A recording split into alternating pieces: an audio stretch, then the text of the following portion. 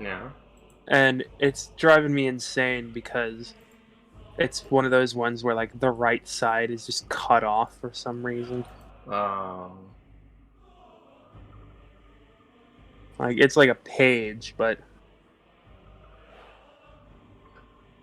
Hmm. like for some reason instead of like two columns, there's three, and only like the first 4 or 5 letters of the third column is visible. So I have to. So I have to do it on as a document, and that's very annoying because it looks hideous. That sounds very annoying.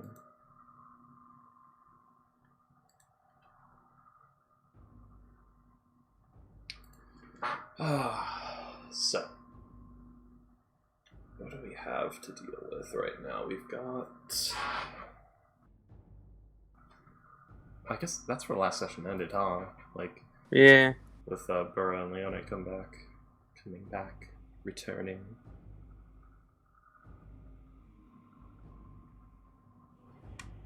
What the fuck is this? I don't know. What is what? This is just. It just looks so weird. I'm gonna have to get rid of this goddamn PDF because even looking at it and because hang on, I'll show you. Don't. I can't. William, my connection. Unless you're just sending an image. Yeah, I'm just gonna send an image. Okay, I thought you were going to try and share your screen. I'm like, William, my connection. Slideshows, pain. Uh, yeah, you know. Burr is probably going to go back. I don't know.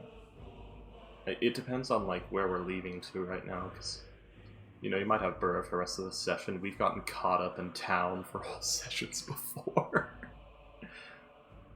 But yeah. She's probably going to go back to Goodmead for a bit, just to keep an eye on things. Make sure the transition goes smoothly. Oh, that's fucking annoying. Like I can't even read what that's supposed to say. Like ho if you opsha who you res go in some of clue to lay our white craft step magic like what the fuck is that supposed to be? It's the first parts of words. Yeah, I might bring Teal. I might bring Teal back this session. Who knows? I don't know. Might be a bad time. You know what it is? What, the, It's the right side isn't a thing. This is like a screenshot or something of a PDF. So like the ho ka me like res ow is parts is like on the what I see on the right side of the screen. Right. You know, you made like a Dragon Ball Z attack name there. The Hokame. That's really funny. Yeah. For the longest time, I thought Masenko, which was the move that Gohan uses, because I don't think we ever see Piccolo use it more than like once in Dragon Ball. I thought that was just a made-up name, like just a chant. I didn't know it actually meant something. Masenka? Which one is that? It's the golden blast that Gohan does when he like puts both of his hands, palms out over his forehead. That's what I thought that was. Yeah. Um, yeah, because when I was a little kid and did not understand that languages were a thing, I thought that was just a made-up name for the attack. Which is interesting, because I knew that Kaioken was, like, Japanese for something, but I didn't put together that, oh yeah, Masenko. I'm still, like, weird and on the fence about Special Beam Cannon versus Monk and Kosopo, because On one hand, Makako Sapo, kind of fun to say. On the other hand, Special Beam Cannon, kind of fun to say. So. Talking about Dragon Ball with you, of all people, I'm sure this will go well. Makako Sen Cannon. Makako Sen Cannon? It just means like... It means like evil. That's the first time. Or something. That's the first time I've ever said that, and I'm surprised I got it right. Oh, Makako Senpo. Yeah. Oh yeah, Makako Senpo means like devil drill beam or something. Devil drill. No, I'm just surprised I didn't fuck it up. Let's see, Makako Senpo. So it's evil power blast something. I think. I don't know. Po! Poof! No. It just knows better. God damn it.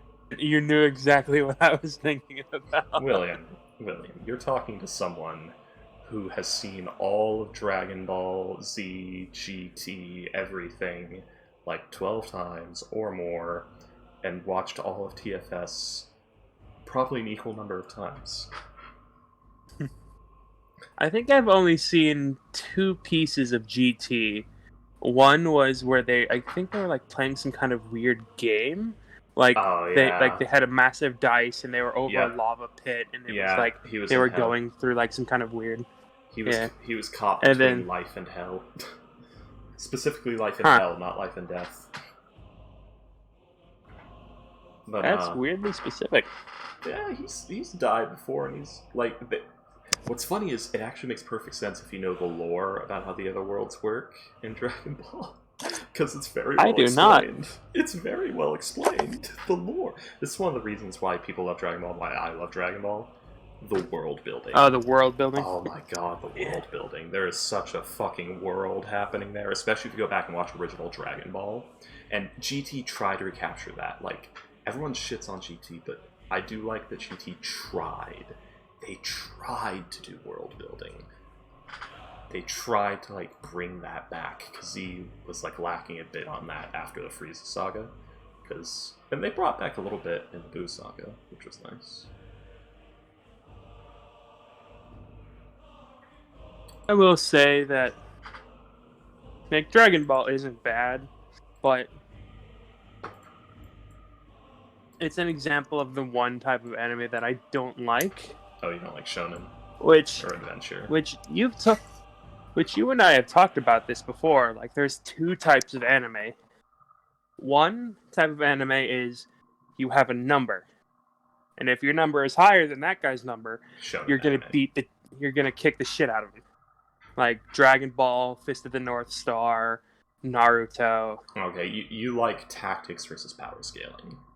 Yes. Which this actually... What I like is JoJo stands. What I like is the Devil Fruits. What I like is My Hero Academia. Different powers intersecting in different ways.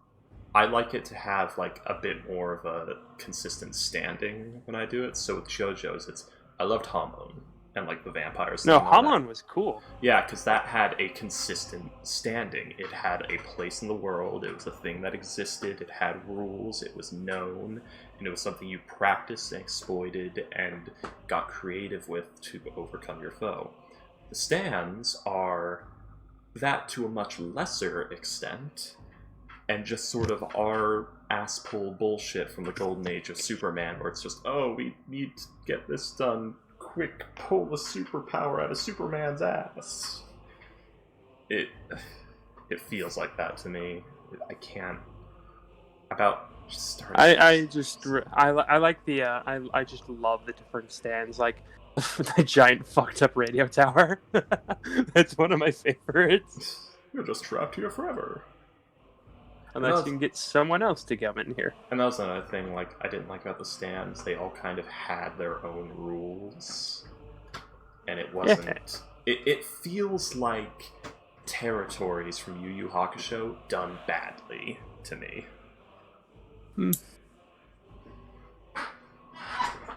That's what I get. Give me one. I'm making coffee. Yeah. My other session canceled, so... You know. One second, please.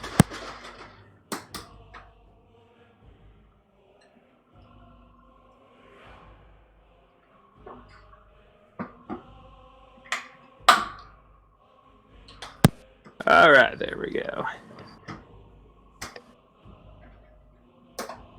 So yeah, I've been sitting around with my dick in my hand for like an hour or two. That's really, really funny. Yep. Literally and figuratively, but... Hey, you do, man. I think my stream might be fucking up. Probably. It looks good on my preview. But I can't get it to stop buffering long enough for me to check, because I have enough connection to stream, but not to watch a stream while I stream. I wish I could fix the internet. Okay, good, it's not broken. I wish I could fix the internet, but that would require cooperation from my landlord, who doesn't want to cooperate. Well, I'm looking at your stream. It looks perfectly fine. Yeah, I have it just enough to do that, but everything's slow and painful. Like, it's that weird thing where, like, it kind of makes you wish you had nothing, because then you would be in less pain. In my experience, like, I've been poor, and I've been on the edge of poor. Being poor is less painful than being on the edge of poor. Because when you're poor, you're like, I have nothing, I can just start digging my way out of this hole. Being on the edge of poor is, oh no, I'm gonna fall. It's an anxiety trip. I'm gonna fall, I'm gonna get in there. No, I need to do this, I need to do that, I need to be careful, and can't fuck this up, can't fuck that up. It's really bad. Do you remember that clip of the Red Death I sent you? The Red Death, the one from Osmosis Jones? No, the Venture Brothers, where he has blind rage tied to a railroad track. That I feel kind of perfectly encapsulates that. Where like you don't know if something's gonna go wrong or not. No, like he was talking about. This was the gentleman's villain's favorite sinister act, tying someone to a train track. It's simple, effective, inexpensive, and deadly, but it gives you a little hope. You might escape. Yep. So, like, that's like, exactly it. That explains the entire death, like, why villains put people in death traps, and, like, why they monologue. Because it gives the person hope, and when that hope is crushed, the victory is all the sweeter. And I'm like, yes, this is exactly why. It's a sadism thing, yeah. There's, that's what it goes into, like, when you're poor, you have hope, and that only hope is that you'll get out. When you're on edge of poor, you don't have hope. You only have the moment. There's just, I'm here, and I need to stay here. I can't think about getting out of this right now, because I know I'm not going to. I just need to focus on staying here until things stabilize, and then I can think about getting out of here. Because money's this fucked up thing where, like, you know when you're gonna get money, when you're not gonna get money. My cat is losing her fucking mind right now, and I don't know why. You don't know. She's just bolting around the room like a fucking crazy person, like just zoom, zoom, zoom. Yeah, my cats do that sometimes. They're energetic. They want to play. Energetic kitty cats. Who's a good girl? You're a good girl, Ash. Yes, you are. Hey, get out of that drawer. Oh, the human's praising me? Let me go fuck that up. Aw. Meow meow, bitch. I want chicken, I want liver. Meow mix, please deliver. Why do you always bite the back of my hand? It's her favorite. She wants to get those veins, rip them open, get what's inside. She sees them moving. It's always the back of the hand that she bites. Well, you have to think, like, cats are very prone to seeing small movements, so that she probably sees, like, vessels and bones moving. I am petting you. Why are you clawing me? Because that's what cats do. She probably sees like the bones and muscles and vessels moving under your skin on the back of your hand and thinks like, I'm gonna get those. Yeah. It's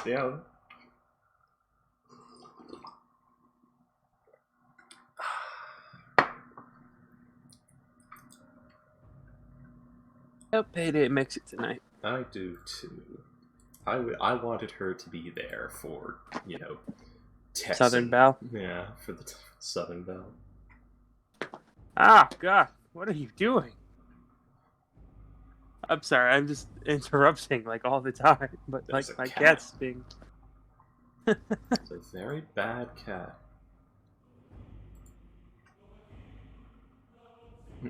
Is she big yet? She's still small. I mean, she's bigger. She's definitely bigger. She's probably at that long teen phase. Yeah. Where she's gotten most of her full length, but she's still really skinny. Because of the way cats work. Hence the long boy phase. You tiny, floofy shit. Last is a long boy. He's tall and skinny. So he's a long boy. He's got that lanky figure. He's a twig. Yeah. I knew someone used to call him a twink. He is. He's a bit twinky. Now she's just in my laundry basket. Yeah. My laundry is caked in cat fur. I have 3 separate beds for you, you tiny shit, and you're in the goddamn laundry hem. It's because the laundry hamper smells like you. I shit you not, that's why. Fair enough.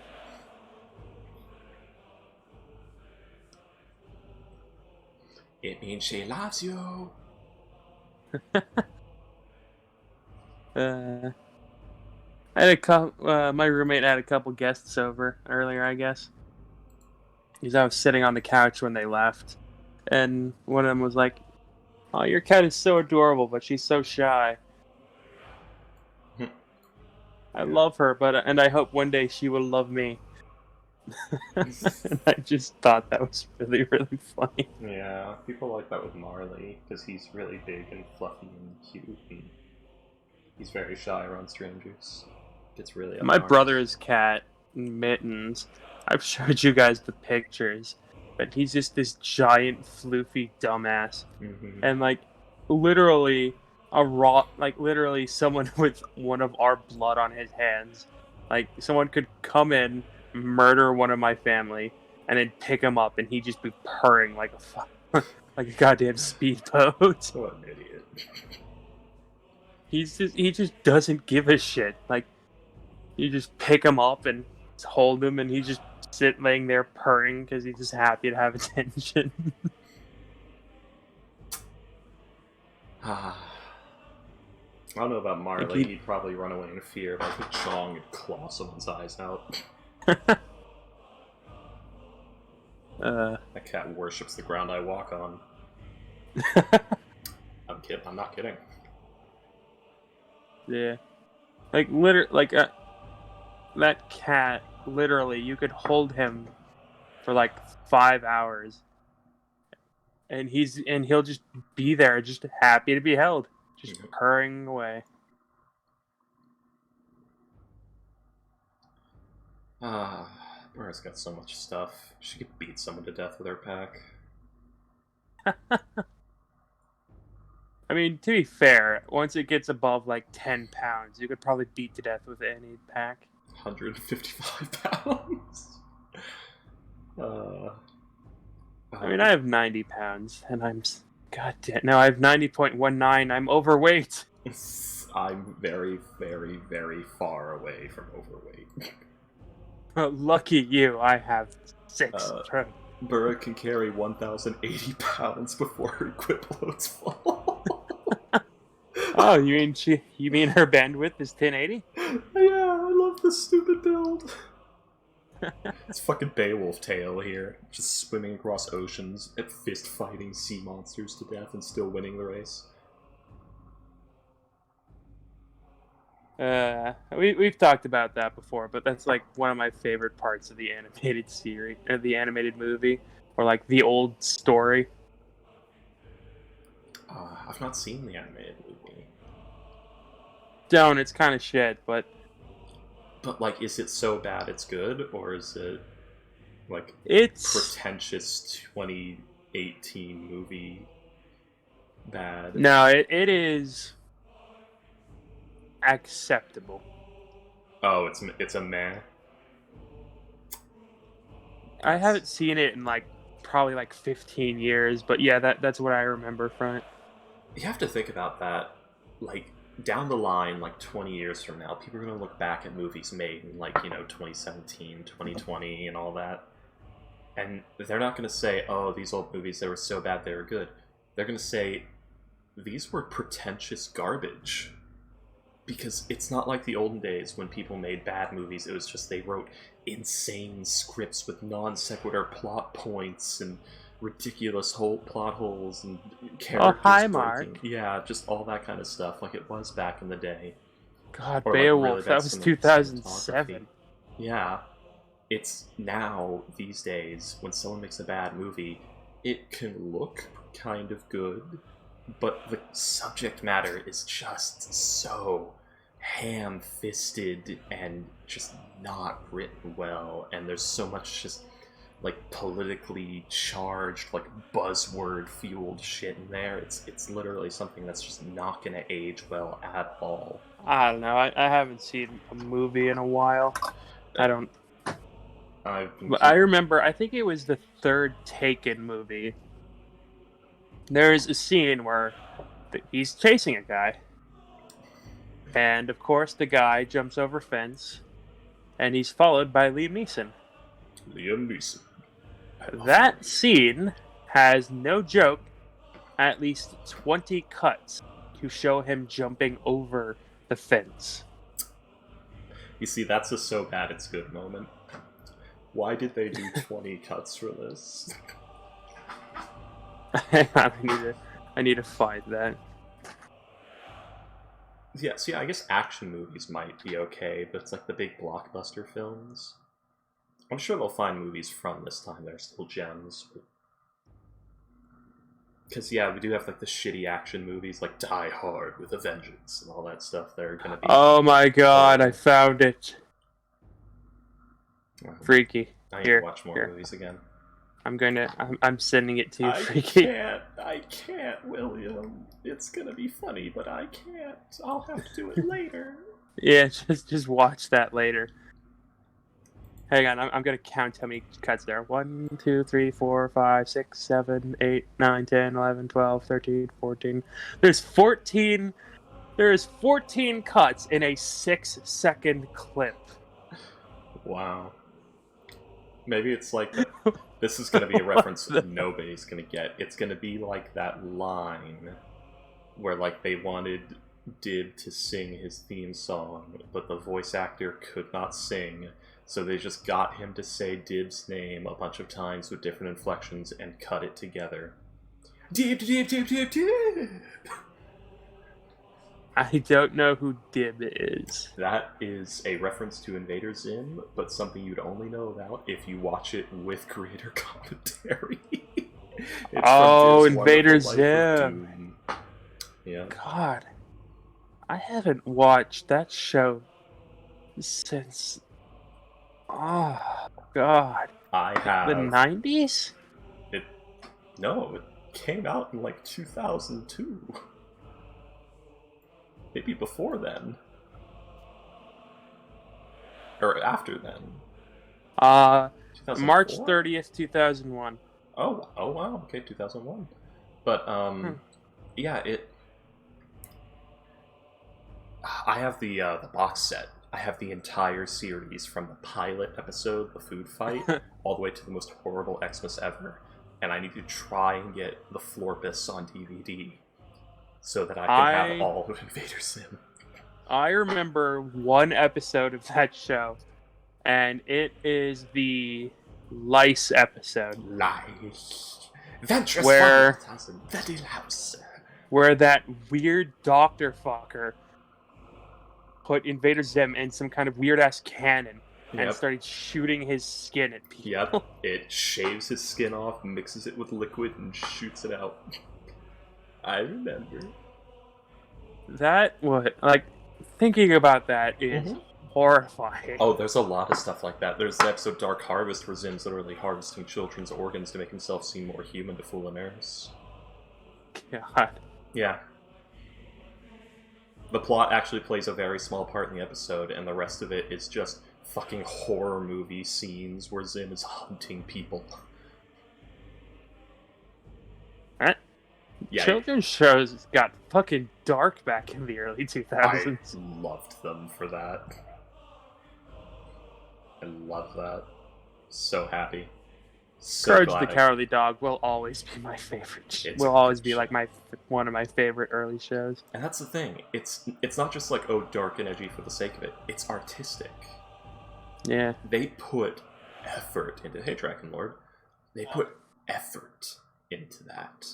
It wasn't just tossed together to, like, check some boxes, fill a quota, and put out a series that'll be formulaically popular. No, like the episode, like I think it was the last episode with like Courage's family and like what actually happened to them. It was fucking sad. Didn't they get launched into space with all the other dogs or something? Yeah. Yeah. They're dead. It shows Courage, like it shows them being like dragged against their will, begging and pleading, like, please don't take us away from our son, as Courage literally causes himself to bleed as he's trying to open the rocket door, and then he's chased by that fucking madman. Yeah. It was sad. Yeah.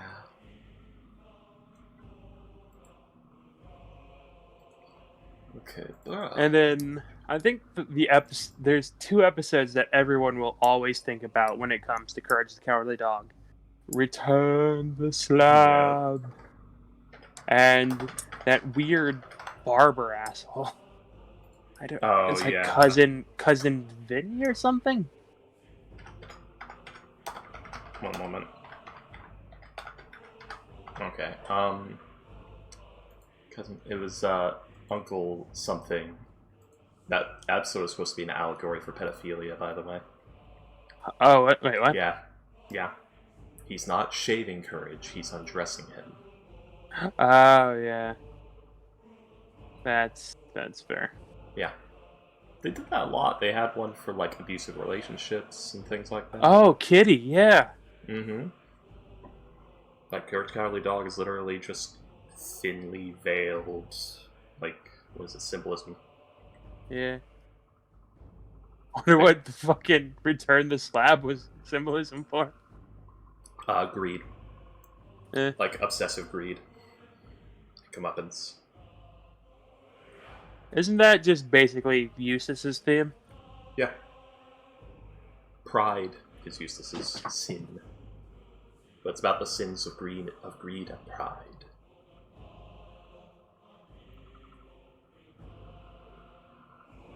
I mean, King Ramses' curse. Yep. So it is written, so it shall be.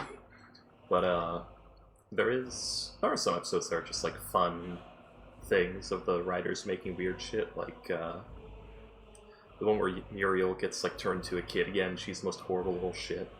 There's that one. I hate macaroni. Mm-hmm.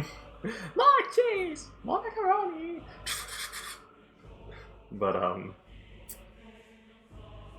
then there's ones that are about like self-reflection, like the perfection episode. That's supposed to talk about like attempting perfection will just drive you insane and get you killed. You need to just set a standard and accept that. Oh yeah. Standards are better than perfection.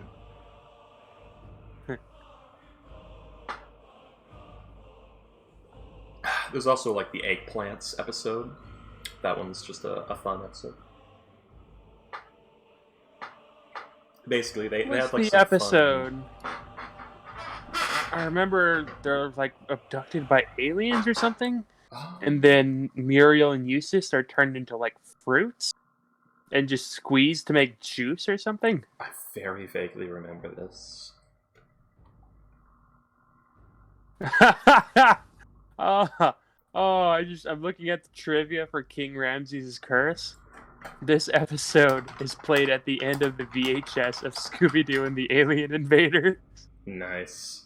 Oh, Draculord's asking, do I know about the winged tiefling variant? I have 2 winged tieflings. Huh. Courage has only 1 line of dialogue in this episode. Yeah. Not counting yelling and screaming. Oh, well then, that's just Courage in general. That's like half the episodes. Ooh, we're getting frame drops. I don't like that.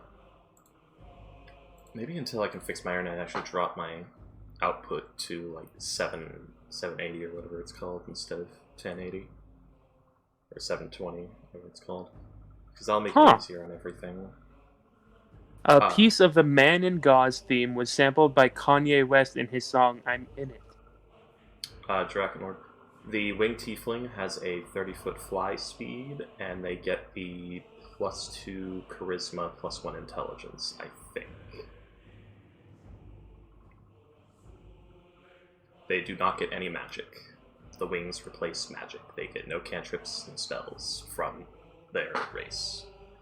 I don't think I have one in rhyme right now. No, here, let me go find last thing. Where is my love? Oh, his name is Fred. Uncle Fred. Uncle Fred, that was it. In the episode Freaky Fred. Freaky Fred. But, winged tiefling notes. All sorts of last things. My favorite devil boy.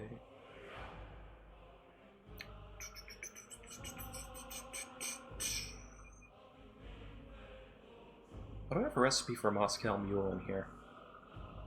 Oh, because that was his favorite. Never mind.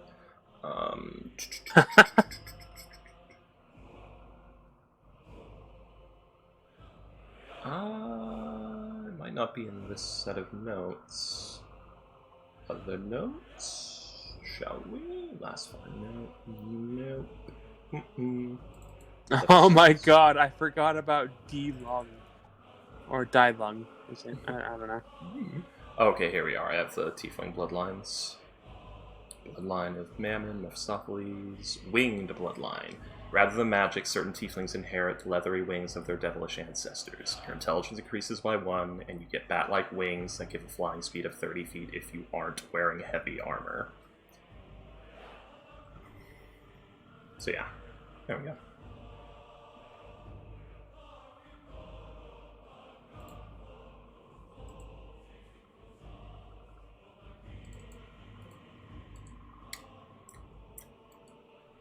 Hello.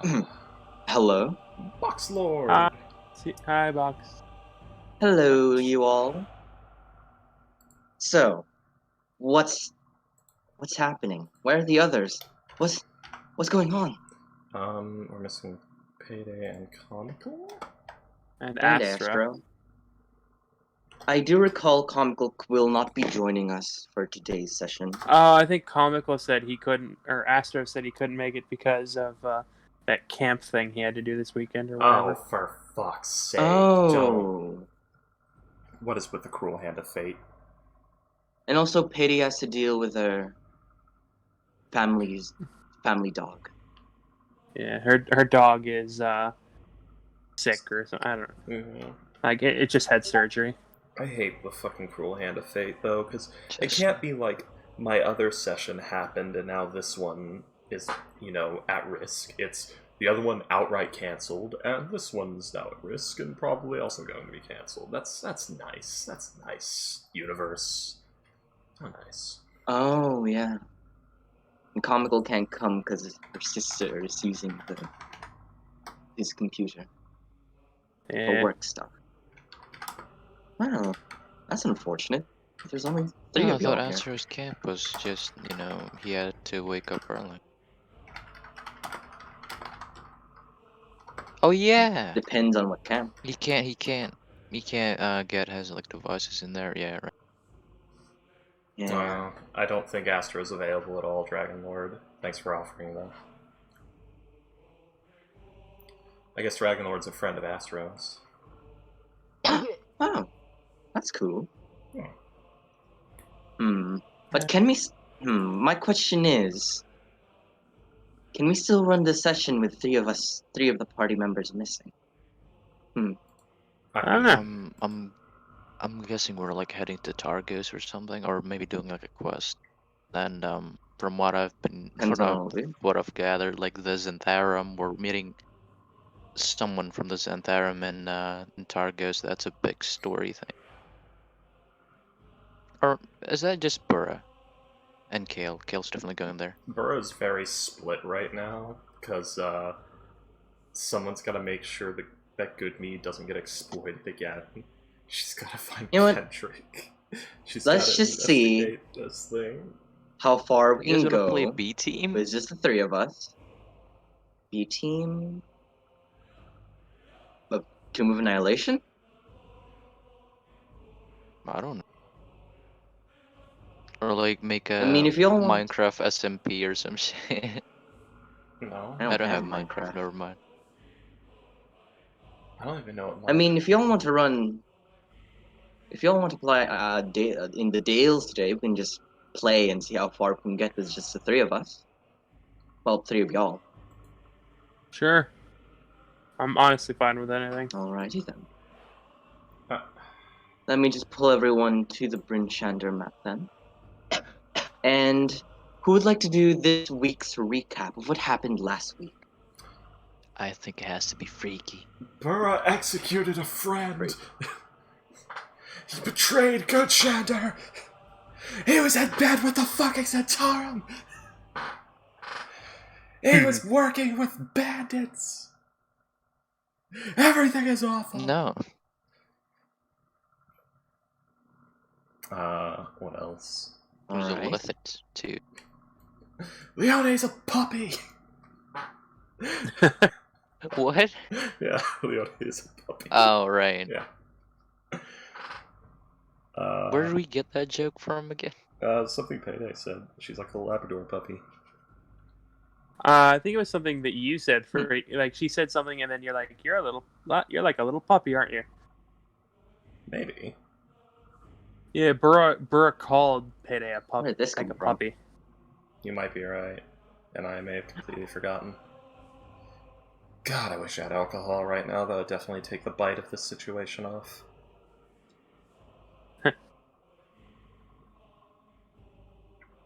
Oh no. I'm getting like new viewers too, and it's a really bad time for them to be joining because things are going horribly wrong and all of our players are slipping away. Freaky. If we like end the session early, just play Minecraft. That's popular.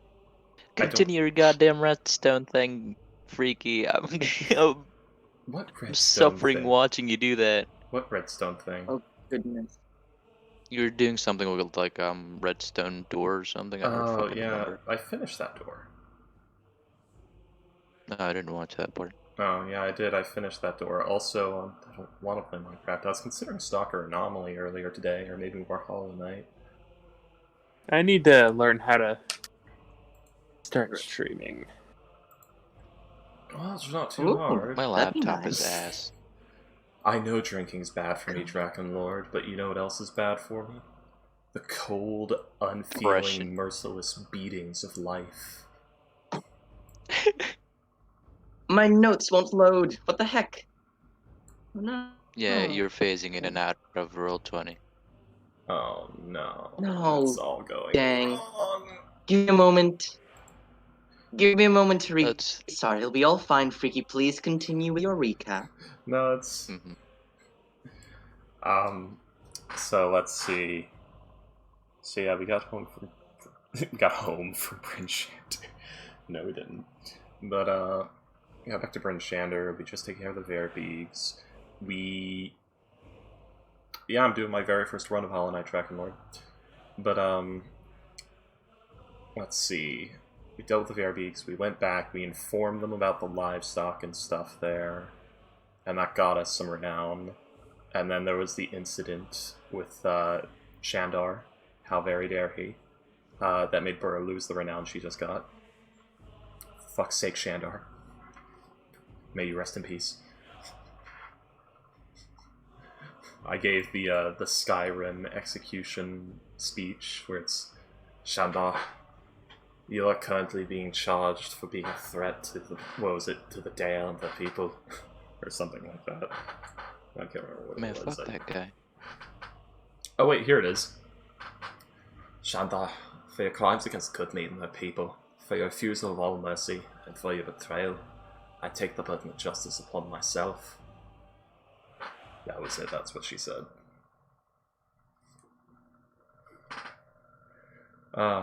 Rough. Yep.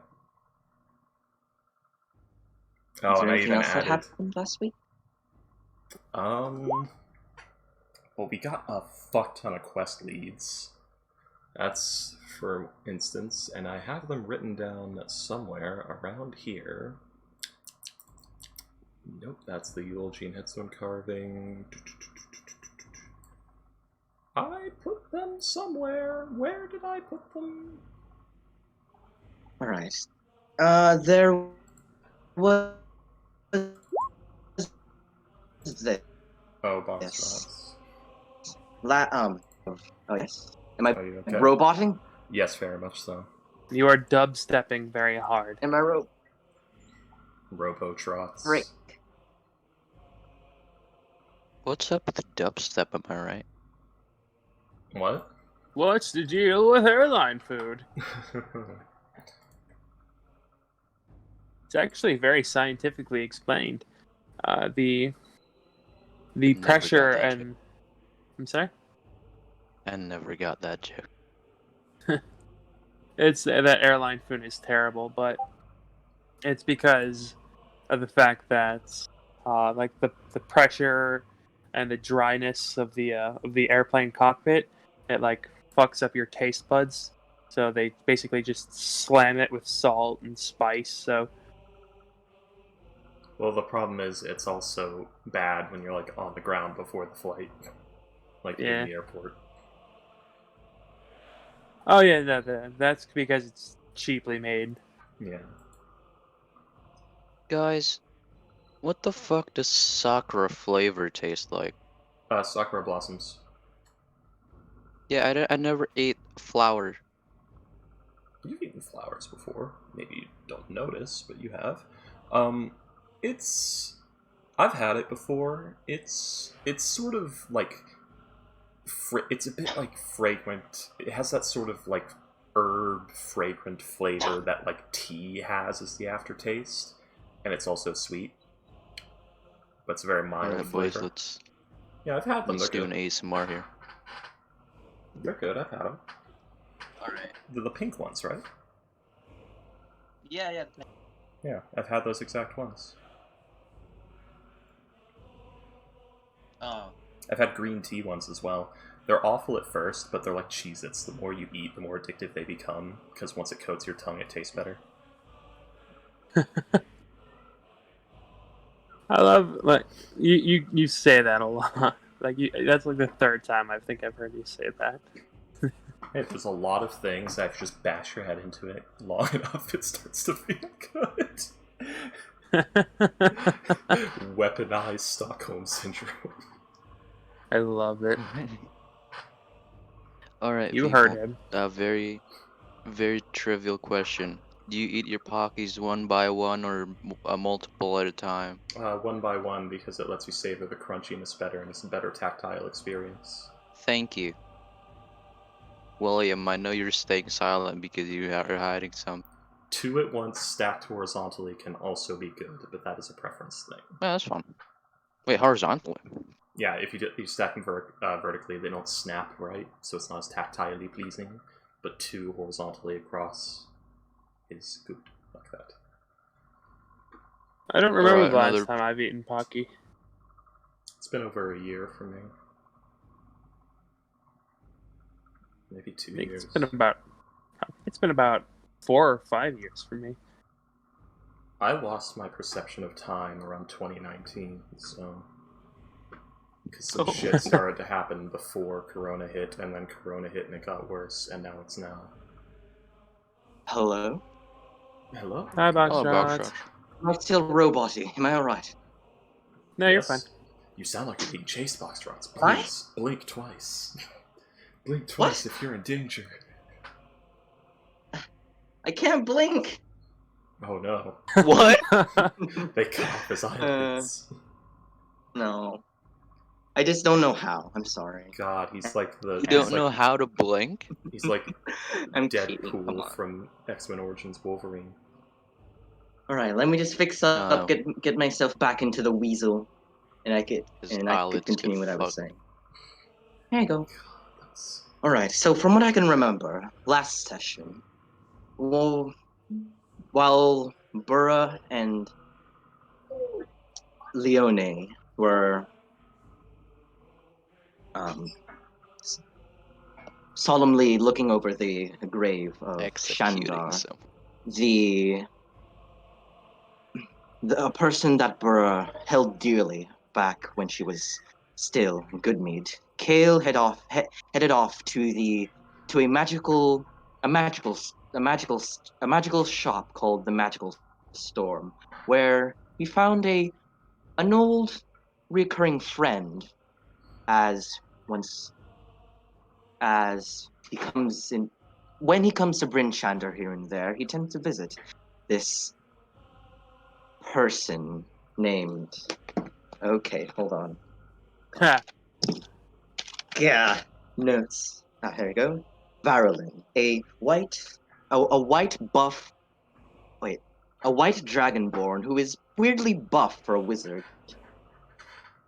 And they reconvened in his sort of like lounge area, talking to one another about what has happened to Kale, what happened to his friends, and just enjoying a lovely morning with some cupcakes and some tea. And you all got some, as Freaky said, a few mission leads. First was of I'll do a little recap for that too, just in case. I'm worried because I don't know where I wrote that down, but I remember writing it down. Here you go. Here you go. Back in the tavern, the first quest that you all were asked to be, to help with was of this sort of cloaked, this green cloaked kind of orcish man from East Haven named Milbor Teferak. He exclaimed that there was an evil wizard that led an expedition towards a sort of abandoned tower that was uncovered just recently, and strangely enough, that wizard killed those who he hired to explore this place. The people of East Haven captured this evil wizard, and now he's up for execution. Milibor Tefrak needs you folk to help him explore this sort of abandoned wizard's tower to see if there's anything dangerous or anything that the evil wizard left behind that might be useful or might lead to danger to East Haven. And I think that's pretty much the recent quest that was given, or mission that was given to the party. Also, there's few people wanted to go to Targos for their own reasons. Burra with Zentharum, Kale with a few loose ends. That's pretty much it from what I can remember. Loose ends, like I'm gonna fucking execute a witness for my crimes. No, that's not what it means. So, unless you all have any other questions, we can get started with the actual session. I gotta figure out. Yes, Freaky, you're giving some. Oh, this is just Freaky thinking thoughts and forgetting he's not muted. Alrighty then. So we start off today's session with everyone in the Northolt Tavern, resting. No, meeting up once more. Burra and Leone just coming back from the early execution. Kale coming back from his pretty nice talk with Varolin, and Kitten, you're still continuing your inscribing of new spells onto your card spell book, from what I can recall. Yes. Right. Addition to my collection. Right now, unless there's anything specific you want to do, you all are those who are present or those who can come are around a table, like off in the shadowy corner, a bit farther away from the fireplace, when one of those like you cushion seats or something, bars. Yeah, one of those. I can't recall the name, but you all just reconvened. You all are sitting in this kind of merged chair, like a huge rounded table. Is there anything else? Is there anything what do you all want to do? Well, there was something I wanted to talk to you about before the session, but getting a hold of you at not D&D times is incredibly difficult. Oh, Yeah. my apologies. But, Would you like to talk about that right now? We can put it off. It's fine. Alright. But, so yeah, Burra's just gonna come back in and she's just gonna sit at one of the tables. That's it. No drinks, no revelry. Shoos people away. Burra don't want to talk. Sad Burra. Alright. Kale obviously seeing this. He's just gonna say like, so I didn't find anything new on the Xantherum. I just basically got word that Targos is a very dangerous place. That's all. That's where a lot of the more unscrupulous go.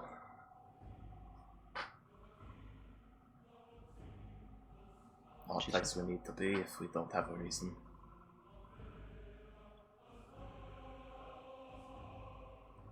Right.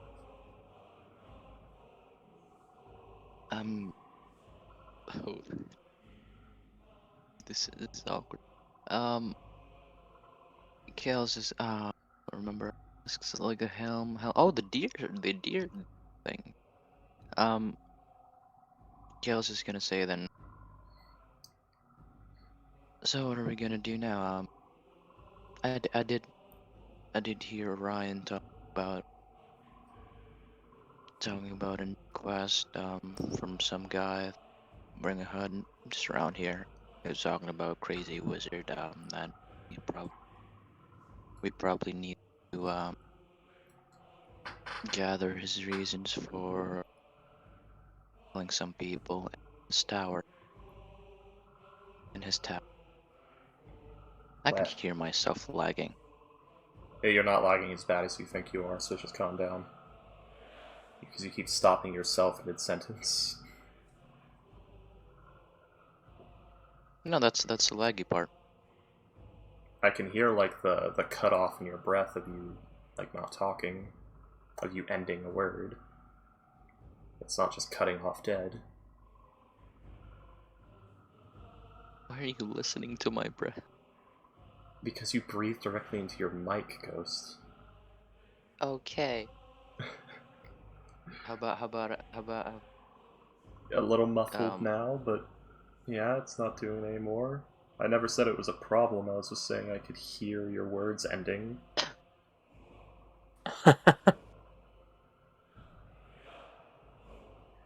Anyway, Ghost's weird standards of self-esteem aside... Oh. Well, all I said was like I could hear the sound of you ending your words. And you're like, oh, I can't let that happen. It's like such a weird thing to be self-conscious about. Okay. No, it's not riffing on ghost time. Yeah. What was I talking about? Well, Kale, I'm a bit torn. Someone's gotta keep an eye on Good Mead, because, well, if one person betrayed us, who knows who's next. I gotta go to Nabar's Hook, because there's something there that Kendrick was interested in. I got reasons to go to Targos as well, because apparently they got mixed up too. that might be a wild goose chase. It's a few days away. I'd lose time. So as it stands, I should try Nabara's Hook first, because it's closest. Okay, I was gonna say, where's Nabara's Hook? No, it's a good ways to the east of Rinshander. It's just south of Goodmead away. Outside of the Southwood. Wait, is that like the forest area? No, the Southwood is the forest area. That's why Teal's called the Witch of the Southwood. But, Yeah. it's this Right thing here. Yeah, because, like, over here, this area, where there's, like, that blue X, that's the Southwood. It probably has an official name. Nope, that's the Southwood. And then when you go to the right there, Nabara's Hook, Kendrick, important. When the hell did you draw Eat that? dinner burra. I didn't write the eat dinner burra, but I did write the Kendrick. Oh, and also, it's not days away. It's only like a few hours. No. This wasn't, like, getting to, Calgaros. Or Targaros. Oh, Targaros is a few hours away.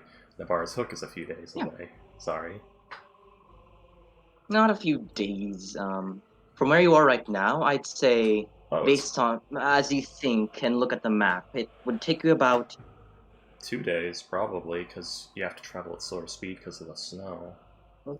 Yeah, when we were in like when we were starting out, it took us like a day or something.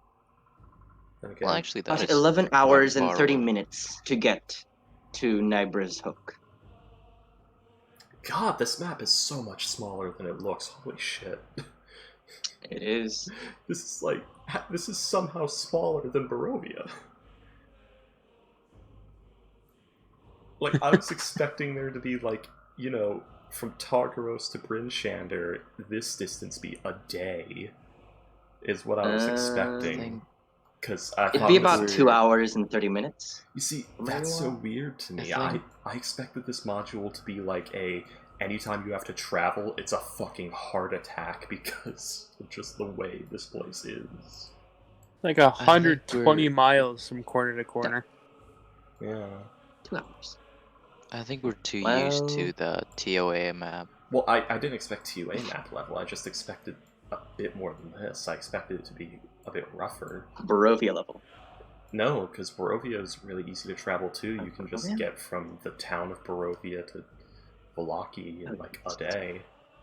I was expecting it to be like, oh, we want to go from Goodmead to East Haven. That's gonna take 4 days. Is what I was expecting. Like an actual wilderness. Yeah, it was going to be like literally anytime you travel, you bet you're going to be ready for some shit. Is what I was expecting. Holy crap! Depends on the weather, I guess. Barovia is actually super tiny. Yeah. From top left corner to bottom right corner, it's 21 miles. That is less than a day's travel.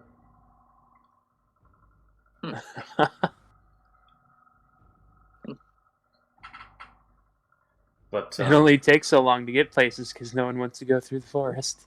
Yeah. You don't want to travel at night either. I did that with Sinner's Coast, where it's don't travel at night. I specifically told my players, you can if you want, but DN's recommendation, don't. Just don't. Some of you have heard tales. Don't. Don't. What if we want to die? Do. Do. But if not, stay indoors, and if someone comes knocking or begging or pleading, don't invite them in. Anyway. I don't do that anyway. Well, we got started Targaros, because that's closer. But someone's got to keep an eye on Brinshander, or not Brinshander, on Goodmead. I gotta go to Nabara's Hook. I really want to go there first, because it seems everything's pointing to that's where Kendrick was headed. And somewhere on the road there, or there specifically, is where I'm gonna find him, is what I'm thinking.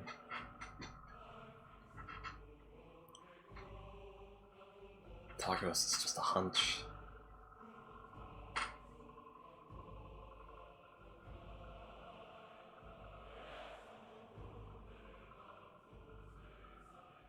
Testing. God damn it. Okay. Ghost. Yeah. Okay, That you're was right. just the mic's no. Alright.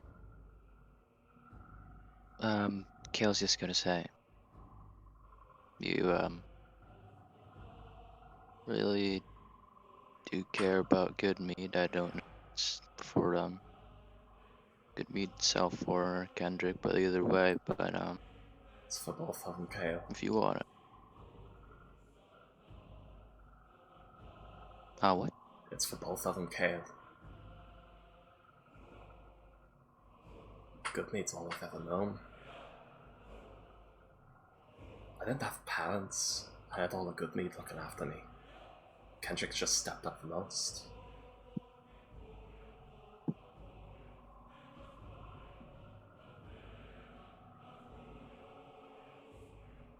Ghost, are you alive?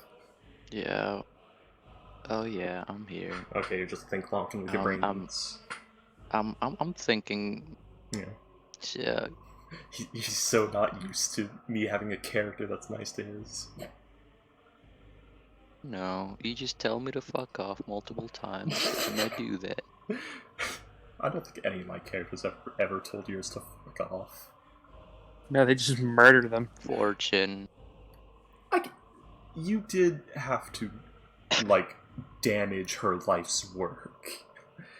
You did damage 16 years of her life's work. That's half her lifespan's effort. And the other half was, like, beatings and agony. So, yeah. That's happy memories and a lot of effort you endangered. Well, let's go past that. Yes.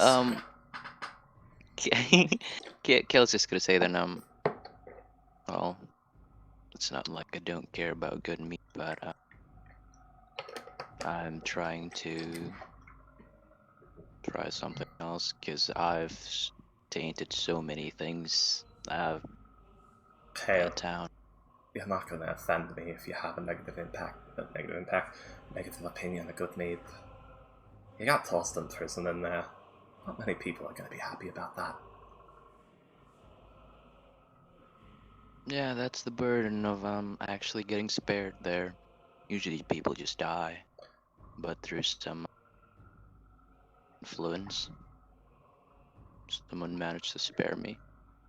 That's true. I'm surprised they didn't just have you work off your debt.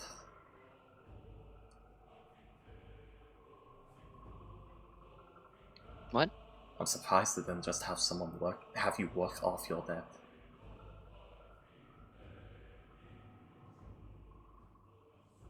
Testing. God damn it, okay. Oh, not the technical difficulties now. Missing two people, or 3 people, and technical difficulties. I'm sorry, I keep phasing in and out of the roleplay. Ghost, this is not your fault. This is the fucking twisted hand of fate being an absolute piece of shit that needs to burn. I kicked my computer. Oh, don't do that. I accidentally. Why? I'm sorry, what did you say? Why is your computer down near your feet? No, I kicked the cords, and then like as a what was it? Response, I just kicked the thing. Okay. Anyways, what Freaky said was, I'm surprised you didn't just have to work off your debt. Yeah, because that's both a waste of resources and not productive to have you sit in a cell.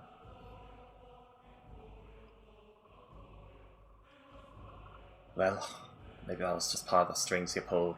Put you somewhere no one will see us, so not too many questions are asked. Alright. No. So, as it stands, Targo's a hunch. Nabara's hook is evidence. I want to try my luck at Nabara's hook.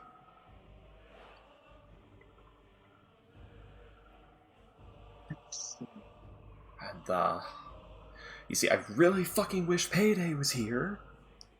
'Cause, Yeah. god fucking damn it, Burr would ask Leone this, not Carol.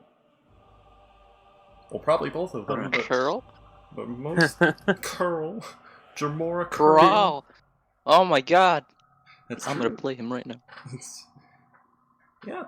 I mean, if Burra Corral's still in your he's still in your roster, and Burra might be off to do something, and Corral Freaky, might do you want to make play Corral? No. And Corral might make Why? a good enough impression with the rest of the party for them to vouch for him. And that might be enough for Burra to not want to get rid of him anymore. So remember, Ghost, Corral's still salvageable. I know, but we're doing something with I know. 4 Oh wait, was it 3 Musketeers? 3 Musketeers. Oh, never mind then. I'm pretty sure Leone's there, because Leone was with Burra, and she probably sat down at the table with her, but Payday wasn't Yeah, here to everyone say. except- Leone is with you, beside you. Yeah, basically everyone except for Kitten is there. Oh, that's gonna make this awkward. Oh wait, you're not there? No, Kitten's in her room making new spells. Yeah, she's inscribing. She's doing wizard things. And wizard things take time and a fuck ton of money. As Freaky knows all too well.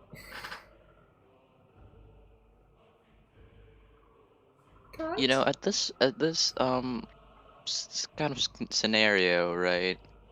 Kale feels bad for saying, you know, hey, I'm not going to Nabar's hook, fuck you. And Wait, this is the point where he would just want to stay silent and let the other party talk. I'm sorry, But, Ghost. you know. I'm about to do something. Oh, what are you? No. This is gonna like tug at your heartstrings. And I know going to Targos important to all of you. But I was hoping Kale and my brain. I was hoping Kale, Leone, you two could accompany to the bar's hook. Help me look for Kendrick. You're Well, it's a bit funny, much to Freaky. ask. You're funny. Yeah. No man, Baki really drives out the pain of existence. It's good, isn't it? No, the soccer flavor's really good. Oh I know. no. It is. It's like a little bit fruity, a little bit herbal. It's nice and sweet, but it's not like overbearing. It's really nice. Boxtrot, can you please roleplay Leone for a bit? It's. I mean, Boxtrot's but soft enough. if you want to go to Nebra's hook, I would certainly join you. As if your father is there, if you think your father is there, then I'd be more than happy to join you. God, I wish Patty were here. She probably would say that. This is like that fucked thing where like Freaky at the table knows I really shouldn't drag 2 party members away from the party to go on a personal quest thing. But Burva would definitely do this. She would say, okay, who are the most trusted members of this party that I know can do shit? These 2? Okay, I want them with me on this ride or die situation. Where we bond and maybe make money.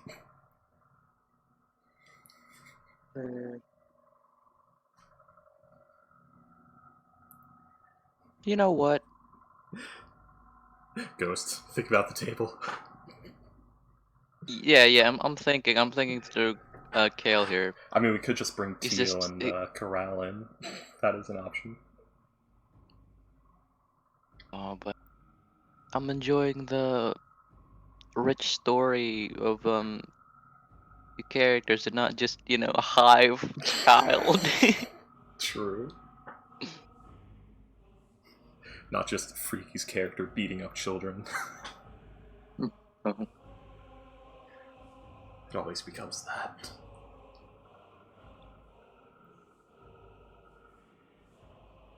Alrighty then. So that's where I Nice. stand. Ryan, no offense, but I don't really know you very well. I mean, I don't really know any of you very well, but I know you the least. Well, I just got here, so it makes sense, you know? Yeah. But you seem to be a nice person, and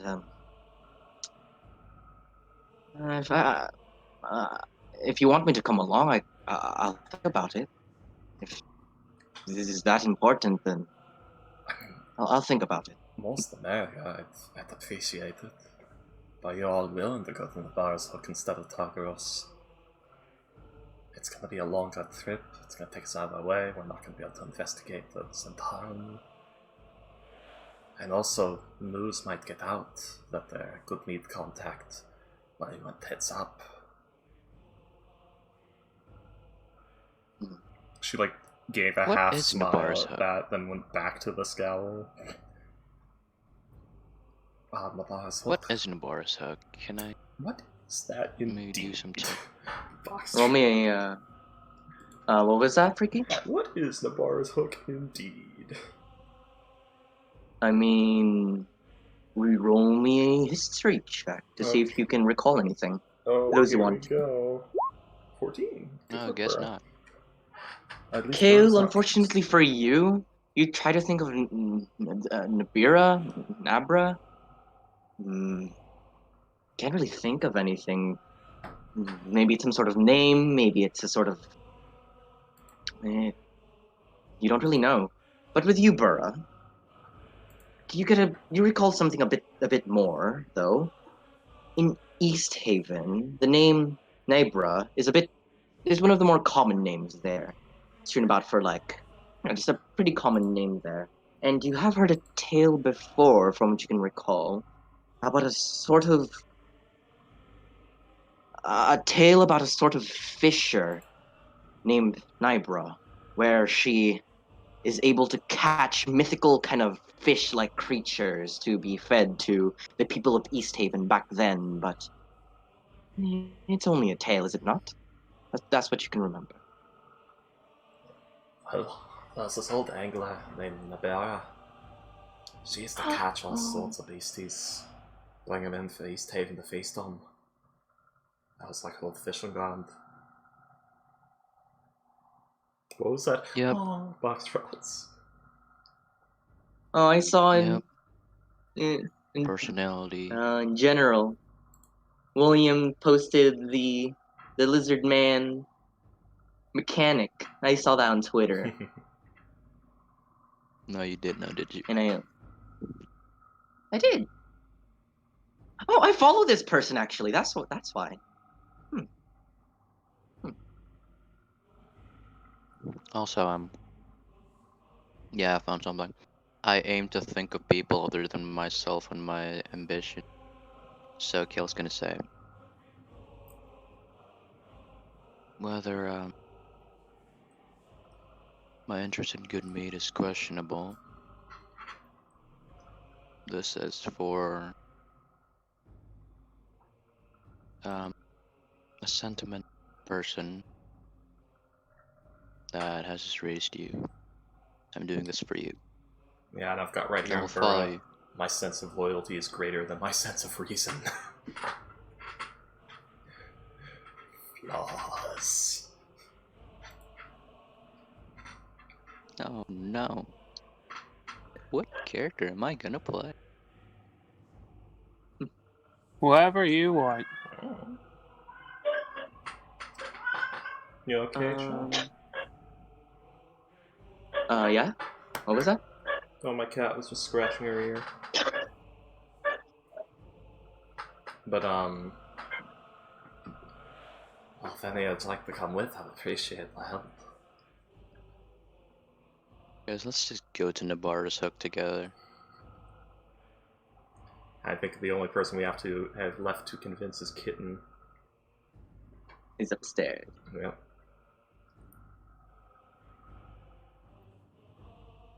I mean, if we look at this, Or maybe we can just ask Comical. No. We can't just ask He's Comical. here. He is. That's right.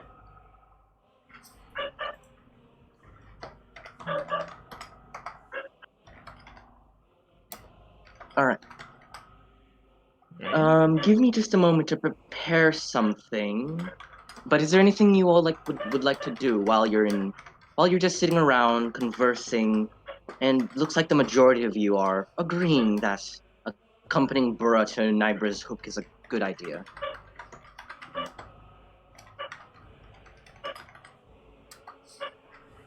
Oh, okay.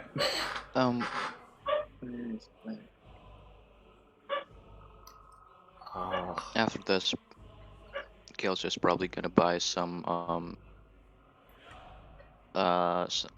paper to make spells out of, like detect thoughts from Honey, like she promised.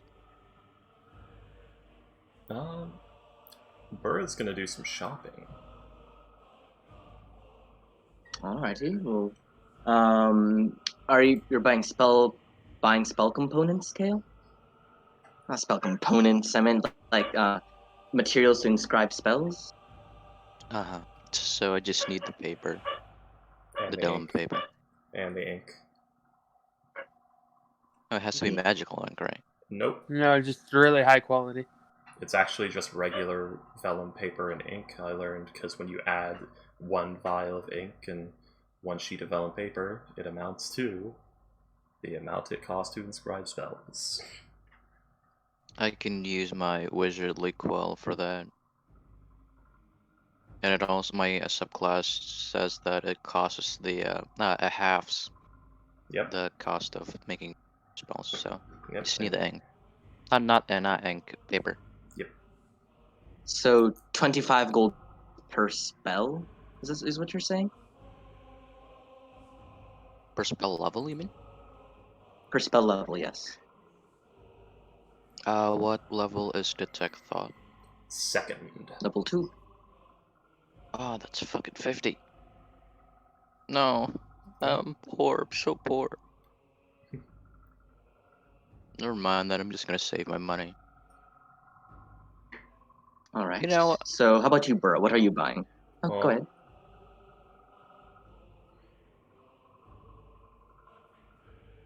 William, you were saying something? no, that's me. Oh, okay. Never mind. Burra's gonna buy 6 Burra rations, which are just 2 rations each, so that's gonna be 6 gold for 6 days food. Alright. Alrighty then. What would it cost to get transportation? What kind of transportation are you looking? Since you have been in the Dales for a while, you do know that there's 2 types of transportation you could take or buy, at the very least. One is sled dogs, and 2 is axe beaks. I'm so fucking Horses tempted.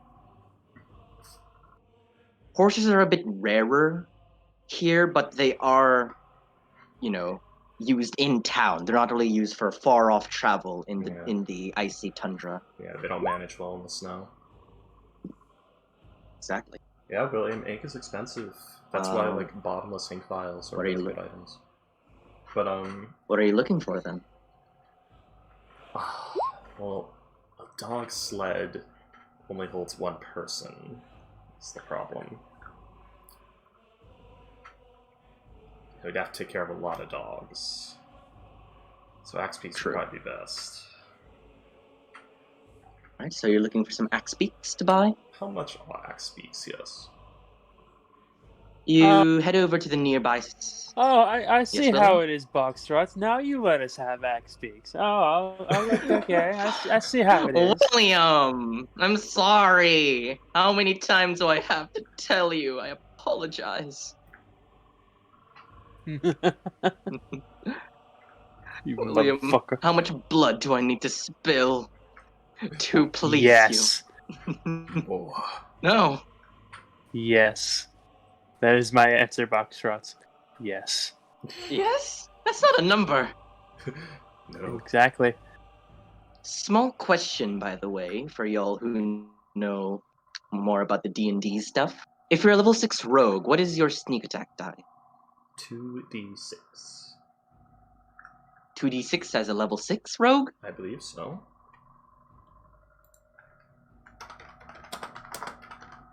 I think it goes up at 6.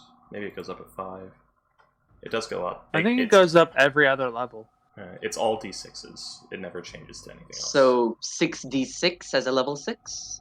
Hang on, let me That would check. be Oh, wait. 12. Level 6 is 3d6. It's 3d6. There you go. Ooh. Oops, I had the table all along. Nice. My apologies. Oh, I was right. It goes up every other level. Nice.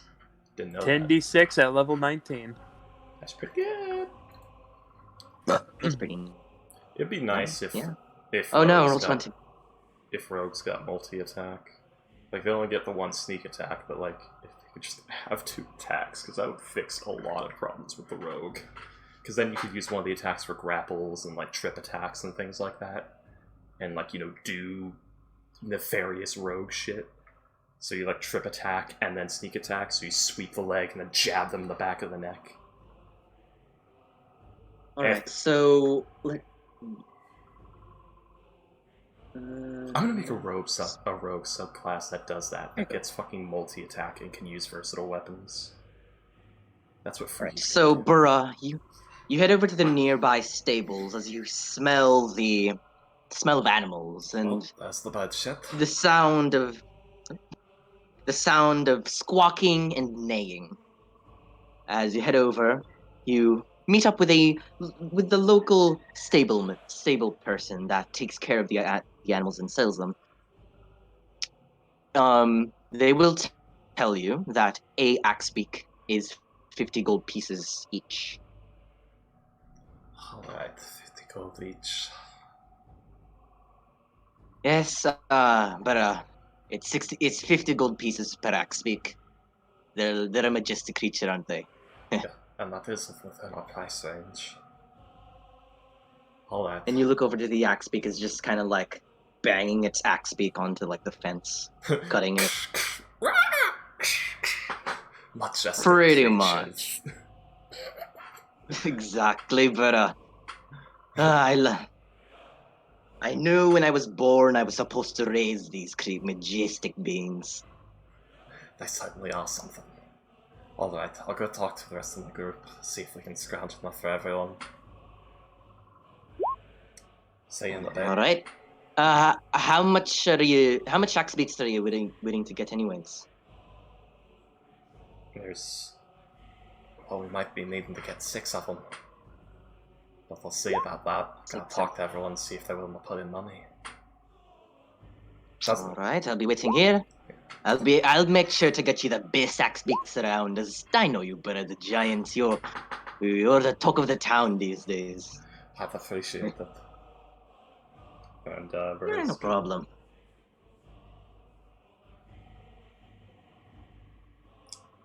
Are Axebeaks big enough to carry 2 people? They're large. They can hold up to like 600 pounds. That's a big fucking 600.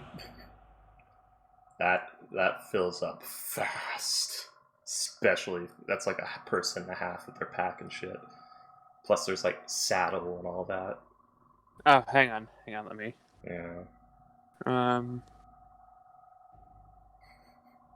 Burr's gonna need one with powerful build.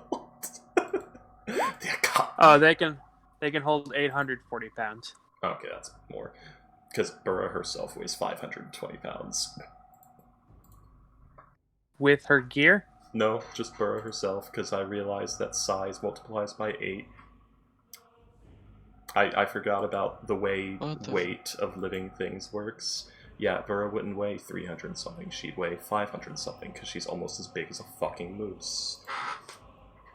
Goliaths are taller than her, and they only weigh like 300 pounds. They should weigh much more, realistically. Especially with that stone skin, and the bones they would need to support it.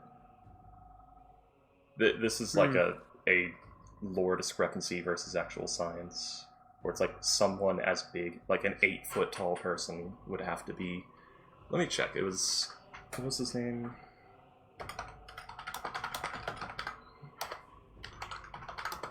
Boxrot's Campbell said to Yes. look at his notes. The notes. Holy Right. shit! Give me a moment. Robert Wadlow reached 8'11" and weighed 439 pounds. Yep, that's what I based it off of, because it was like when he was Burra's height, and he was kind of a skinny guy, and he didn't have like the heavier bones and things, but Burra's actually buff as shit. And got there from, Reged breeding, so Burra would be even heavier. Now I remember. I did like actual. Could you ask Comical where notes? What notes specifically?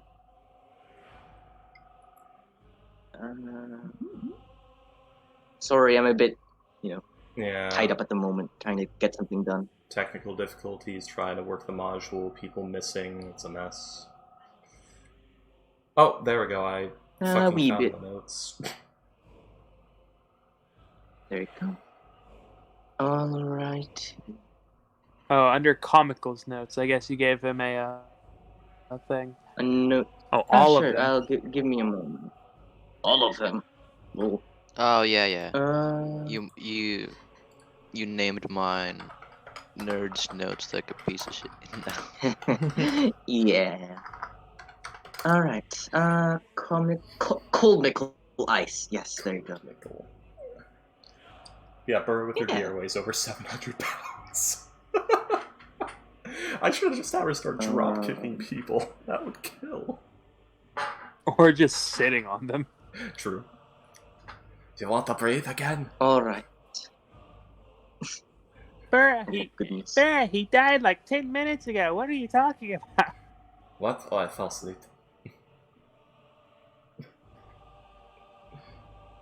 Alrighty then. So, Burra, you head back to the Norfolk Tavern.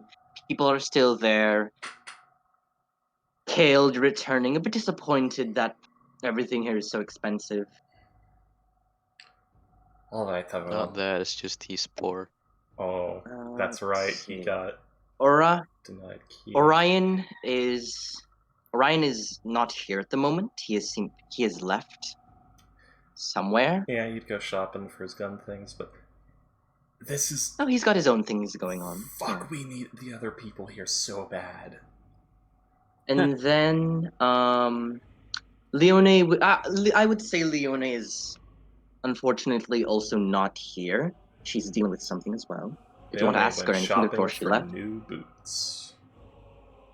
Because her boots were not warm enough. That is the excuse. Alrighty. I think I've got everything almost done. So, you all return back. You all sit back down to the same unoccupied table a bit farther away from the fireplace. And also, by the way, as you all looked outside and traveled along, there's a sort of thicker kind of overcast that's looming over the dales. Thicker than usual, so it's an overcast weather.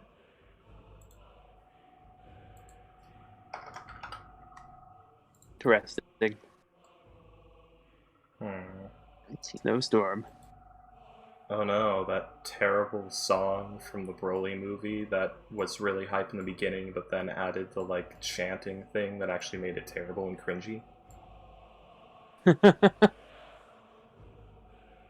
No, that was called Blizzard. Man, Book of Lore should be a magic item. How much is that worth? Kel wouldn't sell it, but 25 gold pieces for a book, but the Book of Lore is not it's not like a perfect it should really have charges or be on a specific thing.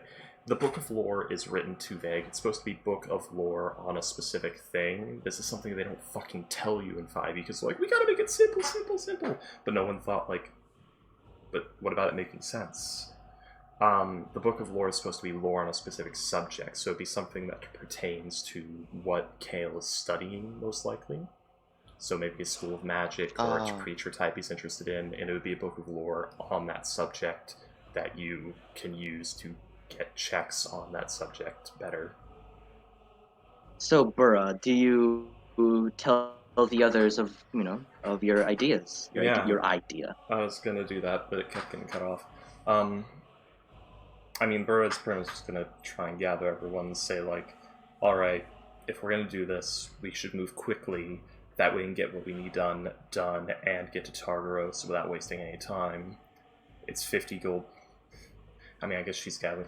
It's 50 gold pieces for an axe beak each.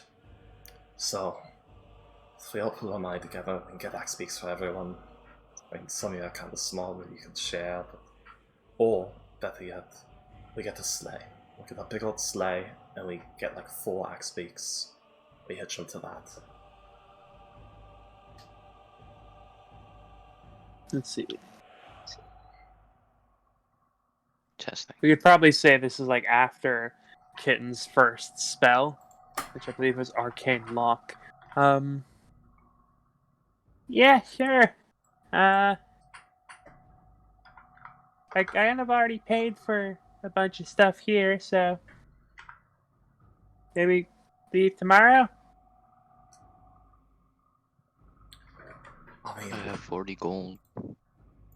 I tried to spend 50 gold, but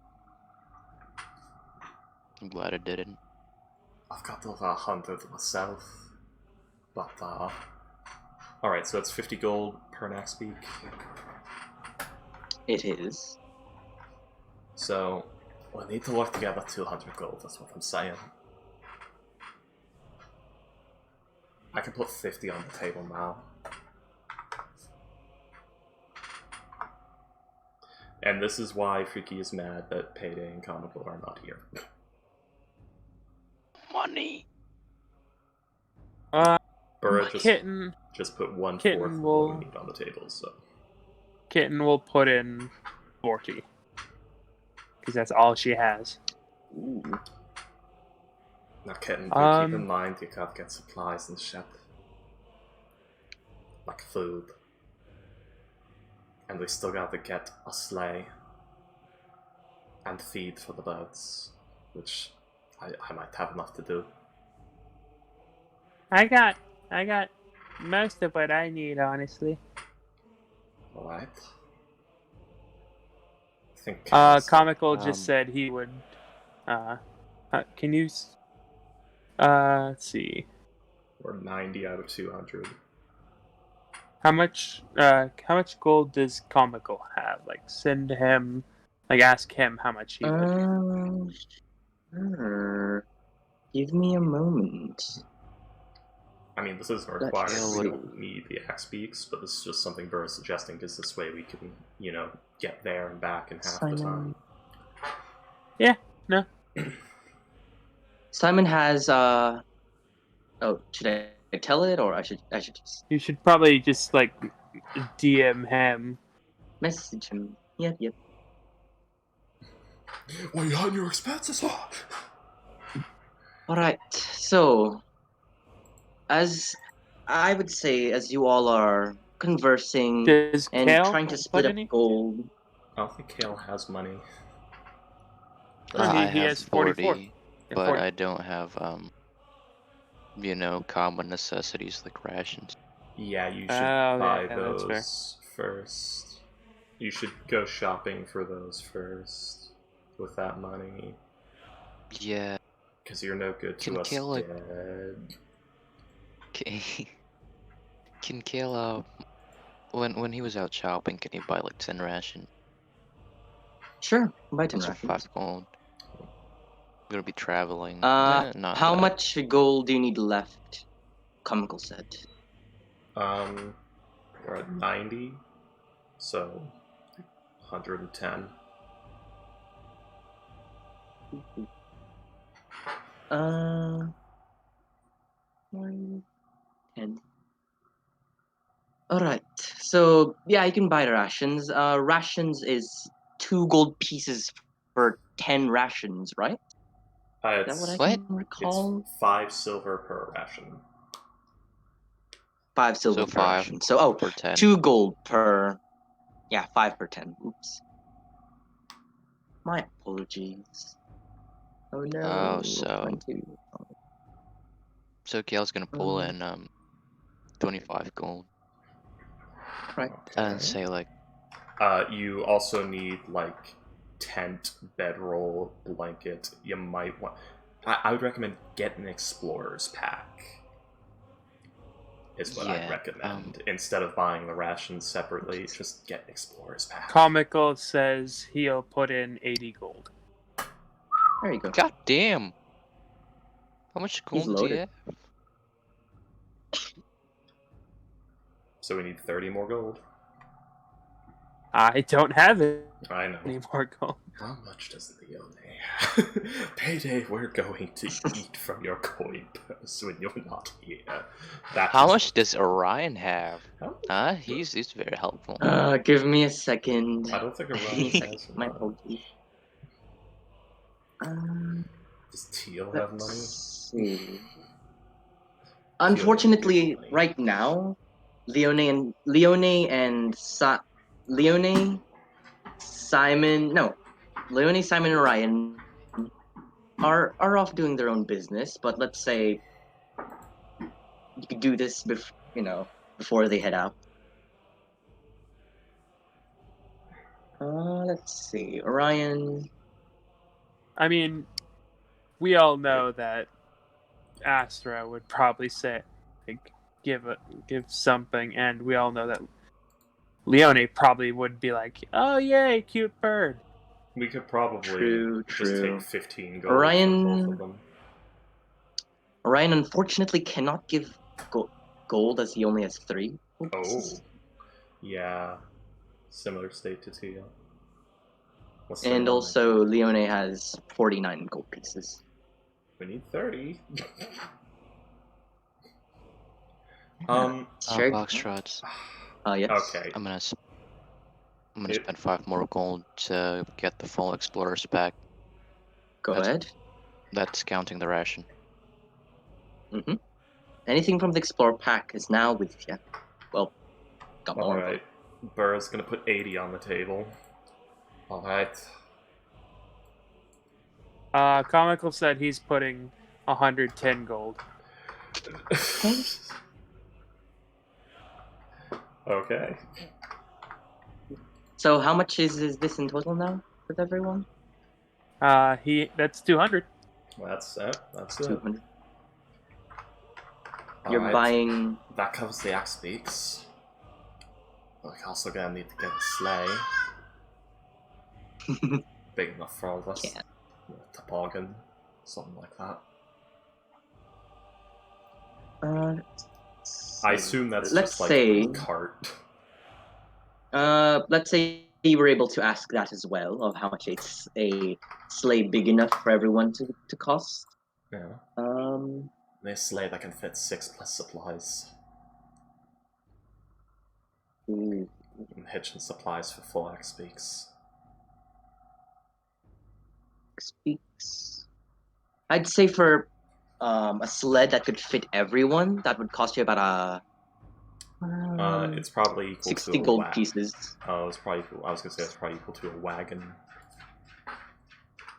There are smaller sleds made for dogs, but for Axebeak specifically, and so everyone could fit in with their supplies, that would cost 60 gold pieces. Okay, so they're more expensive than carts and things. They would be. Yes. Yeah. Let's see. It's it's 35 gold pieces for a wagon. That's like the stagecoach from Oregon Trail kind of thing. That's like 25 gold pieces more. Okay. That's a problem. Well, Kitten weighs like 200 pounds all told, so... We can't do this. I'm not the best at math, but I just did a bit. I don't think we can do this. Because we need the birds, we need a sleigh, we need all of that. Plus feed, plus hitch and supplies. It's gonna be too much. Give me a bit. What? I'll have the money tomorrow morning. Why don't I like So this? fun. Why don't I like the sound of that? So, Believe me, I don't much So- like that either. so your total gold that you would need to do this is 260 gold pieces, right? Is that correct? So we need, you said 60 For the sleds for and the axe pick. the... Okay, so we need... Axe.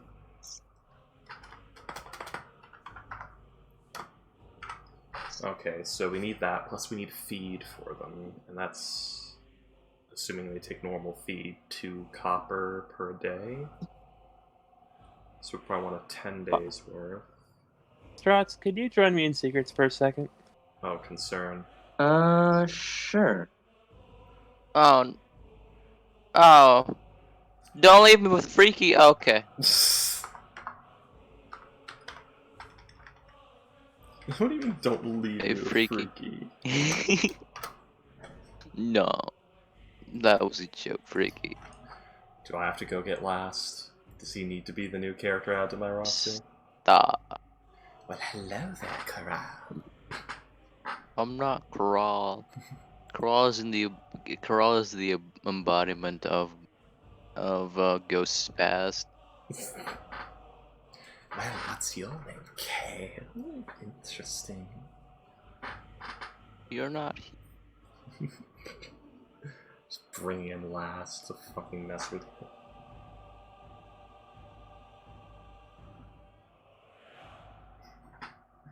Oh, come on, he only comes with like a 40% risk of soul loss. Of what? Of soul loss. Soul lust. Of soul loss. Ah. Yep.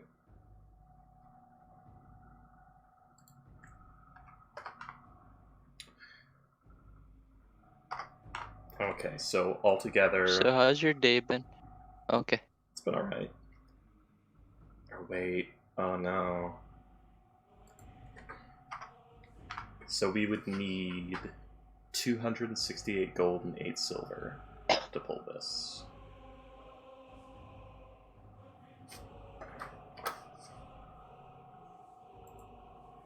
Yeah, no, fuck that. I'm trying to think of like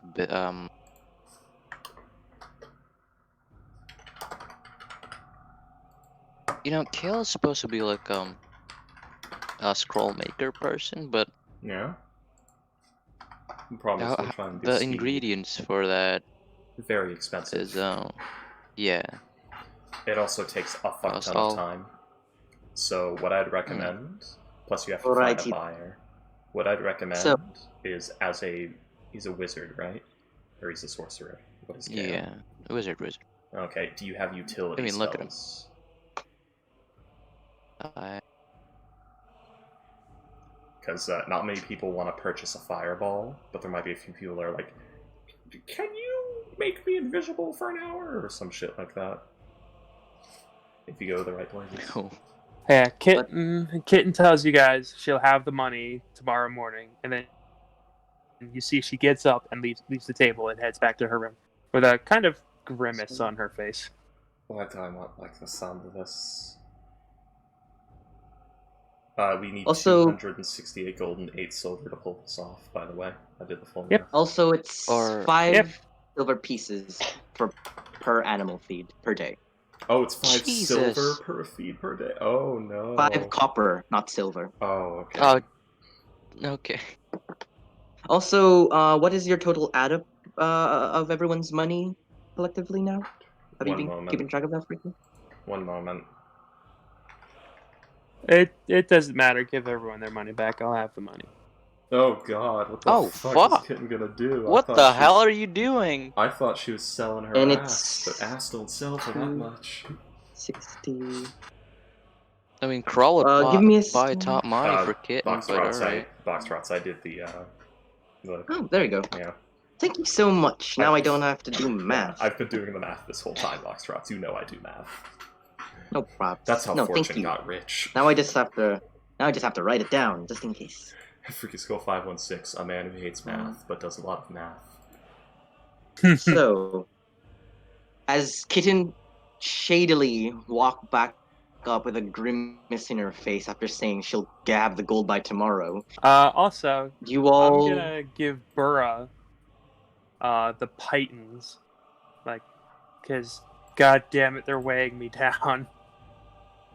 Alright, thank you. I guess. Plus, like, she can obviously put them to much better use than I can. Probably. So... Yeah. I can't wait for the day that Roll20 finally... Oh, is it gonna work? Righty then. Give me a sec as I restart Roll20, and something is going to happen for y'all. Because there's that thing where like a pop-up kind of freezes on your screen and just stays there. Oh yeah, I hate that. Looking at you. How many pittons, by the way? 6. 6 of them? Okay. Yes. Wait. Give me a sec as I restart. God, quickly. I need to also get rid of like a hempen rope. Does anyone want a hempen rope? I have a climb speed. I don't need it. Burrow, take it. Alright, take my hempen rope. Get these 10 pounds of shit out of my inventory. Yay, I'm back underweight. 85.69 pounds. You can just search floating disc everywhere. Technically, but like, that's 20 feet behind me, and I don't want to do that. God, my clothes are like a full quarter of my inventory. I have 6 pounds of fine clothes, 13 pounds of leather armor, 8 pounds of cold weather clothes, of like my heavy ass coat. Oh god. There you go. That pop-up that's been screaming at me for the past minute is gone now. Thank goodness. It occurs to me with Burrow's weight, So, you gotta bring in like special chairs and shit. Special what? Special chairs. Oh my god. Her clothes are a Oh. full third of her weight capacity. Oh goodness. Burrow's clothes wearing- weigh 6 pounds. But Are we gonna skip to tomorrow or? Probably, yeah. give me a moment. I said I was Yeah, shit's going to going do down. something. Yeah, because So, as 2 hours goes by, Kitten locked up in her room. Oh god, Roll20, not now. Kitten locked up in... Oh, come on. There you go. Cursed session. Cursed as fuck. Can you hear me? Yeah, Do we I can hear sound you. robotic? Nope. No. Alright, thank god. It's just your Roll20 messing up. We'll tell you if you sound like a robot. So, as 2 hours goes by, you all, Kitten up in her room, locked up, doing her own thing. Everyone else downstairs, kind of just drinking, relaxing, and kind of just like, what to do next, or the proper plan, or just thinking of the future. What's happened next? Those on the table, Burra and Kale, both of you, The chair's screaming for and mercy. also Leone, probably, and also Leone. You all are just sitting there drinking, just having a nice chat let's say it's about like in the middle of the afternoon now, Burra 12 is not p.m. drinking. There has Then been... you're not drinking. Yeah, there has been neither no is Kale. alcohol for Burra since the execution. he's making spells. Alrighty then. So yeah, some of you drinking, some not. But yeah, spellcasters of the party, especially wizards, keep in mind, spellcasting services pay 50 GP per spell level. Just a thought. Yep. Minimum. Let's fucking Wizards. go. Yeah, that's why wizards are always rich, even though they like don't have tool proficiencies and shit like that. People pay for spells. Makes I sense. should really do that. But God. as you all sit there, you all, Burra and Kale, and also Leone, you three, you would notice that something catches your eye off in the corner. A person kind of like stumbling towards your table. They're kind of like moving weirdly, their joints stiff. They're not directly going towards you, they're kind of like in an angle, like just passing by. You see them, their joints stiff, their head kind of swaying weirdly. Like, you see them walking past your table. Burrow will stop him. Stumble a bit. Burrow will stop him. He's just Stumble a coming. bit. Elbow on the table. You You stop him. You get caught in a blizzard, friend. I'm fine. I'm fine.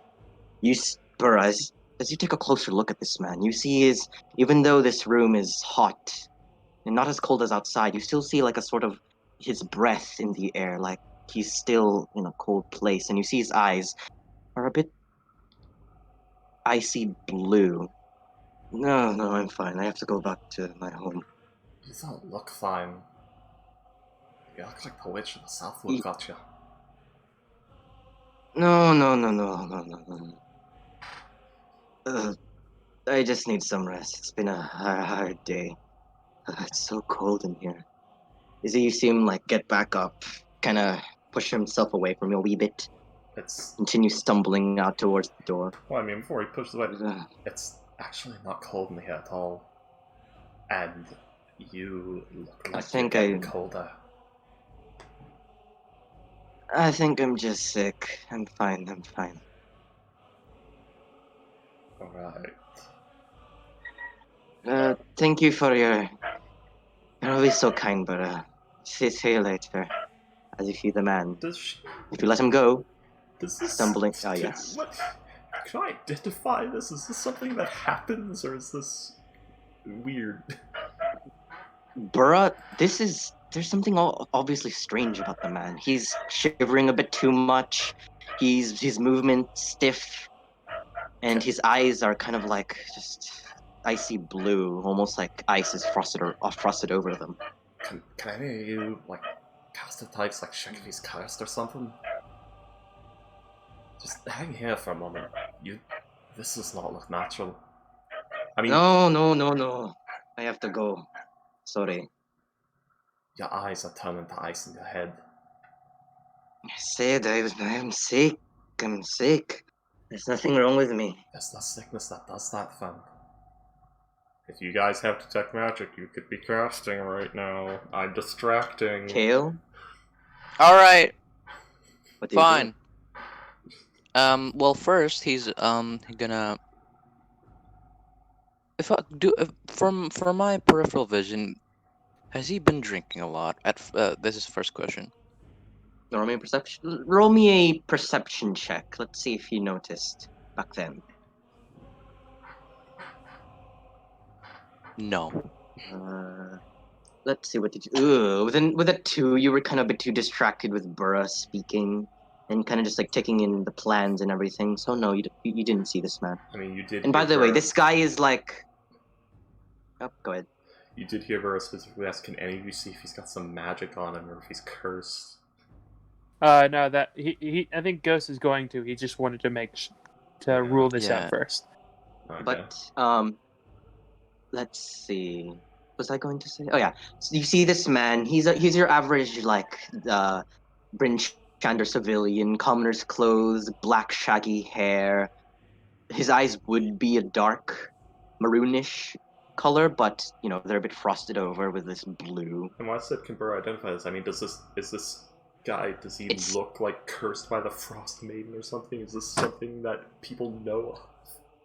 Well, other than the weird eyes, it seems like he's just... I mean, roll me a history check to see if this is common. The weird eyes! Yeah, it should. I think Kale should kind of look at it more from the medical perspective. So maybe medicine check or. I mean, I mean- history's better, but you know. Roll me a medicine check, Kale, if you notice anything affecting him or what sickness this Yeah, is. it's just, that's But like so with his distinct. 16, Burra, Hot damn. Hot damn indeed. That's like so distinct. Like his eyes have changed colors. You could see his breath when he's in a Burra, warm with a room. history with a 16, you know this is not natural. You know this is weird. This is not a common like sickness, flu, cold type. This is obviously out of the ordinary. You don't know what it is. Yeah. It's not common in any way, but well, you know this history is would not be a like regular. heard stories of it kind of thing. Nope. No stories, no tales, no nothing. Okay. Oh, that's weird. Yeah, then that's still enough for say. Okay, that's magical. It's called. And with a medicine check, with a natural 20, Kale, there is nothing physically wrong with this man. You see, he's not sweating. No, I mean like in a physical sense. You don't see any cuts, bruises. You don't see any rashes. Like Yeah. anything that indicates sickness or whatever is affiliating this man is I mean, physical. A nat 20 does not Foot- manifest a problem. No, you no, no, have no. confirmed that there's nothing medical wrong. No, I mean like he's obviously you know fatigue and blue eyes. And Isn't also, that physical? this is not a this is not a this is not a this is not a illness per se. This is not anything that's affecting him physically.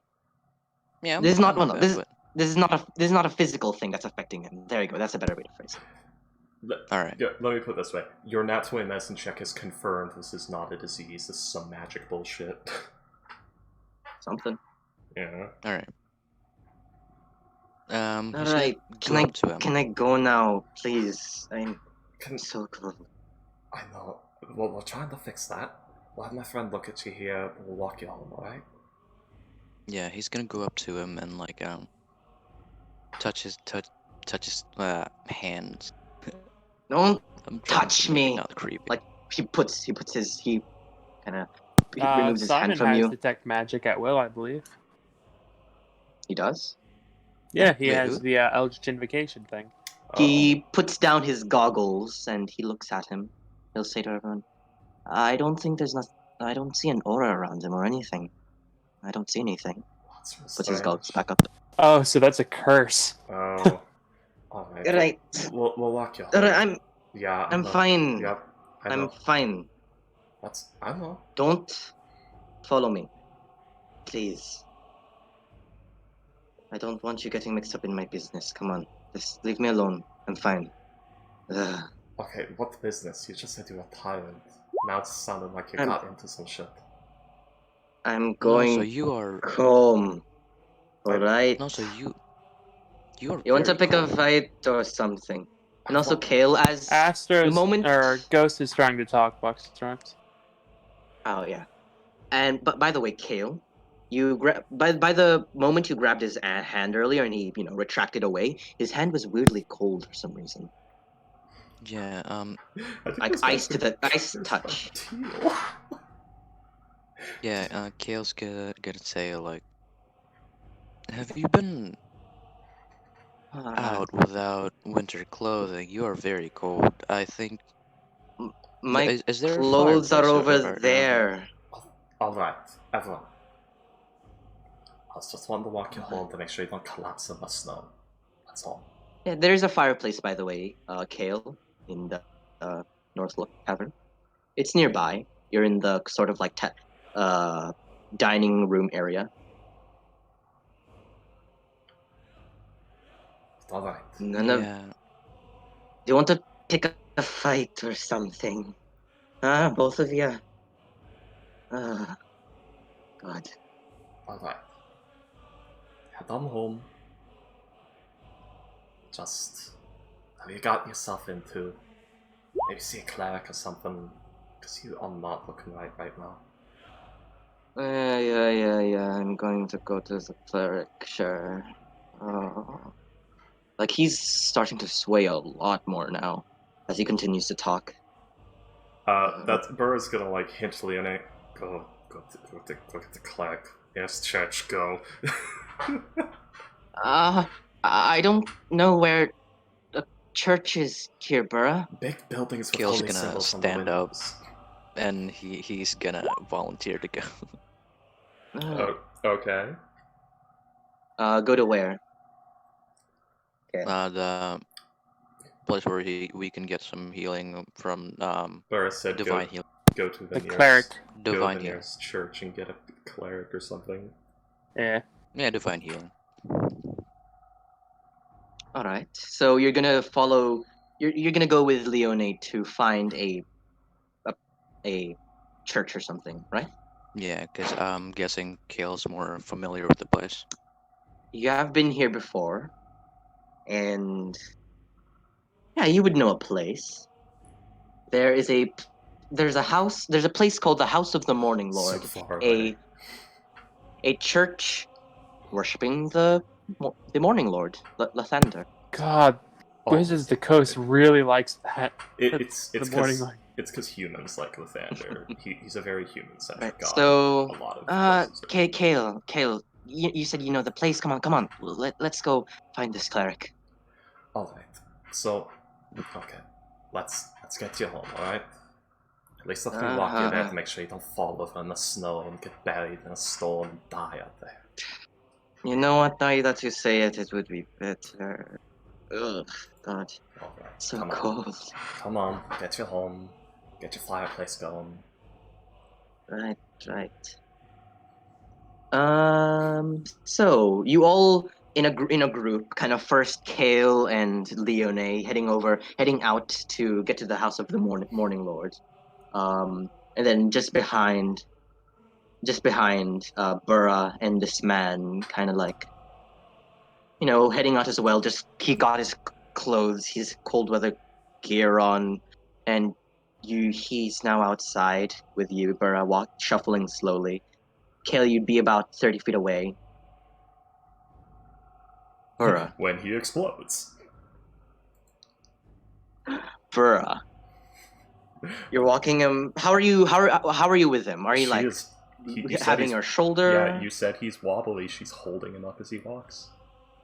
She's right. All right, there. and as you hold this man, She expects he is nothing. he's like an icicle. Like you don't feel any warmth coming from his body, and it's getting colder and colder by the second. Okay, at this point, she's like put her fucking bear pelt of cozy over his shoulders, trying to magically warm this guy. You put, oh, you're magical. Yeah. Okay. Yeah, she's put the bear pelt over him. That's still so cold. Okay, And you this all is not natural. you all start to walk off. And yeah, Kale, you run off with Leone to head to the House of the Morning Lord. It would take you about 5 minutes to get there, and Burra, this guy's house is just around the block right here. So just a few seconds, you reach like this sort of like lodging Burra's kind of making hunting house. Burra's making it a point to be very visible anytime she passes by people. Say, if anyone comes looking for us, we're heading to this guy's house down this way. Tell them where we went.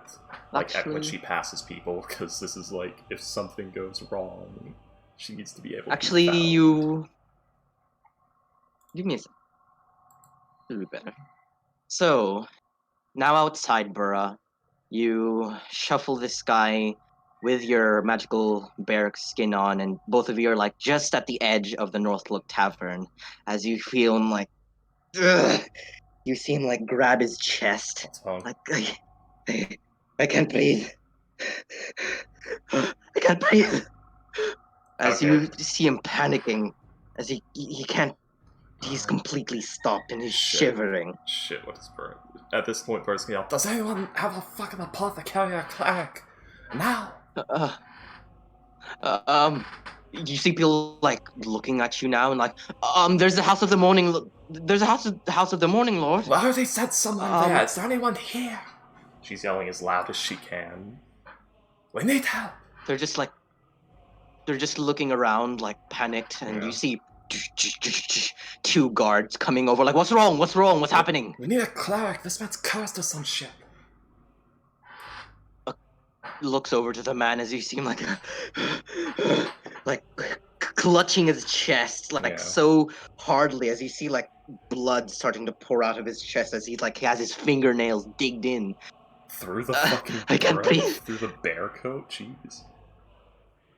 Like he has his hand under the okay. cloak, so and there's like a little slit and like like they're like right we'll the guards are like right we'll get to there's no one nearby. There's only one in the House of the Morning Lord. Alright, Burr's picking him up and running. So you pick him up? Yeah. Like, you Probably stay should with have this one. taken him there to begin with. Well, she didn't know it was that. I'll head over to the House of the Morning Lord. As you see the other guard. There was two of them who went over. Now one of them is like running over to the House of the Morning Lord. They're like, calm down, sir. Like, is it just me or I can't hear anything? It's all silent. Oh god. Burr's got And her Burr, full movement because as I you pick doubt this this guy weighs 700 pounds. Burra, as you pick this guy up, he is like Freezing. breathing heavily, freezing. You see his eyes like slowly being like consumed by a sort of rime or frost. As he like, She's gonna say, close your eyes, keep your face in the bear pelt. But you see him like as you just picked him up, you see his like a breath exhale from him as he stopped breathing. And you're starting to run. You're starting to pick your pace up, and this guard trying to keep up with you, like lagging behind.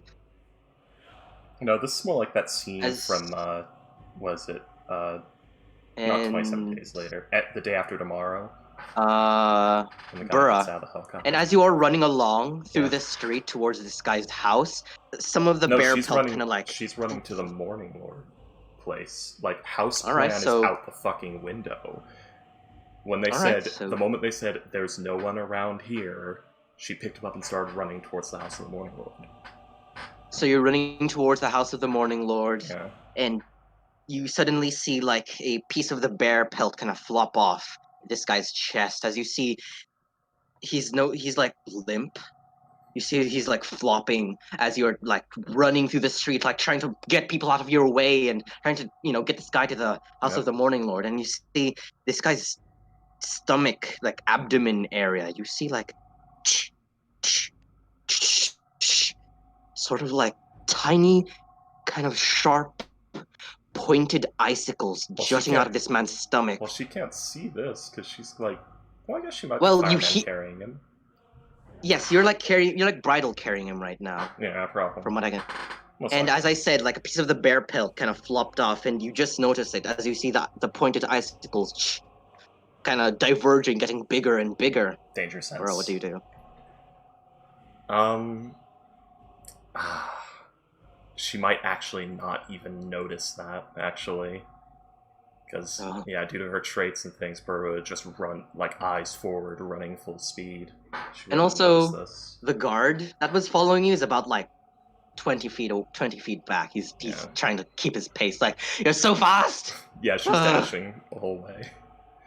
But, And with that, you're running through the street, and Kale and Leone, they would just... right now. This, sorry. I do have those.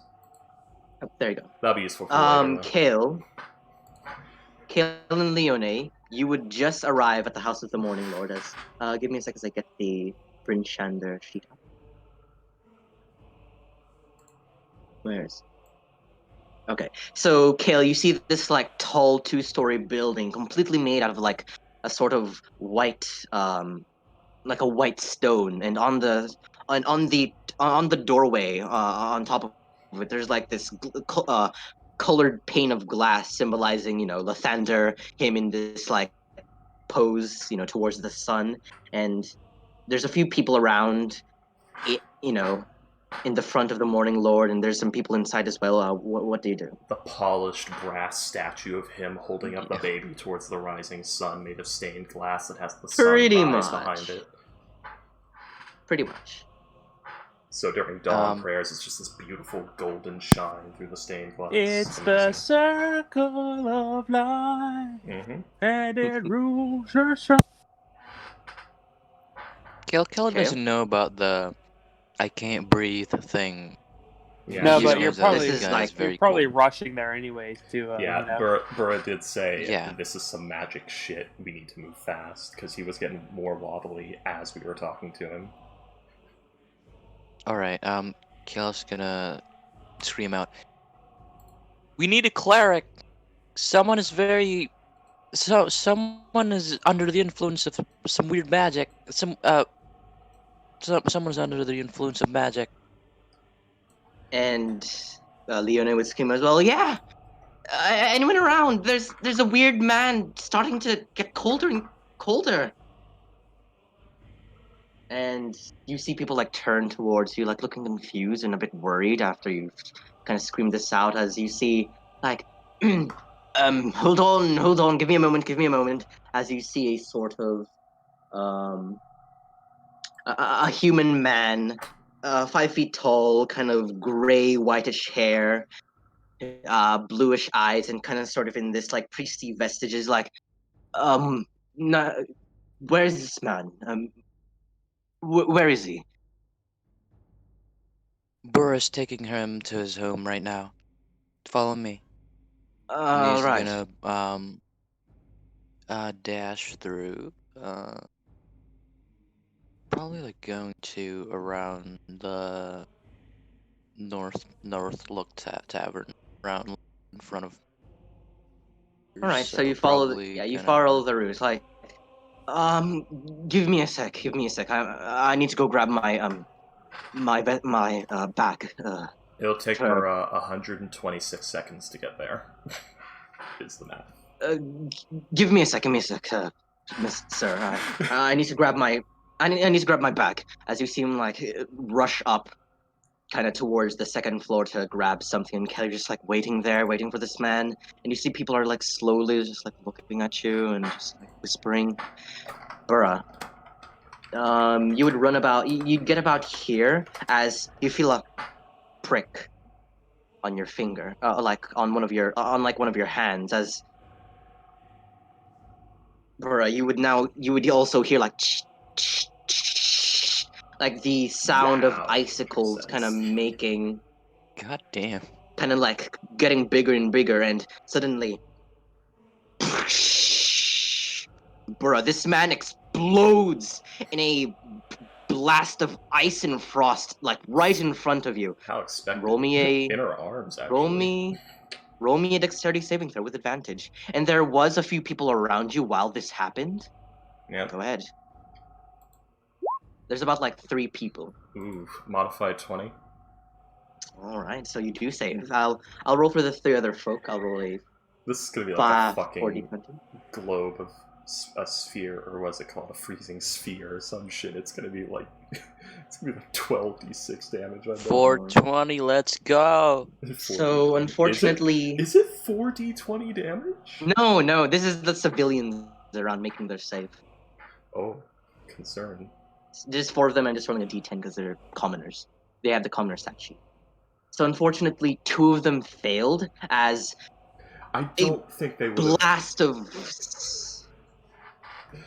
Well, as you were running, the ones that were just around. I meant like I don't think they would live even if they succeeded, because something tells me this is gonna be more than 5 dice. I just have the strangest So, Burra, feeling. It's And you take 10d10. you take 7 cold damage as this guy not like explodes all his parts, but his chest and like stomach region kind of bursts open from the inside, kind of exploding, Ice knife. giving this blast of shard, like this icicle shard. Yeah, the icicles, pretty much. And you see the folk around like squinting their eyes, kind of trying to cover themselves as the one. None of them survived, They're- by the way. 7. Only two of them are. 4 of them are caught, but 2 of them kind of just stumble to the ground, covered in this kind of like box rats. rime. Box rats. Oh yeah. Commoners have 4 HP. And half damage is 7. Oh, Yeah. that They're you fine. are right there. So 4 people unconscious, kind of half covered in this rime and They can do that? icicles jutting out of their. Really? Really? No, hold on. Let me finish my gosh darn sentences. The ones that guys. succeeded Come were in on. Burr's shadow. You see icicles jutting out of their sides, and you see like some crimson red starting to like flow out of their bodies. And Burra, you're now just holding this. I'm guessing you go to a screeching stop as you're now holding Well, this I'm pretty man, sure his when chest. I'm pretty sure when it blew up, she fell over or something, because that was unexpected. She was caught flat-footed on that. It was just the danger sense that made her, like, throw the body, probably, before she even realized what was going on. Alright. So, as this burst happened, you kind of throw the body away from you as your danger sense picked to something up. And then, you roll, kind of do this barrel roll on the ground as you see this kind of limped, kind of frost-covered man, his stomach and chest cavity open, and kind of just these ice shards just in there. As you hear people screaming in fear, and kind of people kind of running away after this blast happened. And What the actual shit? Burra, you see these 4 other people on the ground, dead, dead, with icicles and rime covering half of their bodies. And you see the other guard kind of catching them, like, "Whoa! What in the bloody hell's just happened?" He fucking blew up! That's what fucking happened! Oh my god! Just like wide-eyed and just in shock. Kale, by this moment, you see the man kind of like, all right, I'm here. I've got whatever I need. Let's go, both of you. I mean, they could probably hear the commotion. Or no, they can't. No. I mean, chain react screaming. And I don't know. I know the fastest route to get to the Northfolk Tavern. Hold on. As you see, Actually, him kind of following. They might know, because the guard reaction, because there'd be whistle blowings and the other guards around. So maybe. They might have. Hold on. Would Not they yet. do whistleblowing for someone dead? Well, actually. Not yet, Something unfortunately. exploded. Yeah. Anyway, moving on. By this point, you all would, Kale, Leone, and this man kind of hear like the muffled screaming of like, what just happened? And just like the sound of, I can't do a whistling sound, the whistling sound echoing through towards this direction. There you go. Okay. Burr's checking And for then survivors. and you would see a few guards kind of like running up towards that area, and like, I think something happened there. I think it's connected to your friend, as the priestly man kind of heads over towards that direction. Do you also follow, Kale? Yeah, he's dashing. Oh, Burr's having a bad day. Oh, yeah. The trial is the same day, right? Yeah. Oh, damn. This is the same day. The trial So happened, the execution happened. with that, this happened. Burra on her like, still on her knees, like looking around, just panicked. She's actually the checking guards for survivors. whistling. Yeah.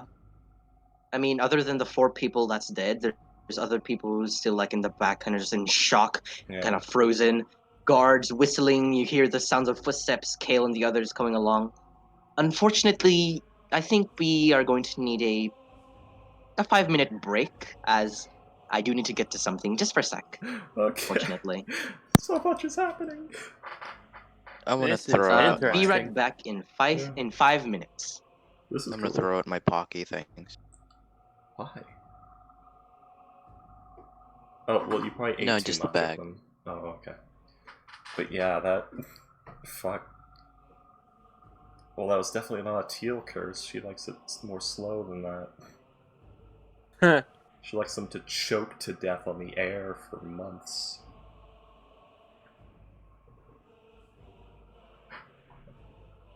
Or weeks, I guess, because people don't have that much HP. Adventurers would choke for months. Or until they get the remove curse. Yeah. Back.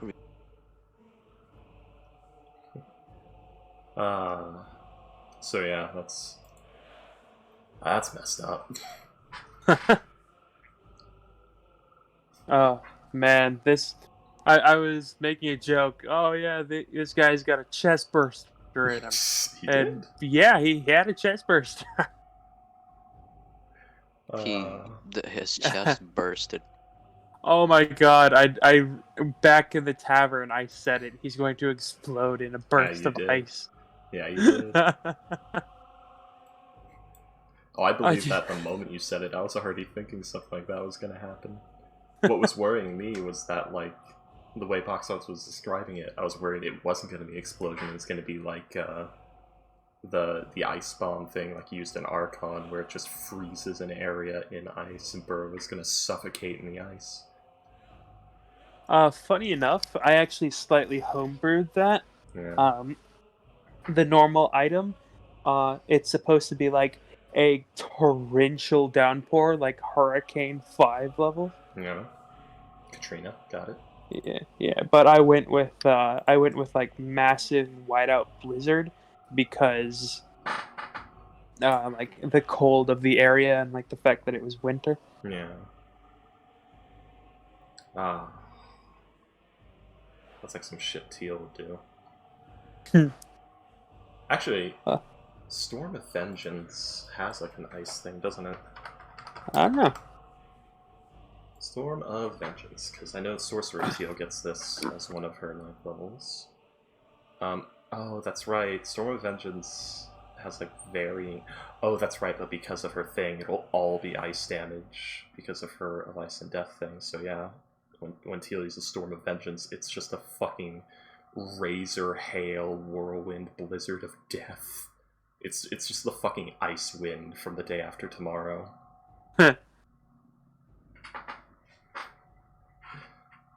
It's horrible.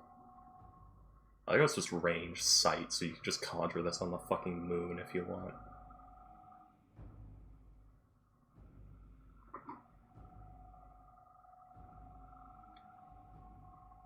A 360-foot radius, damn.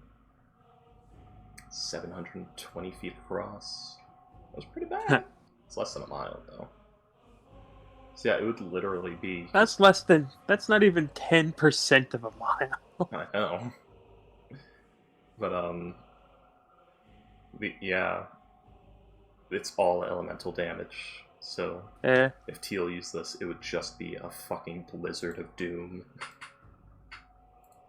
Freaky, would, is all necrotic damage considered magical?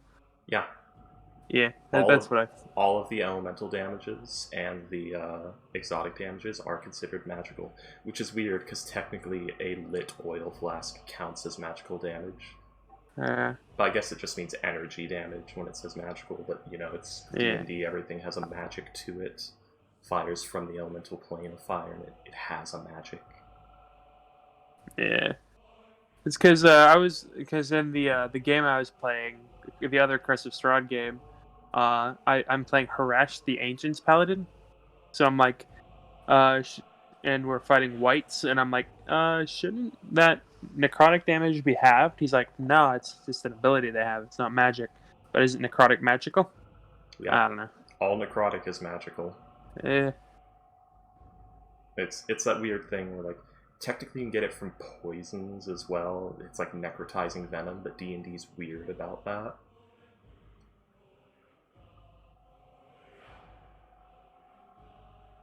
Oh, or do you mean like the whites having resistance to non-magical damages? Because those non-magical damages are specifically to... No. Haresh, because she's an Ancient's Paladin, has resistance to magical damage, and the whites have that touch ability, or touch attack. Oh, yeah, that is exactly magic. That's literally negative energy channeling. That is magic. Like, there's no argument for that not being magic. If it had been, like, a poison that did necrotic damage, maybe I'd consider it, but the problem is your other paladin thing, the one that makes you immune to poison disease, would just render it completely nothing against you. So it's that sort of thing where, like, if it's flesh-eating bacteria or poison, it would do nothing, and if it's magic, it would do half.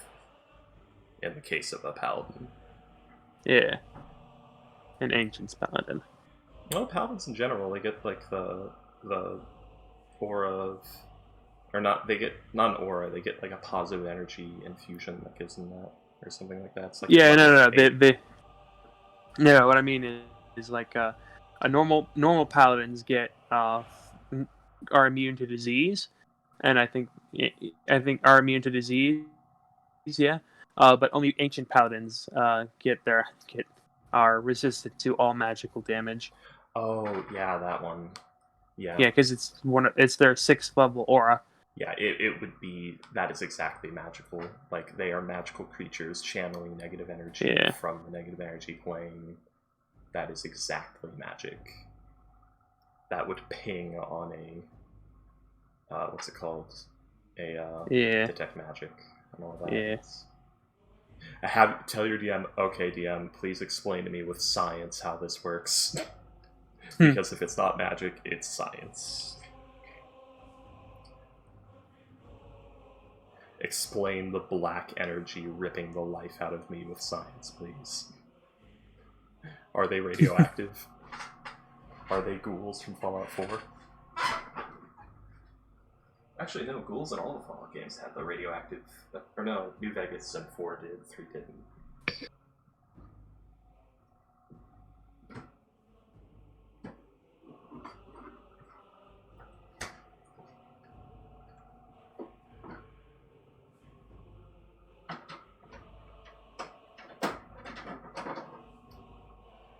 Mr. DM, without saying because magic, please explain to me how the touch of the white is killing me.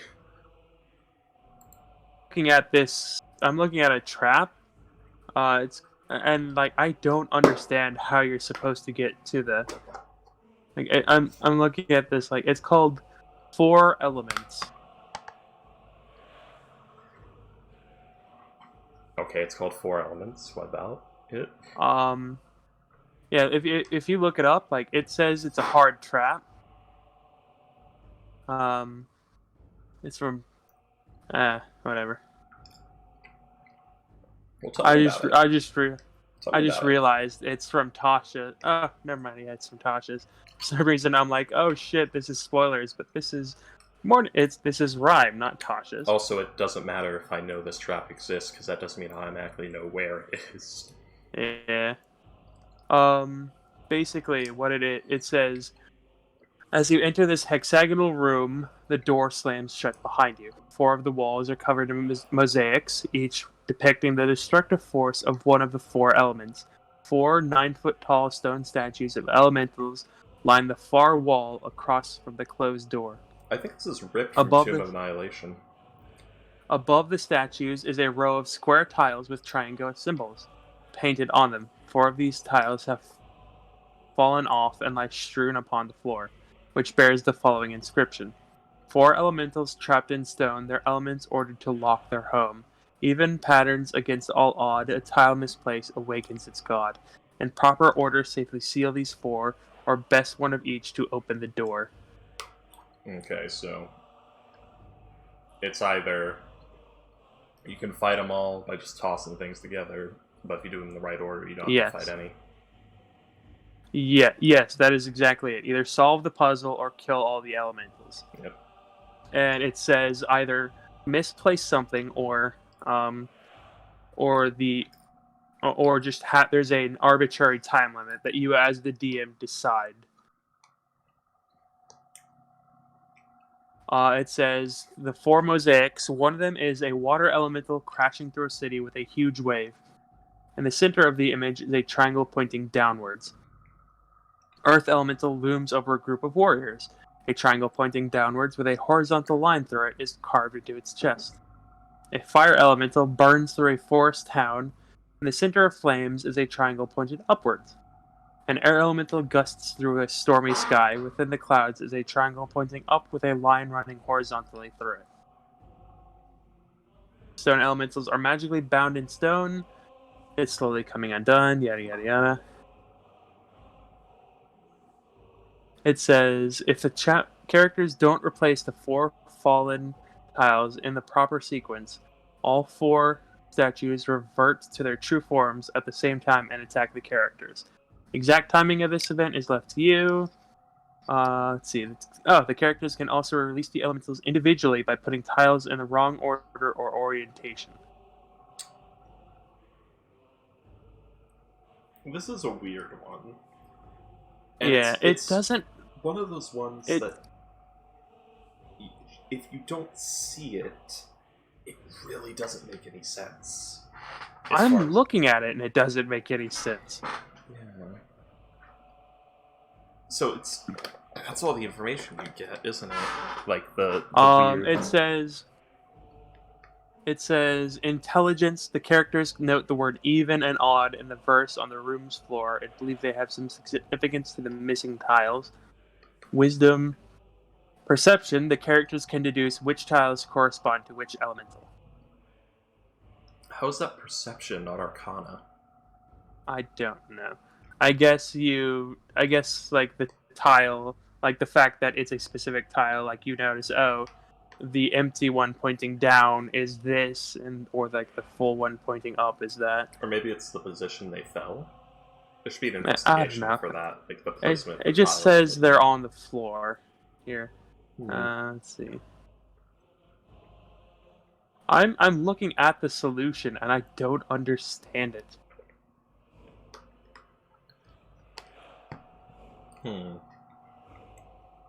Because it says it, but like the explanation is like really, really wordy, and I mean, puzzles. Here, outside... I put it in general. Yeah, puzzles outside of dungeons that were not built just to be traps specifically.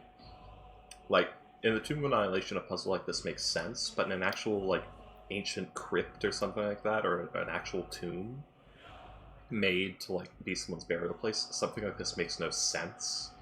It'd be more like Legend of Zelda style, where, well, it wouldn't have the puzzles, but where there's like you need to find a key, and like it'd be history checks, like they say like, okay, where do they keep the key, or what can we use to get through here? It's more about like the preparation you do before you go into the dungeon, like what tools are we gonna need? Maybe we need a pickaxe, maybe we need, ropes. Maybe we need, this or that, or a pulley. Okay, I'm looking at it, and I get, I kind of understanding it, like, because I'm reading it again, but, like, how are you supposed to know this? Like, you see, like, it says, like, it goes, the odds are up, down, up, down, up, down, up, down. Mm-hmm. It says the evens are down, down, up, up, down, down, up, up, but it goes, but it's like, it's down line, down open, up line, up open, down line, down open, up. It's weird. Yeah. It's been more than 10 minutes, Box Routes. But, he's not here right now. I guess, like, 4 of those are supposed to be, like, out? Like, 4 of those are supposed to have, like, fallen out or something? Yeah. 'Cause that's what it says. Like, 1 for each of the elementals, but, like, it's fucking confusing. Yeah, and it doesn't follow a pattern. At least not a pattern that shows any sort of repeating. It says the pattern is in the odds and evens, and, like, and the poem says evens and odds. Okay. The art is actually really nice, too. Like, of the mosaic. Mm-hmm. So, this is like not a type of puzzle I'd use for anything other than like no, because it's like a Mad Mage or a Tomb of Annihilation. It's it's a pure logic puzzle. Well, not just that. It's a puzzle for the sake of being a puzzle.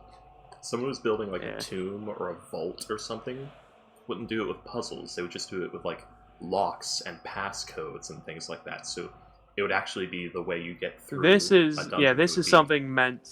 meant for just to fuck with people. Yeah, like a real dungeon thing would be like find the corpse that has the key, or cast Speak with Dead on this guy that died. Here's the mosaic it shows, which is actually really nice. I really like that actually. And then here's the clues you're given. 4 elementals trapped in stone. Even patterns against all odd. Yeah. It doesn't say odd.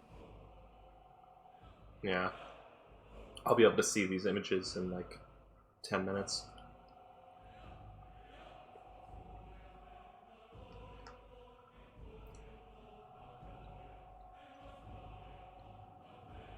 But yeah, I never liked the idea of puzzles in normal dungeons. It's just ridiculous. You just put a door with a passcode on it. You don't put a door with that's a puzzle you have to solve, but the puzzle has the answer hidden in it. If you're smart enough, you can just figure it out.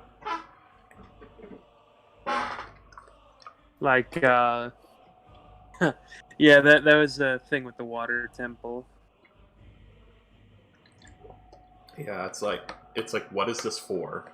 Is this place specifically built to fuck with people? If it is, then it makes sense for it to be here. If it's not, if it's meant to contain something, or is a church, or is meant to protect something, then there's no reason for a puzzle to be here. The way I went with the water temple was it's designed to test you with all the different puzzles. That works if it's like a pilgrimage thing.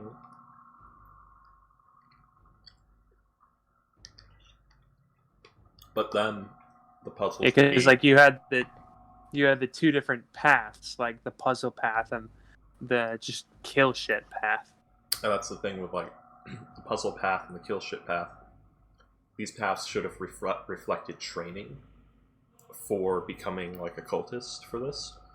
Yeah. So it'd be stuff that would be very lore keeper of the party intensive. So if you use the puzzle path, they technically wouldn't be puzzles. It'd be like a quiz on your knowledge of the magics and abilities they would teach you. So it would be for the players, it might be something really weird. But for a cultist who has warlock abilities that are specified in this class, it might be oh, I just go here and I use my repelling blast on it. You'd use your warlock or cleric abilities or whatever you got from your training up to that point. It would literally just be a test of use your abilities to get through here, use what we taught you. Is what that would be. And the combat one would be specifically against things that would be the enemies of your cult, or things that would require you would be weak against. So it's let's say you're a very fire damage intensive cult. The battle test would probably be a ton of shit that is just immune or resistant to fire. The fuck is Boxer? Oh, there you are! I'm here, I'm sorry. Something came up. Well then, I'm back. Ghosty here. I'm here. Wonderful. So, let's just return back to what has transpired. So, right now, running up to the scene, we have Kale, Leone, and the Priestman approaching this sort of scene where Burra kind of looking vigilantly, Burra looking around. There's only the 4 dead Dale's folk around you. She's checking the bodies to see if anyone's still breathing.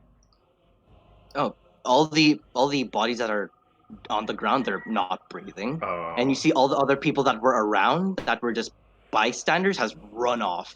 Others are kind of 2 to 3 of them kind of stunned and just looking and just gasping, what just happened? And you see a few guardsmen men over here. It's the guy that was with you who just caught up is blowing his whistle, getting the other guards' attention to find what the hell just happened here. Yeah. Sorry for swearing. Burra? I said hell, guys. Yeah. Sorry. But Burra and everyone else, you see this a few feet away from Burra, 15 feet away from Burra, 10 feet away from Burra, is this man, limp on the ground, eyes encrusted with blue frost, his chest and stomach cavity just open with shards of icicles and rime and frost kind of just lining his interior. There's just red ice with an intestine half frozen into it. It's wonderful. Basically. It's grim. And So as Burra, as you're standing there, you see the guard like you, like pointing at the civilians that are like just watching there. You, all three of you, follow that man over there. Stay near. We have some questions, and you see the other guard. Look at you, bro. What in the thunder's name just happened? That guy over there exploded. He was stumbling. Like, she stops herself, calms down. So she'll rage if she doesn't. Training. We are training there. Alright. That guy there, the one who was split open, we were at the bar, and he was stumbling and acting strange, so I asked him what was wrong. His eyes were frozen over, we could see his breath in the warm room, his skin covered with ice. I told him to walk him home. I sent two of my friends to go get the cleric, because it didn't look like any sickness we'd ever seen. They'll probably be around here in a moment. And he started to really get bad. On my way, taking him to his house. And then he collapsed. And I called out to see if any of the clerics were just walking the streets or anything. The two guards came, they said there's no one like that here. I picked him up, started running, and he blew up. Well, that doesn't explain anything. No, it doesn't. All right. So, men, like, you there, like, points at another guard. Yes. Go grab Chief Hazel and Chief Ezna. Get them here right now. As you see him, like, yes, right away, sir. As you see them, like, running off towards where Martin gets the chief house. And Kale. The cleric and the Morning Lord should be here in a second. I sent some people to go get him. He's already here with Kale Okay. and Leone. As he arrived, just looking at the scene, the priestly man, at awe, just Bro, what happened to him? He exploded.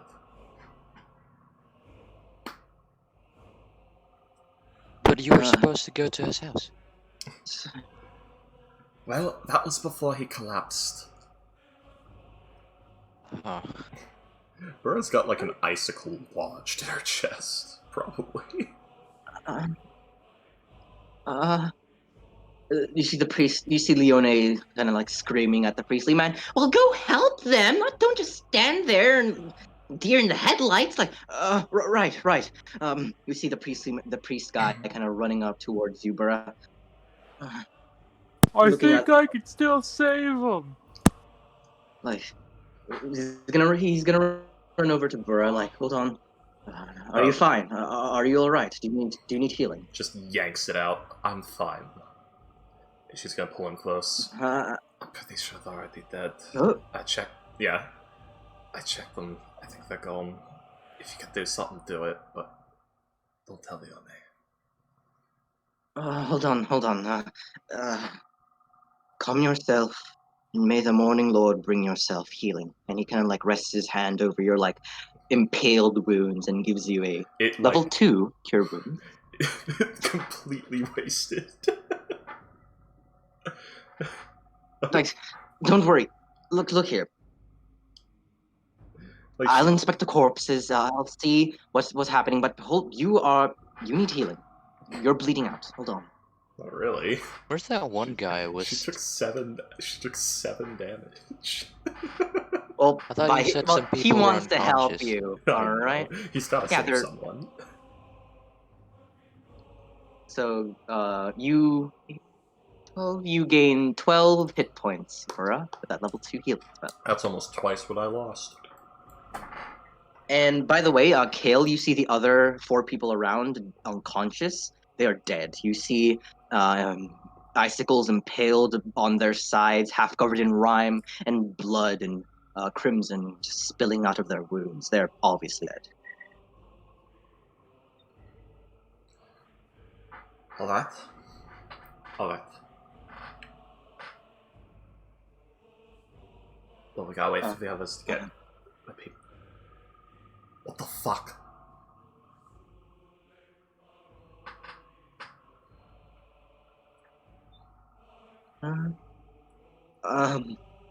Yeah, you see the priest guy kind of hunches over the opened up cavity Yeah, of this guy. Burr's got like the hands on the back of the head, like fucking trying to keep it together and thinking thing. You know that I'm not sure if any of you've ever done that, where it's really stressful and you have to like lock your fingers together and put your hands on the back of your head and just pace around. It feels like you're about to explode. I've been in that situation. Boxshots, can I maybe make a check about like what what kind of spell like has this thing kind of thing, you know, where the people exploded when they're very cold thing. Freaky knows. I think I Mm, can identify. let's Not the see. spell, but you know. It's obviously it's not a spell of any sort, Here. obviously. Yeah. One moment. But roll me a. Okay. Oh god. No, El So, Dogo. But no, roll me either an that Arcana one. or History check. It depends on you. Which one? Here. I'm typing something out to you, Box Rats. Okay. So with an Arcana check, Kale, looking at this, looking at the kind of frozen over corpse.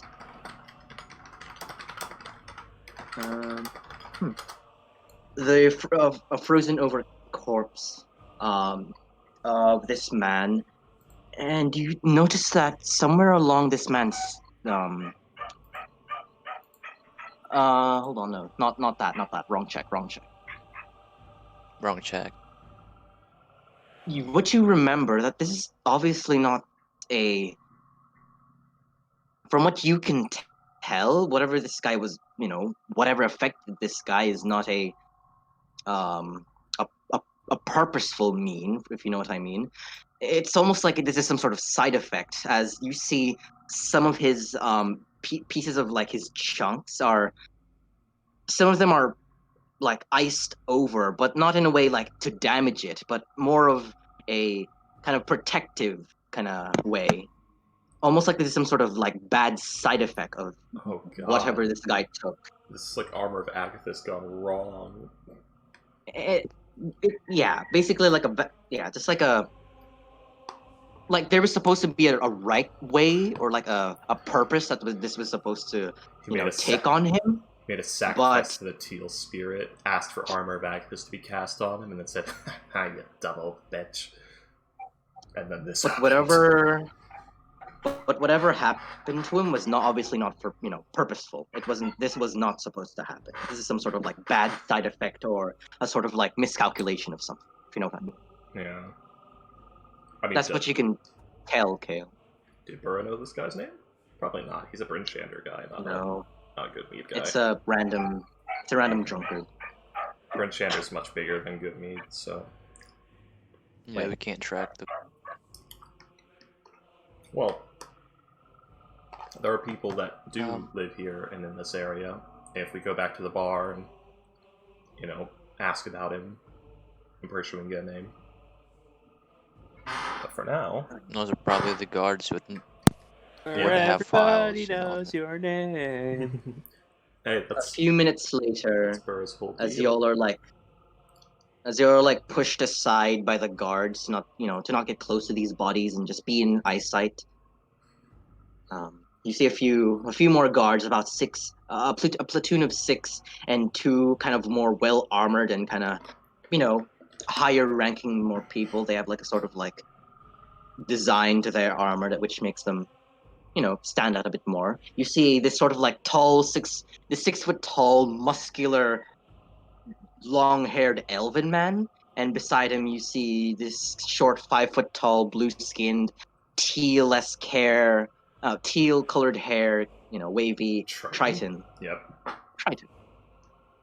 Like, you see them like, the Triton is going to walk up.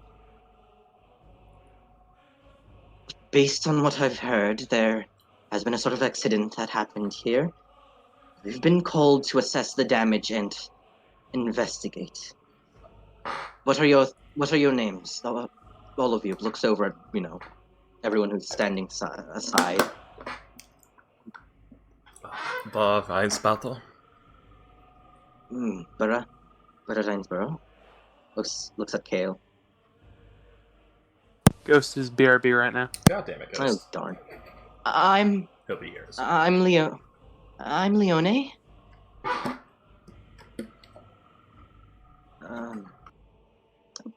And they're asking your name. The warlock kind of like commander or chieftain. No, not chieftain. Warlock, you say? What are they called? No, not warlock. What? Triton. My goodness. Thinking about the smith. There you go. Like a veteran-esque kind of person. Kale. Based on what we've heard, is there anything else that you saw from what happened, or did they just? He was complaining about being freezing, even though he was in a warm room. He just kept getting colder.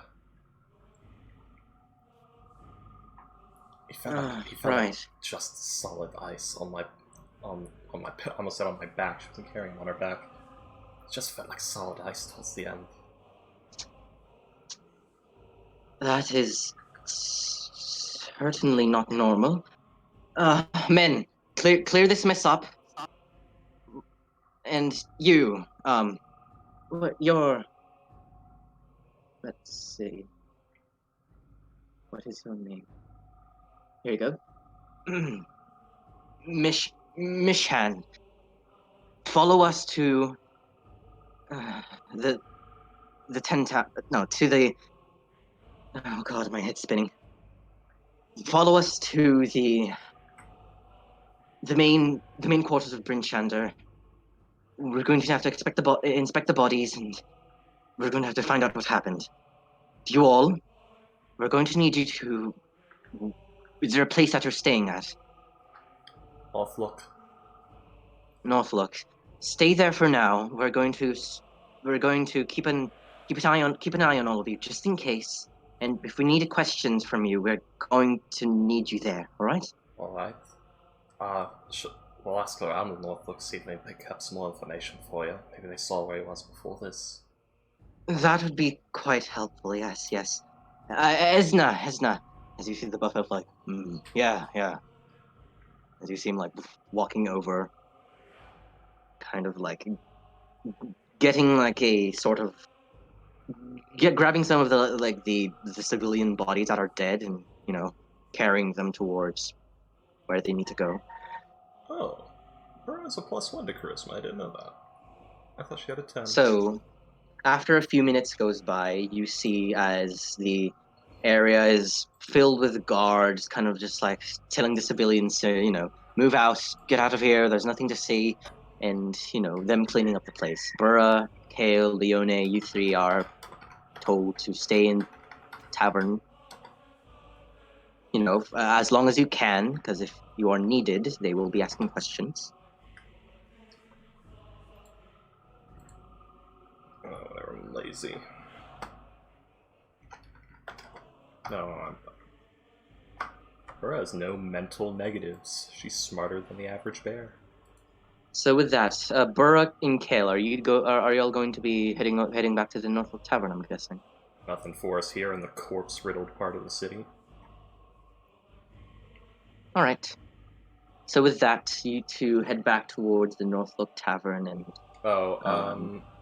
Kale brought up yes? that from his body, it looked, after the explosion, it looked like a spell that with a terrible side effect. A failed casting. What else? Well, you see the Triton man pull out a notepad and like write that, and we'll keep that noted. Thank you.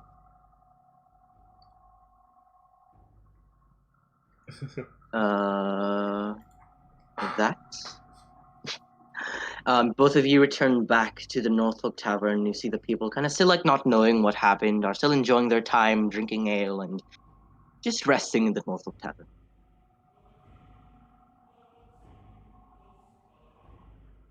Is there what are y'all going to do? Kale, Burra. Burrow will go up to the barkeep. I should probably know his name. I probably have it written down. Yep, In fact, you. I do, just not in these notes. They're in the other notes. No, not renowned. Come on. Freaky's cold notes, where are they? I'm looking too fast and frantic. Scram sacks. Scram sucks, yeah. That's right. Scram sacks. Good job.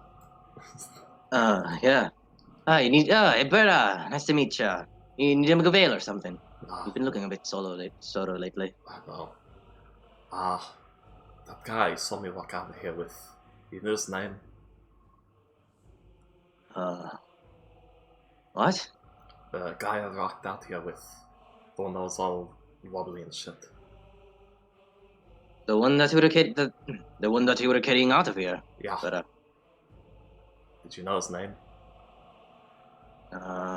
a lot of people come by here and there, but he's a local, so he cannot scratch his chin. His name is Aslar. What of him? He exploded. What? Yeah. You have any idea if you knew him more personally, or what he does in his spare time, where he's been? He was under some sort of He's spell. a local. Hold on. So you're saying that he blew up? What? He was under some sort of spell and he exploded.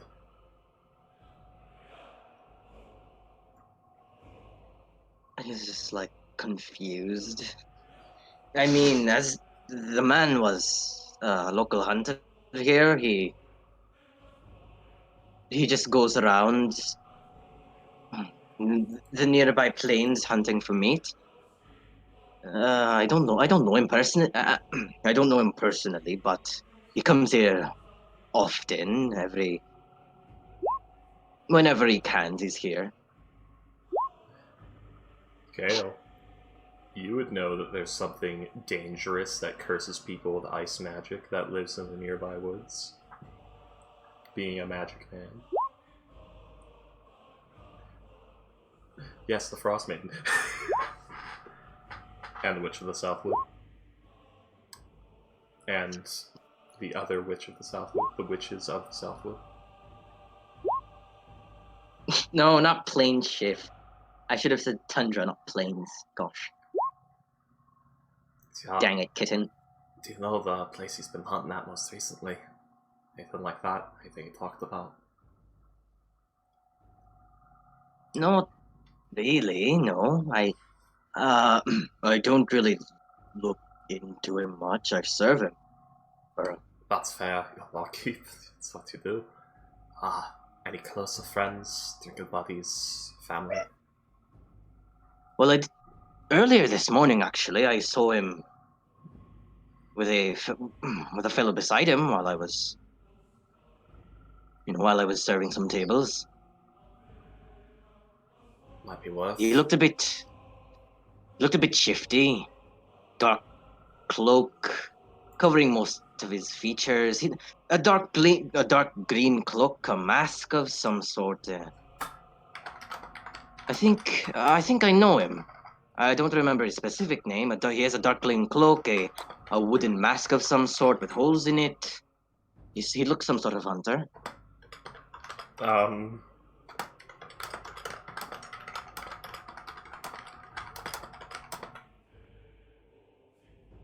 Kale, I mean, by the features, it seems very familiar. Kale.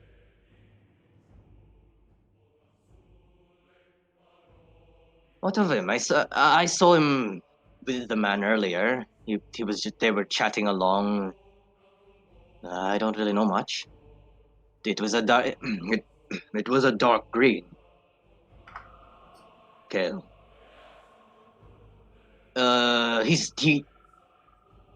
He was. Let's see what. I love Kale. Does Kale know? Please, Darcy. About 6 feet tall, I think. To be fair, I did. I think Monty was Kale's friend, so he's probably Yeah, worried because no. he I hasn't did. seen his friend in a while. No, I I just love Ghost's uh, reaction. I did I know. see pointed ears coming out of his hair, so I'm guessing he's some sort of elf. How long ago was this? Earlier this morning.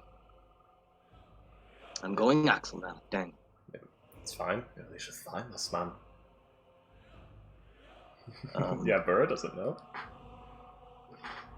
that he's very incredibly dead. What is this? Last we have seen, he was in a stool. Get out here, to you. Looks over towards you, Kay. Like, what? Are you? Oh, are you all right, Kay? You look a bit pale. Is there something wrong? It's true. You look like you've seen a ghost.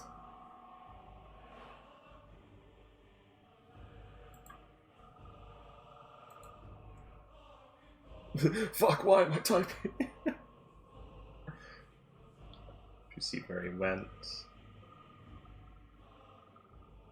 The usual warden. What, like your prison warden? Let's see. Oh, that's right. I Kale was a prison bitch. What? What? Nothing.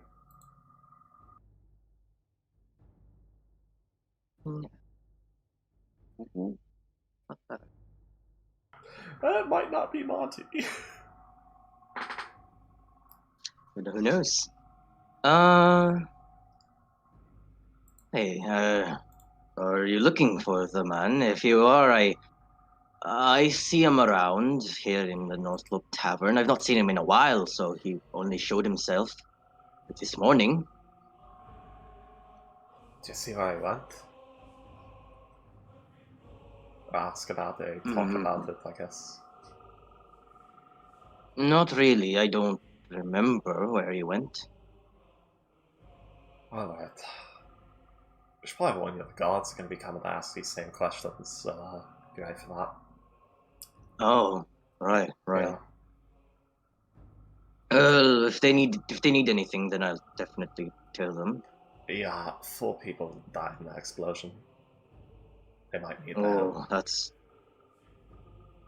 truly unfortunate, really. It's that kind of day. Just keep it down a bit. Keep it down. We don't want people panicking around here or spreading a lot of rumors. Yeah. Burr's already gone off into Vietnam flashback mode with "It's that kind of day." You can hear the explosions in her head. People screaming. The punchy sticks piercing the legs. The gunfire. Bert, it's not the noise that gets me, Bert. It's the silence. It's the silence, Bert. What we did to those people, the things we did, the graveyards we filled. You'll never get used to it, Bert. The smell of burnt human.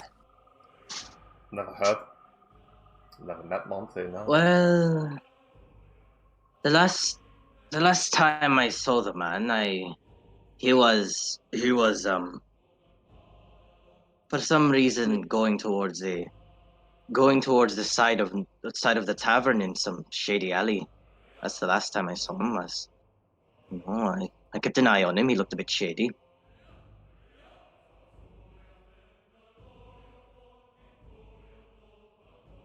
Oh, thanks. Button presses. My fat fucking fingers. He's gonna like point towards like a nearby window off onto the side, like on the right side of the cavern, as you see like this sort of like alleyway this sort of like alleyway that you know flank that is um, that is like in between the Norfolk Tavern, like another house off across this across. It's the last time I saw him. I guess I'll start asking there. Leone, Orion, you stay here if the guards come looking for us. Tell them we're following a lead. It's that place is usually just where we throw our garbage away, so I don't know what he was doing there. What, they're filling a house with garbage? No, not the house. He says that the last time he saw it was walking by this sort of like dark alleyway, which is in between the Norfolk Tavern and another house. Oh, okay. Yeah, it's a little dumping area. Alright. Like a little trash. We'll go take a look there, I guess. Yeah, Leonette and Ryan, you stay here. If guards come looking for us, tell them to follow the lead. We'll be back soon. Hold on. Leone is going to like head up towards the stairs and kitten.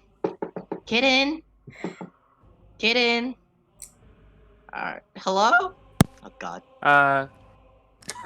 I love that little voice crack. Yeah. How many spell how would you say I've gotten? Would you say I've gotten all of them, or? I would say you would have gone 2 spells off the Okay. list. Okay. Kitten will open the door. Hello? I need Kitten, there's been an accident, and I think Burr is going to need your help. I know you're smart and all. I know you're smart. There was a sort of accident where this man, he was cold, and then he was wobbly, and we tried to get the priest, to look at him, but then Burra carried him out, and then he blew up in the middle of the street and killed a few people. I think Burra's gonna need your help on this.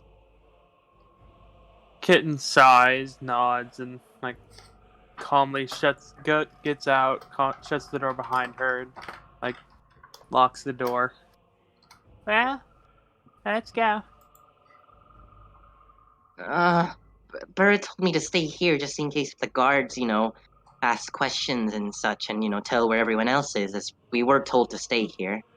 All right. And I'll go over to Burra. Yeah. Alright. So, we're gonna check the alleyway. We're looking for a man by the name of Monty, you said, Ken? Wood mask, 2 eye holes, green cloak, horns on it. Elven. Oh, it's Woody. Do you know him? We met it was him and Mr. Grumpy that brought us here. Of course, yeah, because of his mask. I called him Woody. We were brought here in a wagon with him and Mr. Grumpy, and then we were taken out with the mountains out over in the forest. The first night, Mr. Grumpy started to rob this lady, and I'll get out like the illustration book, and I'll show Burra my the very realistic image of Teal, who's unconscious, with her with like the skull with the deer mask next to her. Yeah, and then Woody shot this lady. Yeah, met the witch of the... Or I don't know if that might be enough, actually. It's a local legend. Roll me a straight check. I did. I stayed with her for a while, like, because I wanted to make sure she was alright. She was really, really cold. Oh, God. I mean, you have heard tales, Burra, about the witch of the woods. Yeah, down north. Down south. No, south. And then, down north.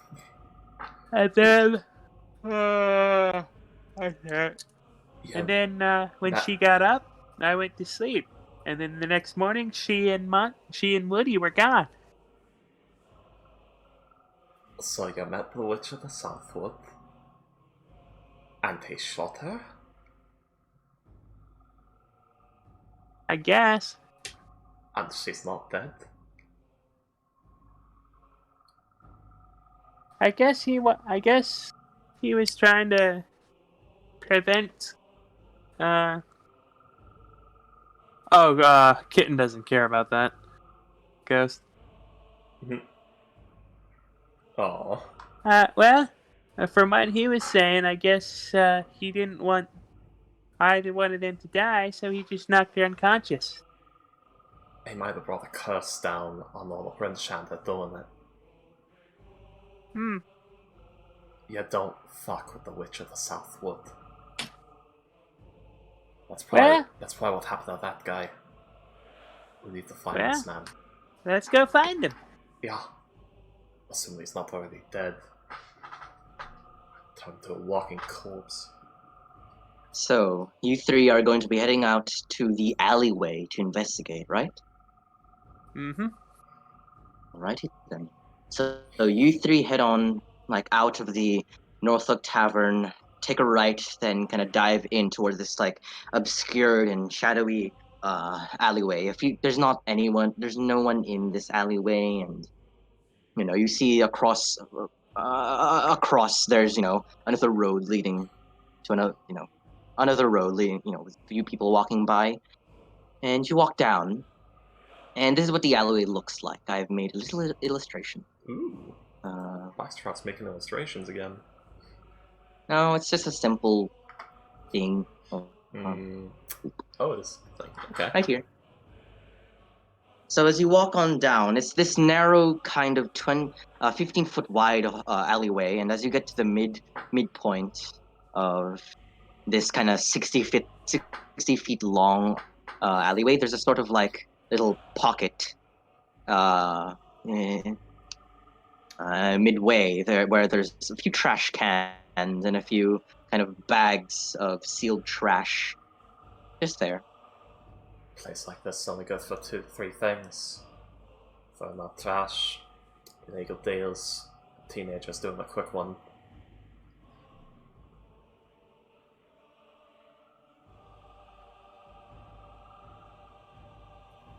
So what are you going to do?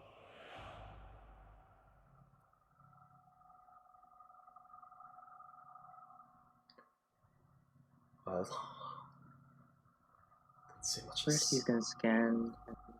If you wanna do detect match, roll me a perception check or investigation check, Kale, if you're trying to like rifle through. The trash, you're eating the trash. Ooh. With a 20 investigation check, you start to like look through the snow, kind of seeing if there's any marks on the ground, any familiar footprints of your friend Monty. You kind of look through the walls, like the kind of brick stone walls, seeing if there's anything, a button, anything, and you look by toward near the trash can over here, and you notice that there's a patch of snow below the trash can, where it's a bit, from what you can tell, a bit shallower than the rest of the snow around, almost like where all the snow around you right now is like fresh, kind of like stacking, so but the one under the trash can is sort of like this sort of lower level from the rest, if you know what I mean. Like there's been a heavy trash can on top of it. Pretty much. So you sweep off the snow, Kale, the snow below the trash can,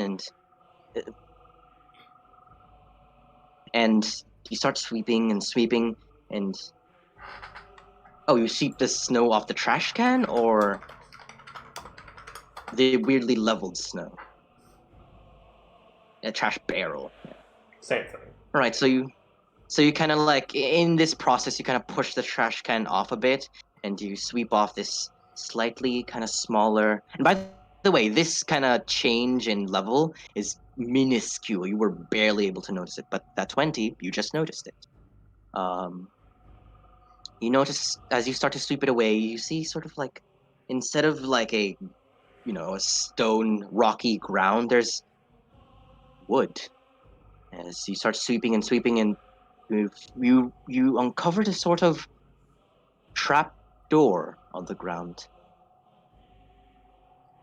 Alright, Kale, that's a very good find.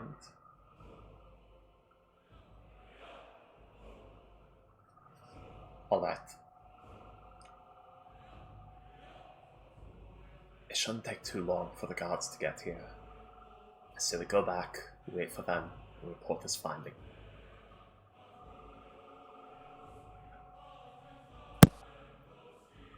Should we ask the bar guy what if he knows what this is? It's probably a cellar, but yeah, be worth asking. Get in what information we can while we wait for him. Alright, so you head back towards Scramsax to ask a few questions? Yep. Alright. So you head back in. There's no guards yet. Leone and Orion and Simon kind of just like there, just waiting for the guard, just in case anything happens, off in the corner. And you head back in. Oh, you're finally back, all of you. Is there anything you need? What's wrong? Yeah, on the attache out back. Is that trapdoor that you know of? Trap door? What? Yeah, leads to a cellar or something, maybe?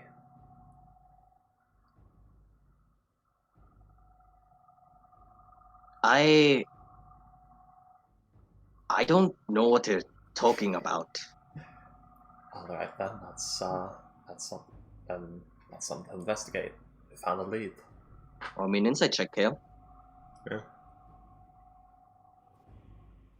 Looking at it, Kale, he seems to be forthright, like genuinely confused. Like, I've never heard of a trapdoor under our trash cans. Actually,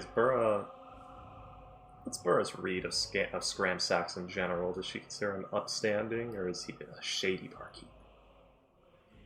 You do know that Scramsax he's upstanding, he's forthright, he tends to help how he can, sometimes giving off free mugs of ale and sometimes free rooms to those who've been here a long time. He knows that they're good people.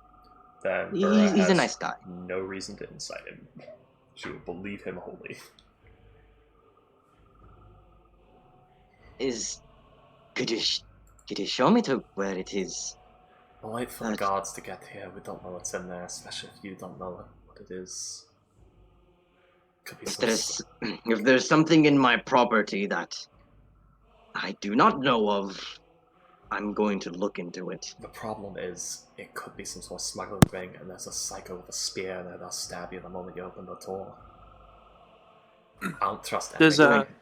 Does a 14 proc anything with insight? The 14, looking at him, same with you, kitten. Forthright and genuinely does not know. Interesting. You could take a look at it with the rest of us when the guards get here. If some fucker has been tampering with my property, they're going to get a fistful. As you see him like go under his bar, his like bar, and you hear like ching, the sound of metal kind of being removed from a. He's getting the short sword. Guys. Just grabbing a sword. As you see him like stand at his full height, holding a massive great sword on his side. The 3-foot dwarf has Olivier's great sword. Sorry for swearing and sorry. It's too big for him. But yeah, he has. No, this guy's a human, by the way. Yeah. So he's a 6. Okay. He's a 6 foot tall human, kind of ginger-esque hair, a few freckles, and he has like this giant kind of carved kind of great sword that looks pretty. As he's going to like show me where this place is. Scramsax, calm down. I'm not going to do anything to it. I just want to see it. What I'm saying is you could come see it with the rest of us. For now, we don't need to make a scene. As she looks around at the people at the bar. You look over towards the people at the bar, Barack. They look not surprised. They're just like, oh, Scramsax has his sword out. Cool. And goes back to their business. Some weird bar. Well, probably some people, like the newer people that are just passing by, like looking like, oh. But the regulars, the majority are just like, minding their own business. This comes nice. If you wait, you're gonna have backup.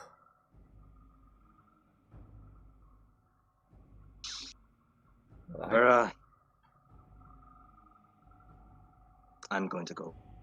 As you see him like head out of his bar and kind of just have his great sword on his side, heading towards the alleyway. Burrow's following. God damn it. Weirdly Kitten stubborn will NPCs. follow as well. He's going to. If you're up here, you gotta be stubborn, or else you die. No, this is like a lack of discretion. He would be long dead.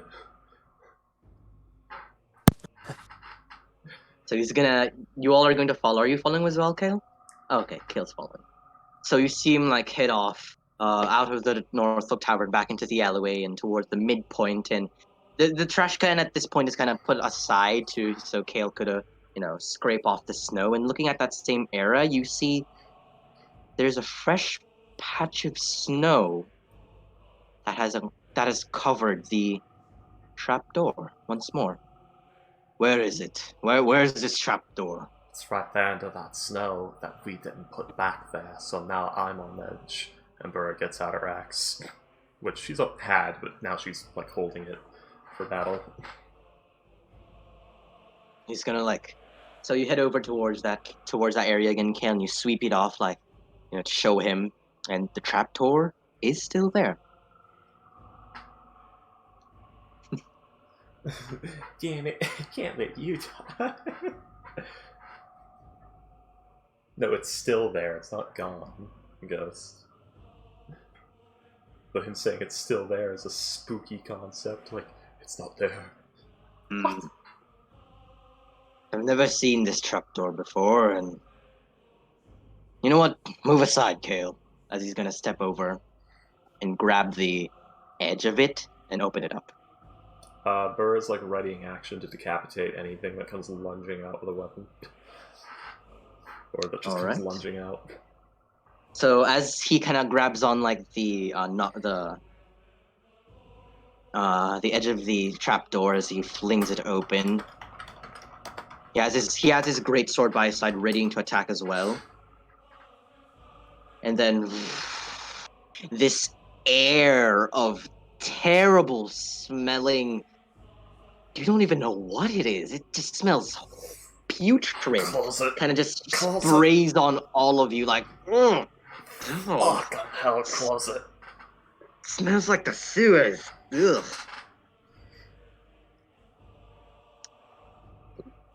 Kitten, Kale, what are you two doing with your vegetation? Avoiding smell.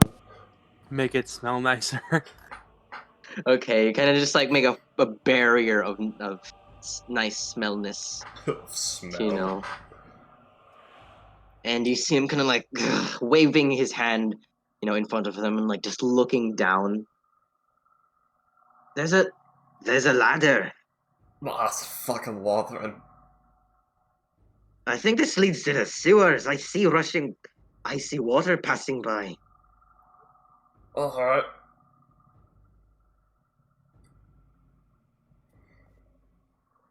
He's going to grab. By the way, he has a pack on him now. He's going to grab a torch and kind of. As he lights up a torch. The sewer explodes. No, it doesn't.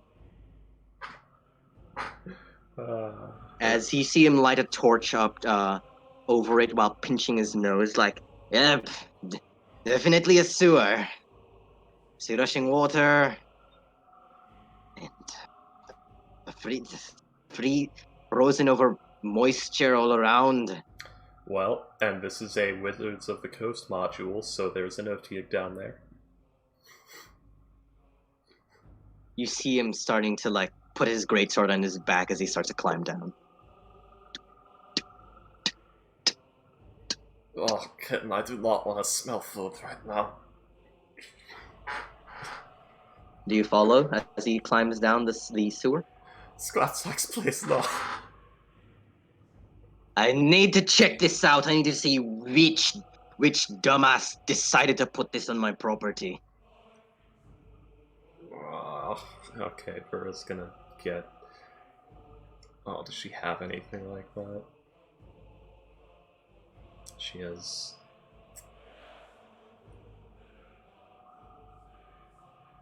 I guess Doesn't. Kitten will follow the guy down.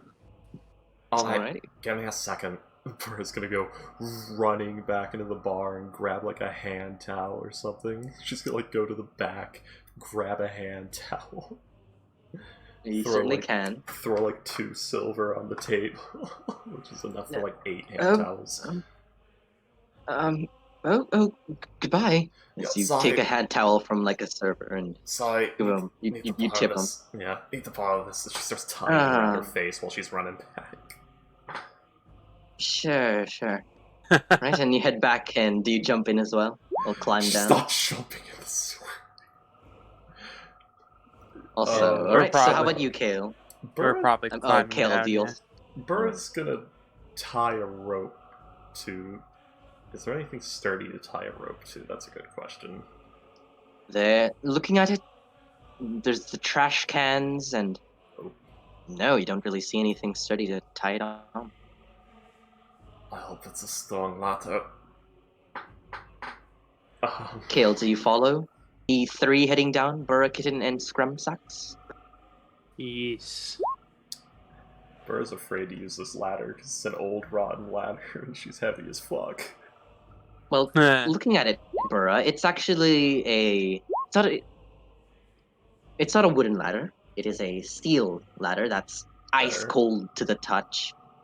And it's creaking like creak, as you climb down with everyone else. You I don't see like the this. as you all start to climb down, the sewers is about you go down to about I would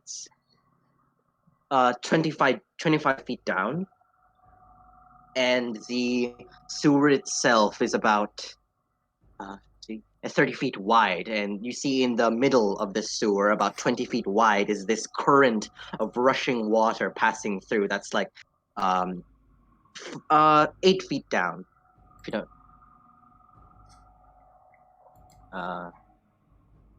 And as you are all down here, it smells putrid.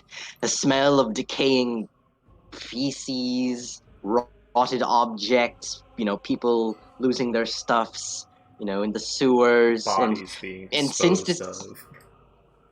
No, not yet. You see the as you all kind of step onto the ground, it's a bit slippery as the walls and the floor of this place is completely frozen over by sewage water, and it unless you have crampons, it's pretty hard Burr to. has crampons! Kitten There you has go. crampons. Also, There you it go. would be the shit and stuff as it breaks down, produces heat from like all the bacteria and stuff and the chemical reactions, which melts some of the snow and ice, which causes water runoff, which causes the rushing thing. So it actually makes sense. I you know. go. It was And a bit as freaky. and as Scramsax lights the torch around, you see even the ceiling and walls of this place are kind of like there's a layer of ice and rime kind of just like on it. Oh, And you see and the ice is kind of like has this grayish tint to it, which suggests that it is sewer water. it's brown. Yeah. Oh. You Kitten, and you notice that there's like a frozen rat kind of stuck to the wall. Oh, It's just God. dead. Oh god, frozen rat corpse. Oh, nothing like a good mix of slippery floors and sewer water. Kale, do you have crampons? I love how when Ooh. this module first came out, I looked at like the equipment they added, and the instant I saw crampons, I said, I want those forever now. Also, Scramsax also has crampons on, fortunately. Kale, with you, He didn't buy any. Kale, if you're not wearing crampons, you feel the floor is slippery and it's hard to you have to keep your balance a bit as you land onto the ground. And the rule here is that whenever you take the dash action, there is a chance that you may slip. Oh god, we're gonna get chased. I feel like we're gonna get chased, guys. Yeah, like tiny little knives. Burrow. Like teeth. Yep, exactly. It's like cleats. But, that Kale faces up against me. Who in their right mind would put a sword down here? I never remember having having a door and ladder installed. What is this? The sword's probably been on the British Handler since, well, for ages. So they're so great. Yeah, I know there's a sewer in Bryn Chandra. I'm saying is that who the hell put a connection, a trap door by my tavern? I don't know. Kitten, you have dark vision, right? Yes. Okay. Looking around, you see, what is Scramsax has his torch on the front. You notice something on the side of the wall. It looks like just utter gibberish to anyone. It just looks like just a few scratches and nicks, maybe naturally caused. You don't, it looks like gibberish to anyone else. But as you start to look at it, it starts to, it starts to look a bit familiar, a sort of code, in a sense, in a way. Get in. It's a glyph of warning! Thunderwave. Get in? Do you Yes. inspect or? Yeah, You- I'll go inspect it. You're gonna look at it, and you all see Kitten kind of. There's something on the wall over here. Give me a second. It's a glyph. It's by like the frozen rat. It's a glyph of God. warning, the gate spell. It's a symbol with the gate spell in it, and 10,000 alchemist fires rain down. All of Bryn Chandra is destroyed as the built-up gases explode and turn this place into a shit-filled crater. But Kitten, as you look at it, it kind of just looks like kills the entire party, we cut to 10 years later. Oh no! Another 10 years of the Frost Maiden. Ugh. Everything's dead, it's just Teal and Bushka. They're just sitting there bored, like, wow, nothing's happened in a while. I wonder where everyone is. But Kitten, as you approach and start to look at it, you start to encode it. It looks like some sort of like like a sort of like Morse code and like scratching. And as you start to decode it with your thieves' cant, it says, "For the frosted eye, follow the arrows."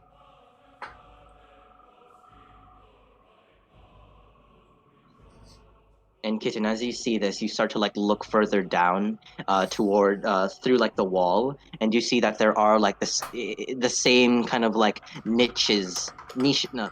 like nicks through the wall that does in your thieves' cant does indicate arrows. Kitten.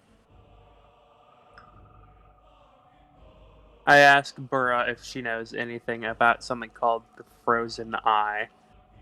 The frosted eye. The Frosted Eye. Does Burra know anything about the Frosted Eye?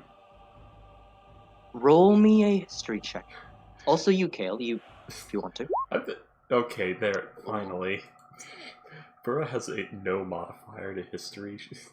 I need to like get her history proficiency at this rate. I probably should have given her like history proficiency and a higher charisma, huh? With that kind of character I made. I just realized I'm stupid because Burra is not a forest creature, she's a city person. So she wouldn't have nature and perception, she'd have like persuasion, intimidation, and more charisma or something. Or I forget, what is the guy's persuasion. name again? Scramsax? Scramsax, yeah.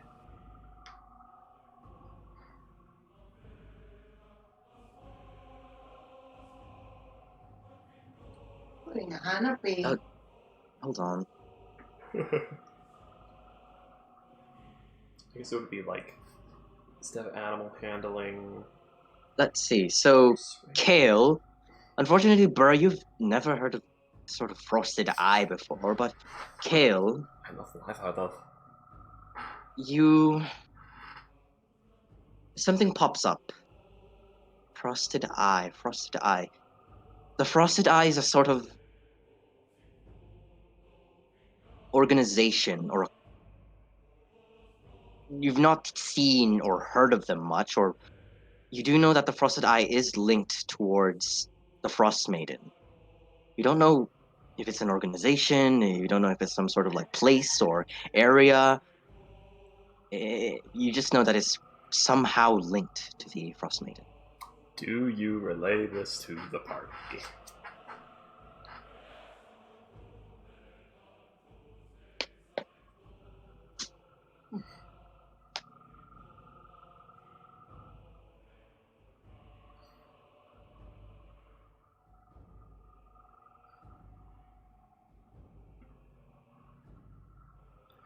It doesn't mean you have connections with this, it just means you've heard of them. Ghosts. No, he's saying he doesn't know why Monty would have connections with them. Well then. Scumsacks, pack up your sword. We're going back up. We're not dealing with this alone. I'm going to get into the bottom of this. Scumsacks, I will drag you back by your fucking hair if you do not get up those stairs now. Hurrah! I've never seen you so angry before. Damn. A lot of people have been dying for stupid shit today. That's 6. Back up there. You're not being number 7. Roll me a persuasion check. Yeah. With advantage, because he is a, 13. Thank you for the advantage, I need that. Burra's not fucking up too bad. This is well spread out. Yes. Did you say the arrows thing? No. All I did was ask about the frosted eye. Hmm. He's going to. Right. Fine. If you don't want, fine. I won't go by myself. Exactly. You can come with us, we'll investigate it fully, but not just us. Nobody knows we're down here. If we all die horribly or something, we just rot in the water with the shit. We just flood this place with fucking town guards. Oh god. An alchemist fire. Half of them fall and drown in the shit. Oh. But you see, Scrumpsess kind of give like a disappointed face that he couldn't go into this, sword in hand like he used to. I mean, he still can. He's first just asking to wait. Well, he is obliging because you are a friend. Yeah. As you see him gonna he's gonna climb back up. Like, fine, I'll wait for whoever you're getting. Alright. Besides, it'll be better to do this with the guards at your back, so that they don't ask why you've been tampering with evidence and haul you away for the investigation being messed up. He's gonna head back up to the North Oak Tavern. Yeah, Burr's heading up with him. Like, so, Kale and Kitten, how about you two? Oh, yeah, hell yeah. We're not venturing in without him. It's literally just like, come on, we're all gonna go wait.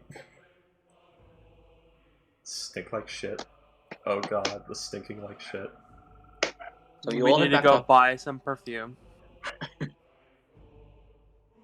So you head back up to the Norfolk Tavern, smelling absolutely putrid. And as you enter in, you see 2 town's guards. As soon as we get out, Kitten would make it so that Kitten and Burra would smell like nothing. You could use the cleaning effect that actually gets rid of the smell.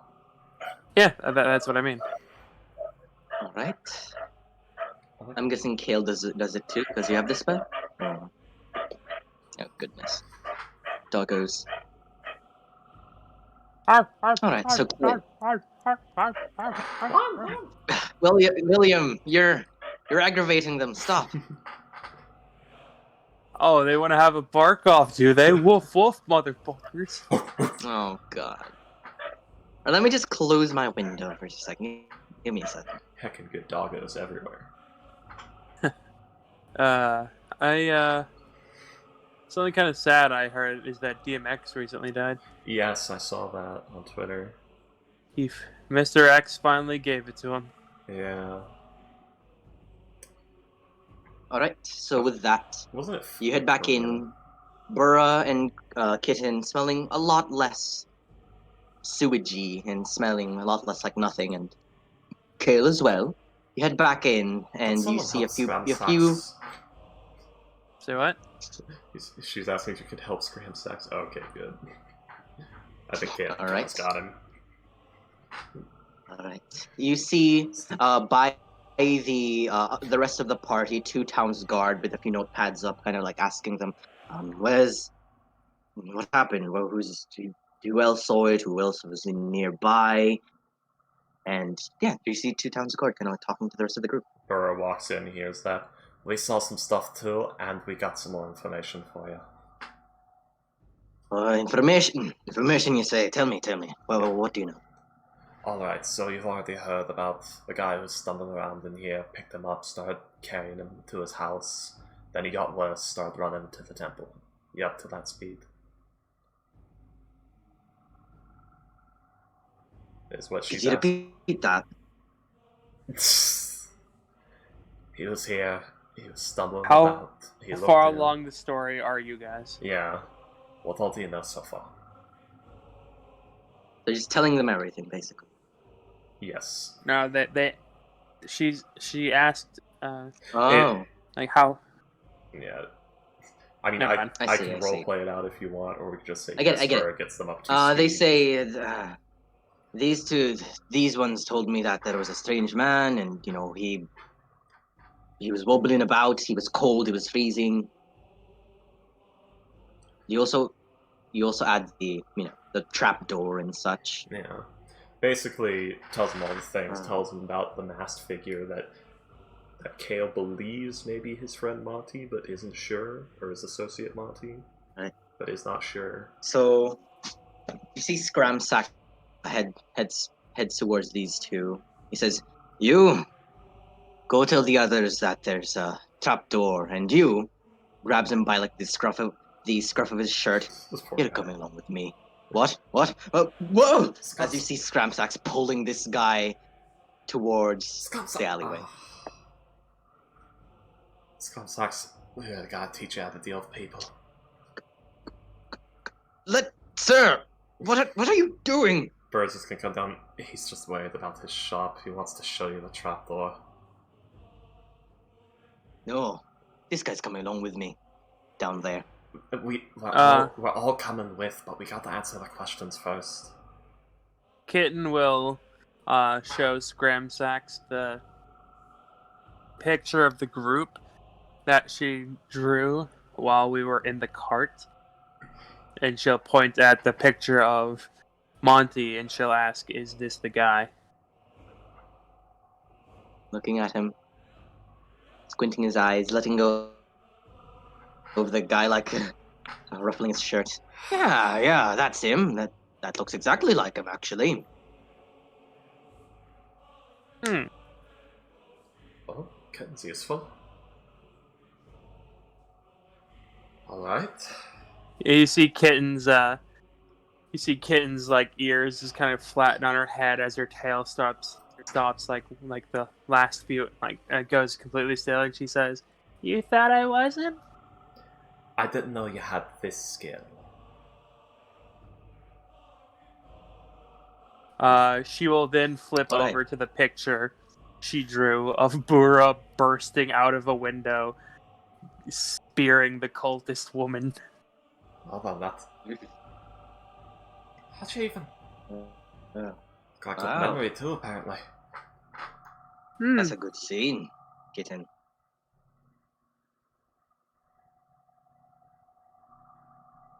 To be All fair, right. kid, I don't know much You, about you.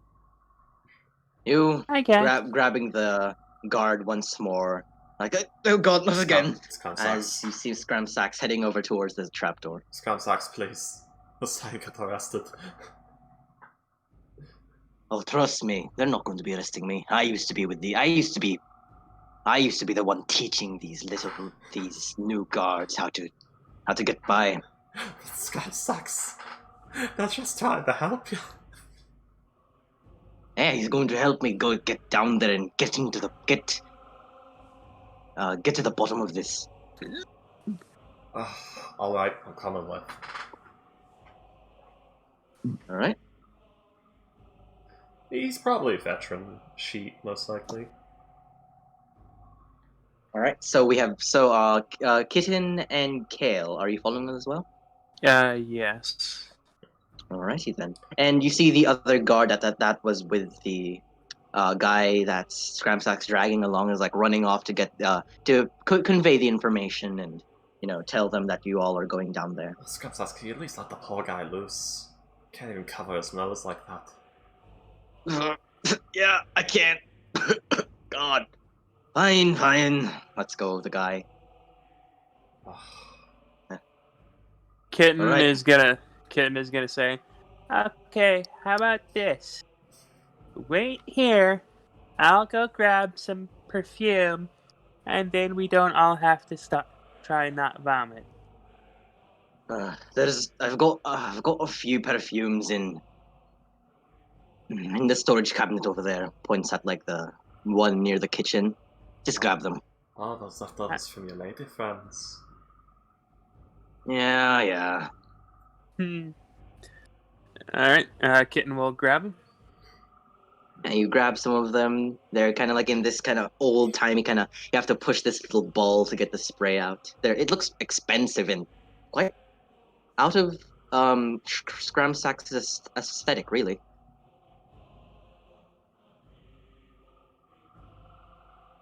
Get enough for everyone. 2 of them. Alright. Don't ask me where I got those. That's a secret. Scum socks. I would assume you got it the same way everyone else does, by buying it. Yeah, you can see it, sure. As you see him kind of head out and down into the sewers. To be fair, the last perfume I had, I tricked someone out of it, but that's not really the point. Well, if you've got a hand that can draw something like that, and a hand that's fast enough to pilfer something off someone, you should I be quite didn't useful. say I stole it.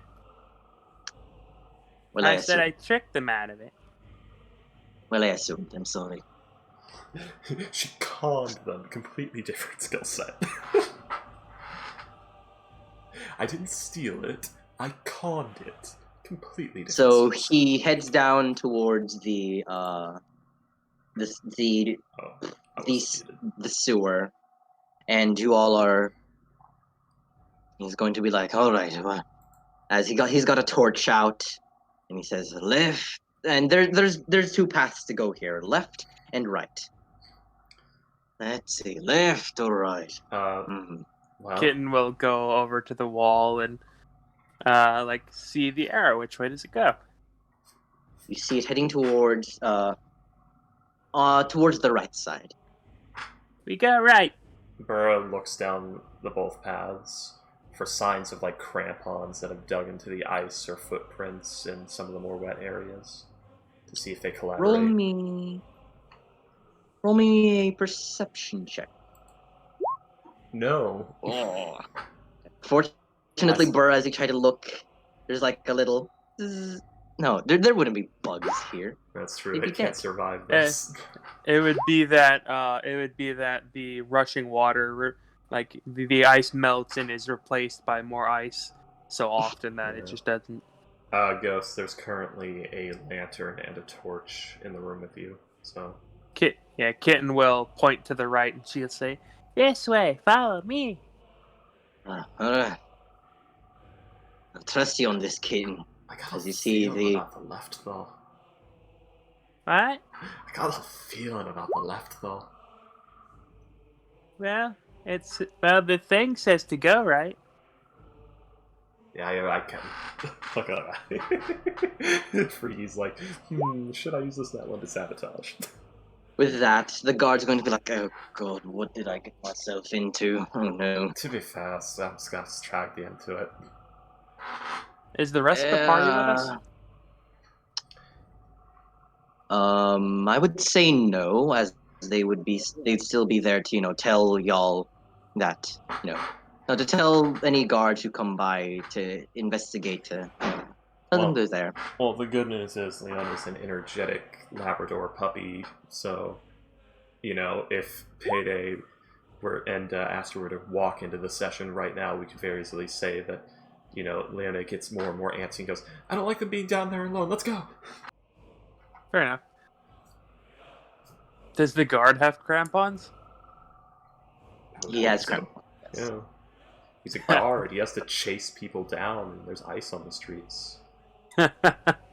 All right. So only Kale does not have crampons. Noted. All right. So let's go. So you follow the trail, Kitten, as you kind of have your hand on the wall, following the arrows. Oh, hell no. Ew. Well, not on it, just like hovering over it, just in case to get the proper kind of niches on the wall right. That those are actual like code to I follow. literally just shivered. When you said hand on the wall, where there's fucking solidified just piss vapor and shit. So you follow you'll follow the markers, the sort of like arrows that Kitten has uncovered through the icy walls. As about 30 minutes later, Kitten, you like follow it. It goes straight, then it goes like to this left pattern, and continues going straight, then right. And Kitten, with your keen mind feet, you should be able to get back to the proper area just fine. Yep. Have that noted. And you see, it kind of follows this, trail through the sewers, and you occasionally see like a four-way split path that happens, and like a two-way split, until about 30 minutes later of following this marker, Kitten. Yeah, 30 minutes. And yeah, the smell continues to be horrible here. Luckily, we all have perfume.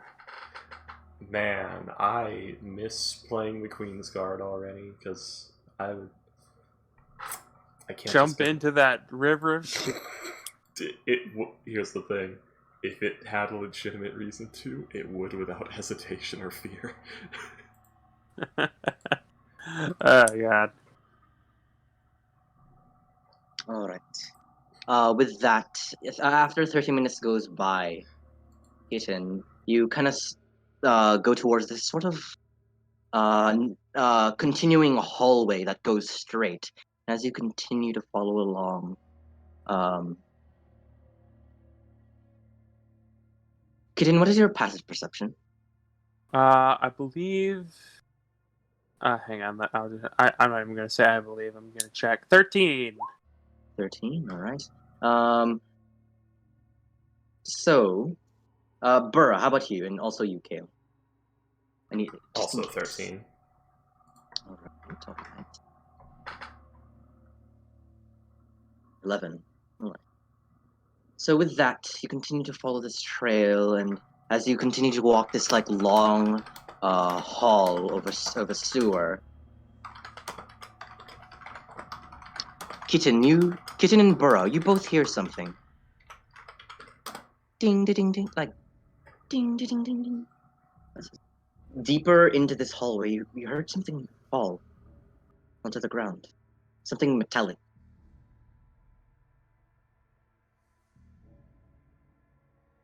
Kitten will like hold up a hand and she'll like message to Burra. Did you hear that?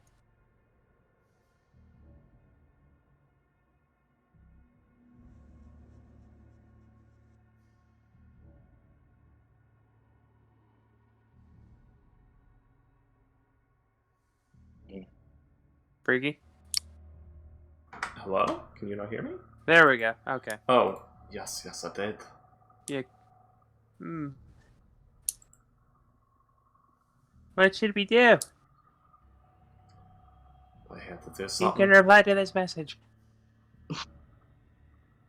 Good to know. We came down here to investigate. Let's investigate. By the way, what is everyone's marching order? I should have asked that. Kitten's definitely up front. Burr right behind. She has to be. Yeah. How about you, Kale? Far back. So you're behind with the guardsmen. So when the Otiag reaches out of the shit water and pulls you under, nobody knows where you went.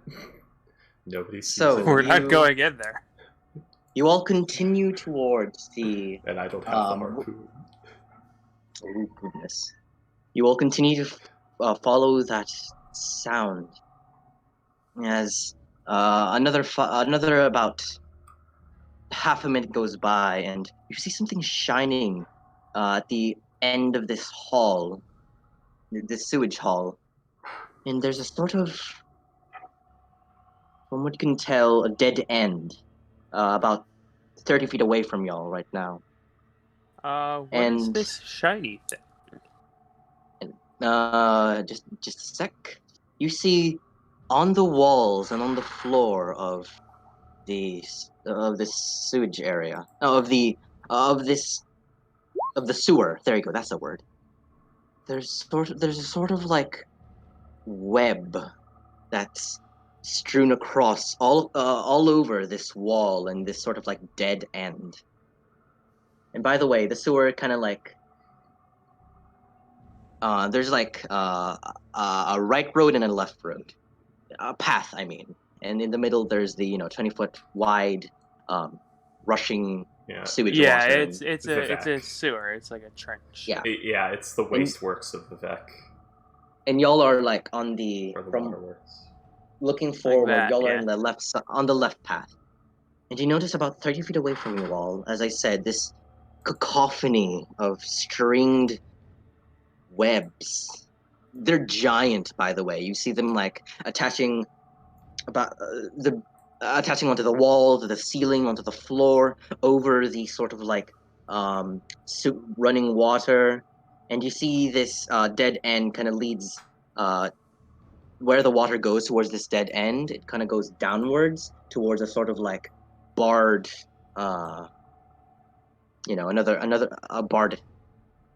another barred sewage Damn downwards. bards. They belong Fuck in the sewer. anything. But yeah, you just see giant webs, and you notice something. Whatever that shiny thing was, there's a short sword that's gleaming with light as you all shine your torches and your lantern towards it. Huh. Do I see any other thieves' cant? You see it at the end of this path. You see it kind of end towards the. Now, the short. What is it called? There you go. Give me a second. It ends towards like the other side of this dead end, and there's like, instead of like arrows or like leading here, there's like a code, phrases of words. And Burra, Okay. as you look towards the short sword, and you look towards where it fell from, you look up onto the ceiling, you see a sort of hand that has revealed itself from this thick cacophony of webs. Like just a human-sized hand, or a fucking wall master from Legend of Zelda? It's a human hand. It's like gauntleted-ish, but the fingers are showing, and you see the fingers are reading with frostbite, and you recognize the armor from here. The armor is the same kind of design, just from its like arm that's revealed itself. It's definitely one of the town's guard. And it's in like a webby hole. No, not like a webby hole. It's like attached onto the ceiling, as it's A severed hand. like not a severed. From what you can tell, it's just a hand for right now, and you see it's in some sort of like cocoon of webs. Okay, that's what I needed to know. That was the most important detail. My apologies. Fucking So frostbite it's- spiders. So it's gauntleted, but you can see the fingers. It's a So fingerless glove. Yeah. Finger God damn, glove. Freaky, you ruined my joke. God damn it. I did. Yeah. But what does the thieves' can't say? From where you are right now, it's small. You could barely see it. Roll me a perception check to see if you could read it from here, 30 feet away. Perception. Everyone be ready. There's something in here. It's probably giant fucking spiders. So, with a 22 in perception check, you could easily read it. Even from here, your eyes kind of like, turn into slits. Just look at it. It says, the meeting point of the frosted eye. Huh. And with a 22 in perception check, Kitten, you do notice that on this on where the thing is written down, you notice that there's a sort of seam, an irregular seam that goes through the brick walls of this of that part of the wall, suggesting a sort of secret door. Secret door, secret door, secret door, secret door. Let me check something very quickly.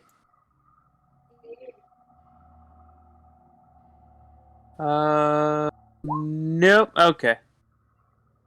I'm thinking of thaumaturgy. Okay. I do not have thaumaturgy. So, alright, I will go forward, and I will try to open the door. Plenty of time for cultists. Right now, it's 30 feet away from you, and the path. I go forward.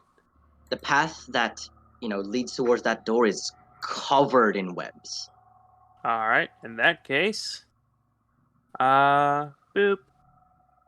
Lighten the webs up. Yep. All right. So you describe how you do this. Where do you directly burn the webs? You guys see as Kitten kind of twirls the web or the wand in her left hand a little bit. She's got her wand in her left hand, the rapier in her right hand. She kind of twirls the swish, spins spins the wand a little bit on one finger before she just she points the wand down so it's pointing to the ground, and then just jerks it up so it's above her head, pointing at the ceiling, and the part of the web that's closest to the door is set aflame. All right. So you do that, then pillar of flame emerges as you see the web starting to catch fire as the fire starts to spread and spread. Kitten, as you do this, you wait for a bit. The methane fumes ignite. Everything explodes. Suddenly, it would have Kitten, done that already. You hear something. As a sort of sucking sound happens directly in front of you, as emerging out of nowhere, this giant blue and white spider emerges. No. You see it screeching with its terrible kind of mandibles. We're too level 4 for this. Boxtrots, we're too level 4 for this. You all see the map? Yes, we do.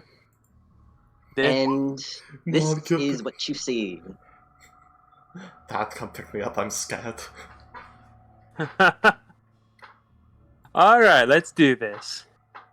Let's roll initiative. And I will say, unfortunately, you all are surprised. Danger sense. Popped out of nowhere. Is this a phase spider? It is indeed. goes. Let's see. Let me roll initiative for this creature. Oh, whoa! This thing's silk is really, really expensive. Then And you just burn. And you're a burning it, ton of kitten. I can cut it out of its abdomen, though. It won't be that much. We'll need to capture it alive and cut off its legs, and make it. Oh God, yeah. We'll have to take it alive, cut off its legs, mount it on something, and just farm silk out of it. Mm. Let me roll for the peeps as well in the back. Scramsacks and this poor old guard. Phase spider, I'm no longer surprised. Wait. Right. So, Burra, you said something about danger sense. It doesn't work unsurprised. That's feral instincts that do that, which is later. That's unfortunate. Yeah. Kitten with that, taken aback as you see this giant creature manifest out of nowhere. So your turns are skipped, unfortunately. Yeah. And it is going to raise its mandibles and try to sink them towards you, Kitten, as you are in front. I should take. Take the alert feat. Yeah. Also, this is gonna be bad. Does a 15 hit you? It does not. Alrighty. You're So, still as... Or no, you're not surprised, because you went first. You're not surprised, yeah. Hey. So, with that, as this thing kind of like raises its sharp mandibles, as you see little kind of purple poison dripping from its fangs lunge towards you. Sorry. Lunge towards you, kind of duck out of the way as tink! It kind of sinks its fangs into the stone as it looks at you angry after burning its web, and it will disappear into the shadow. Wait, it can phase out as a bonus action? Mm-hmm. It surprise round phased in as a bonus action, attacked, and then... That's weird. Like every other creature, like ghosts and specters, they require an action.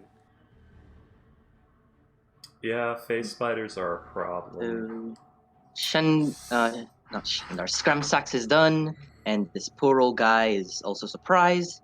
Kitten, it is now your turn. What do you do? Kitten will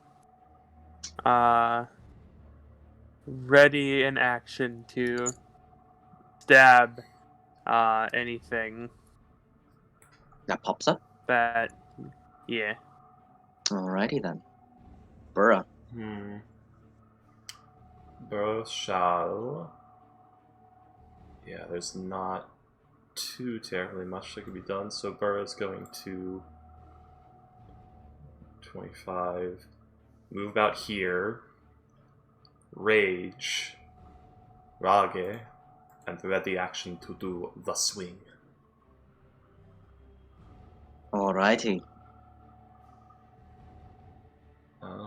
Yes. That's Burra.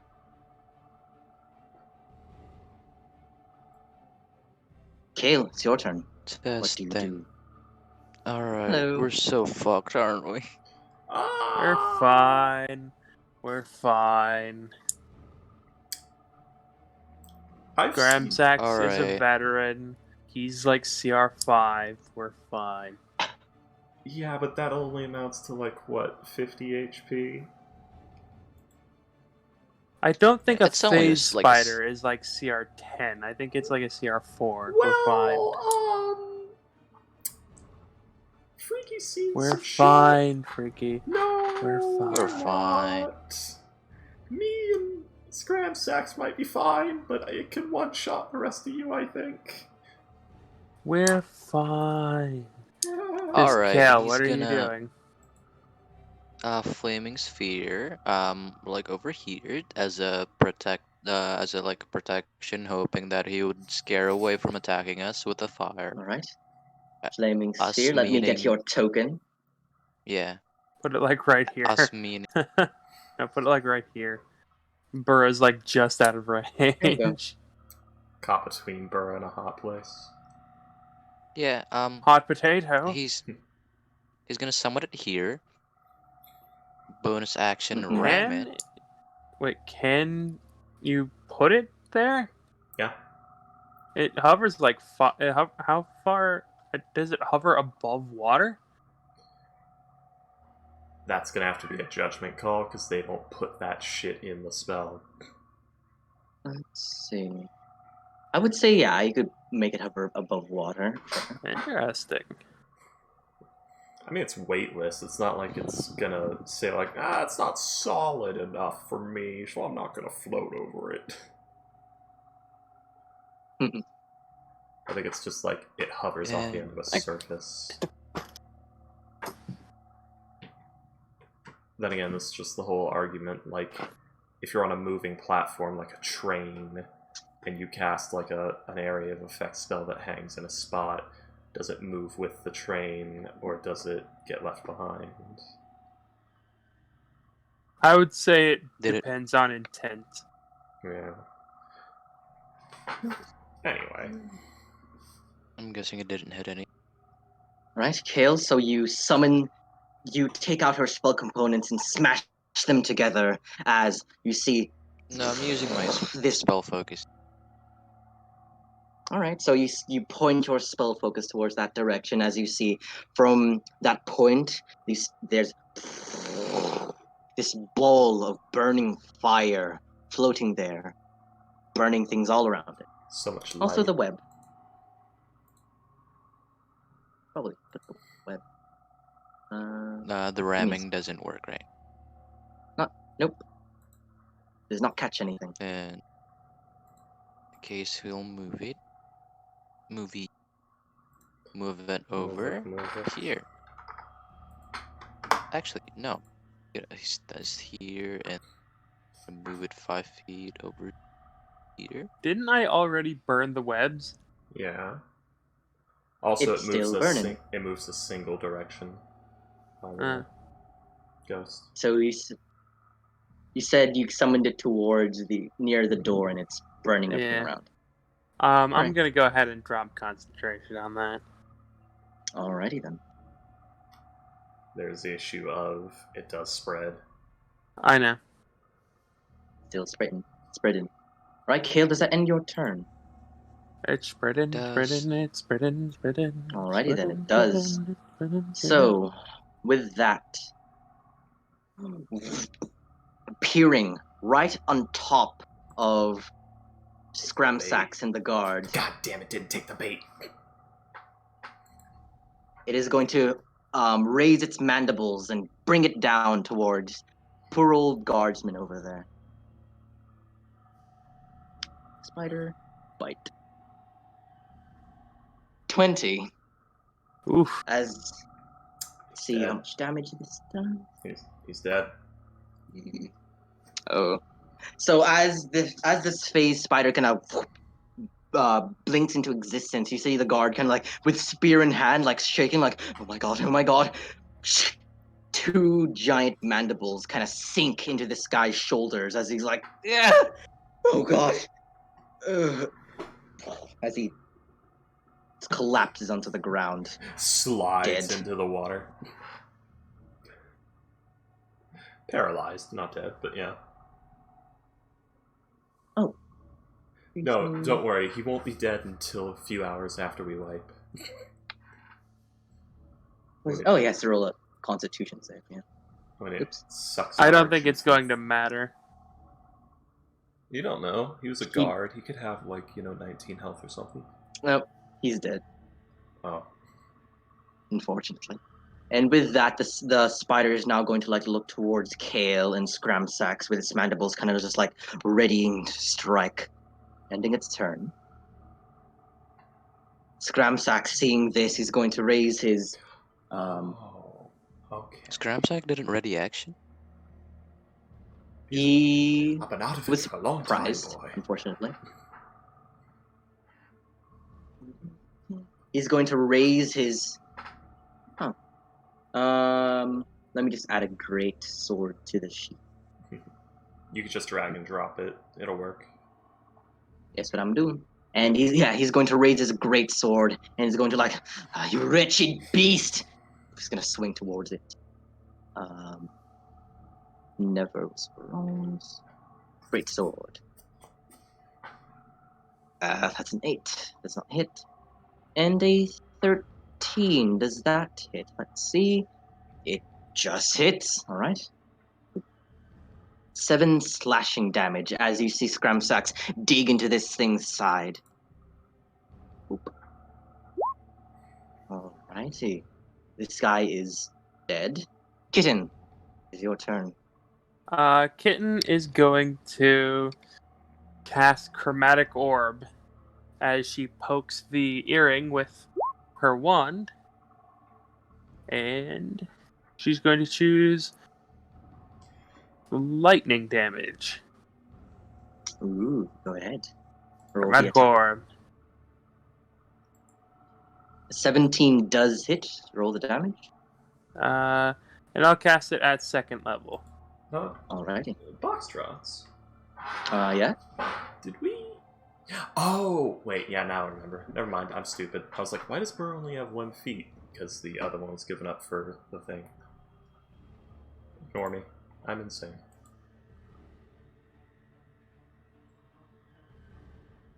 Ooh, goodness. So, give me a sec. You flick the card onto your earring as you see the ball of energy emerge, as you see it turn into this ball of like electricity and explodes on impact towards the face fight spider and electrocuting it. Is 9 points of damage. Alright. Is that your turn, Kitten? Yeah. Alrighty. It is now Burra. It is now your turn. Rush the fucker down. This is going to be a reckless attack. Go ahead. 19? Ooh, 19 hits. Roll the damage.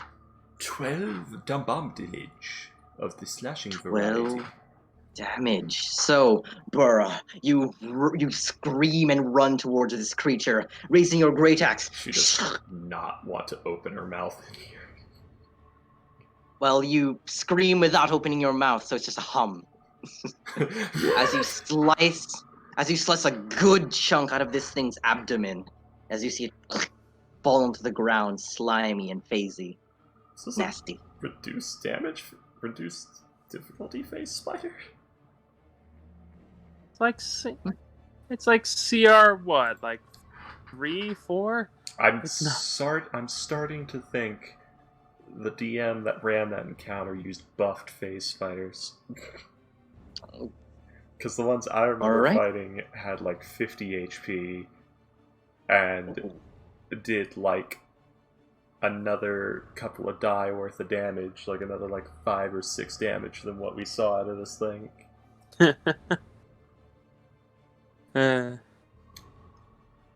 Starting to think that was a buffed monster sheet, which makes sense because we were higher level. All right, is that the end of your turn, Burra, as you slice a good chunk off this thing? Oh, is it not dead? It's not dead. Oh, okay, then yeah, we might still be fucked then. I thought it died and it was anticlimactic. Yeah, that's gonna be Burra's turn. Alrighty then, Kale, you're up. Okay, question. I can't move the flaming sphere like up, right? No. What the hell are you doing back there? Let's see. You can. It Yeah. says you can only move it horizontally. Or in one but- direction, you can move it more than horizontal. Or you mean not up? Yeah.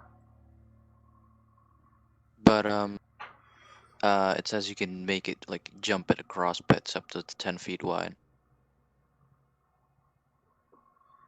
If you're wondering Let's see, if did you you post this? can get it like out from over the water into this area, you can, because it like it hovers like 5 feet off the ground, doesn't it? Yeah. Could you post the spell? The ceiling is 20 feet high, and this thing's like hanging off the ceiling, looking down towards all of you.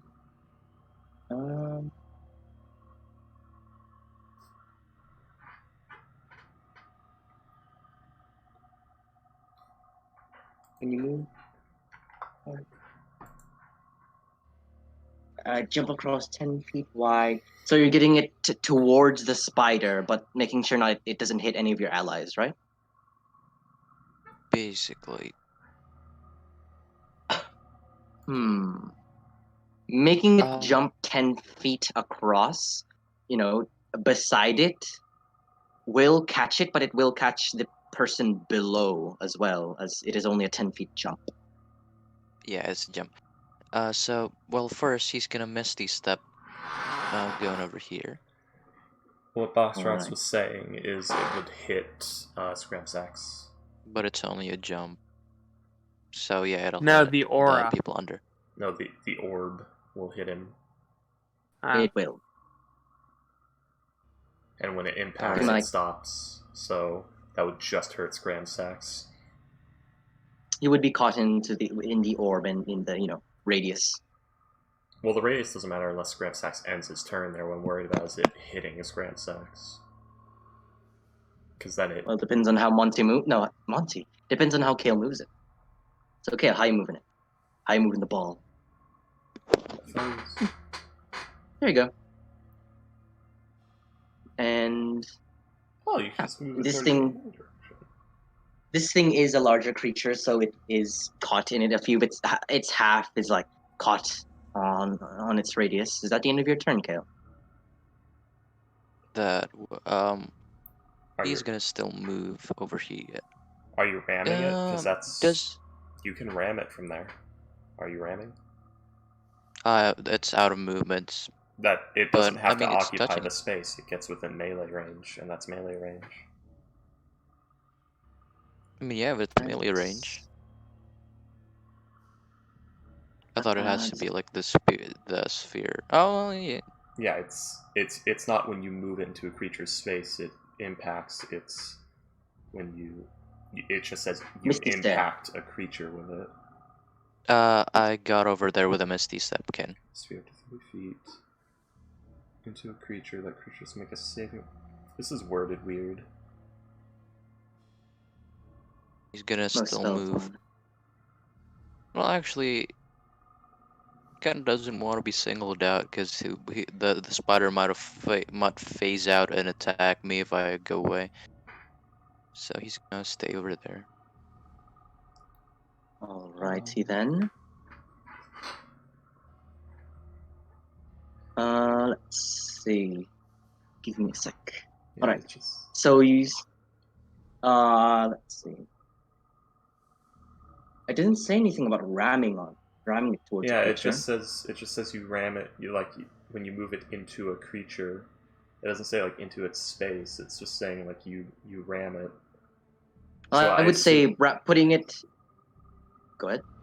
The thing is, like, there are spells like this that say like when you move it into a creature's space, but this one just says you move it into a creature. So, Well, it either you have to move it into its space, which doesn't make sense because it ends its turn outside of the space. So that means it would cost 5 feet of movement or 10 feet of movement to use it at all. Or does it so work this is like... DM's ruling then. Yeah. With the way it's worded, it looks like it works like spiritual weapon, where you just move it into melee range and it does the ram. Question. Yes. How does Kale have 2 bonus actions? Oh, Kale, that is Alright. right. So you can only do one thing, either move or miss. Alright. Move the spear or miss. So yeah. I'm sorry. I don't want to be a s- buzzkill. I'm just No, it's. So instead he's gonna move over here. I can't plug in. Hold on.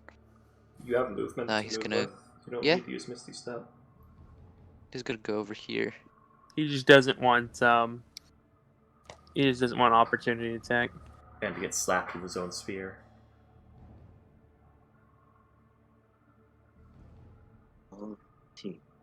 I think So that's you my move turn. there, and you let's go with Freaky's thing as like spiritual weapon. It's because like you can ram it The while re- it's in the radius or 5 feet away from. the reason I say this because Dust Devil and Moonbeam say you move it into the creature's space, but this just says you move it like into the creature. Right. So as you ram it, roll the damage. As you see this giant ball kind of goes towards a spider to hit it across the face. It has to roll dexterity save, right? Or is it a spell attack? What does it say? It's a dexterity save. Good shit. All right. Yeah, Dexterity saving throw and roll the damage. 4. That's a natural 20. Oh my god. It still takes So it half. takes 2 points of fire damage as you see some of its face is burnt off by the sphere, but it manages to like get out of the way, not taking the full brunt of the sphere. As you see the flame sphere kind of like hover back towards its face, readying to knock itself towards another creature. So 2 points of damage. Not dead yet. Is that the end of your turn, Kale? You have an action. Actually, he might just hit him. Or Go ahead, roll. I don't have any weapons. Or you, the squishy wizard, could disengage. True. All Remember right. what I said about cover And then mechanics? in that case, yeah. Then in that case, Training. that would be 20 movement, and then action disengage There's a nice over Alright. here. between. No, not there. Over here. Alrighty then. So I'm guessing that ends your turn? As you disengage out of the way? Yes. Remember your Alrighty. training, Ghost. Remember your training. So the creature is now going to go, seeing that there's this giant ball of fire in its face. Is going to look towards.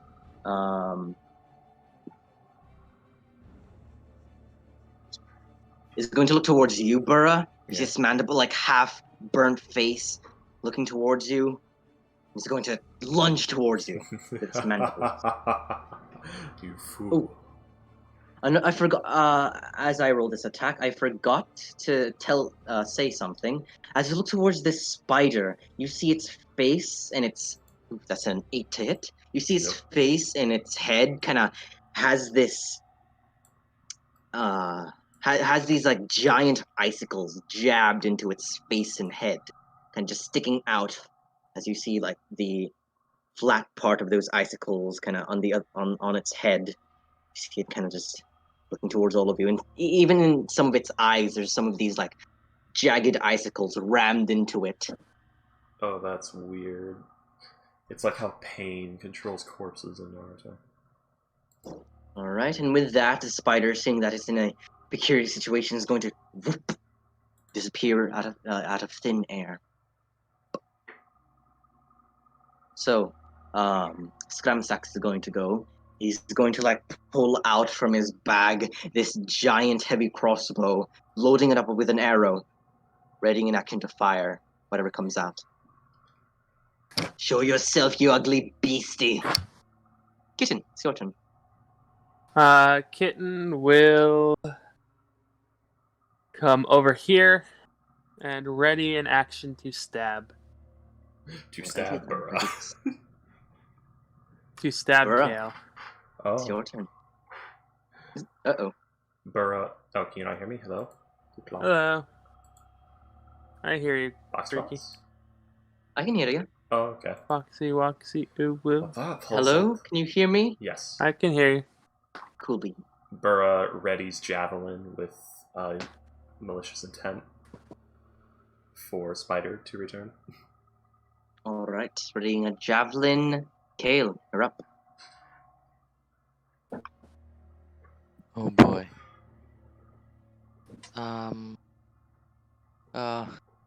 I can't do anything. So You can ready a cantrip to blast him.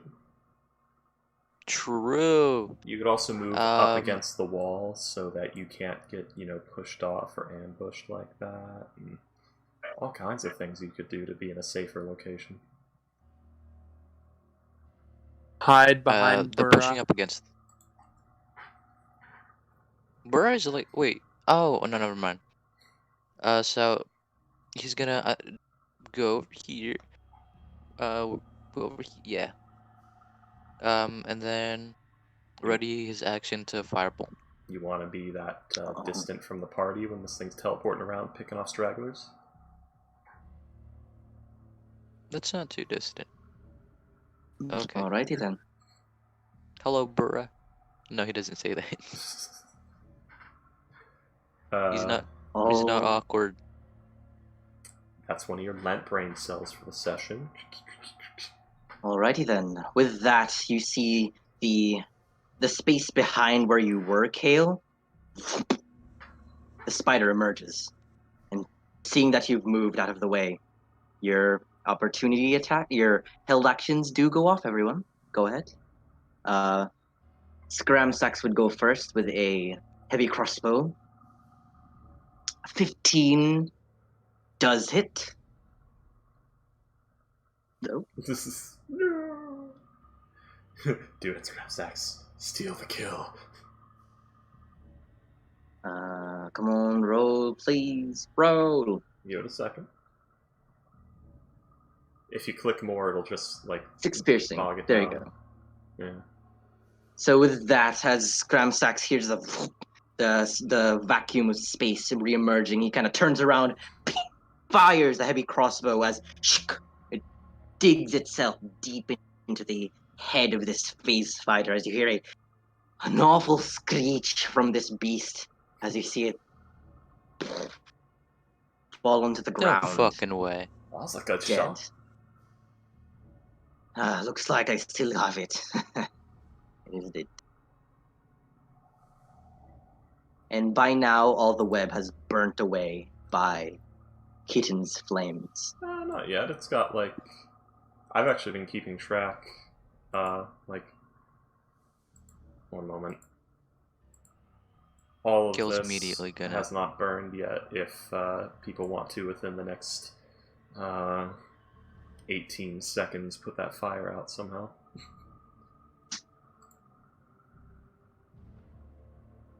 You know, that is a very good idea. Well, first he's gonna say like, he's And gonna we're out dispel of the combat. flaming sphere. By the because he way, doesn't want to burn the guard's body. Kale, the guards' bodies are already sizzling and burning. Damn it! Yeah, you I killed love- that guy. I love that. Oh,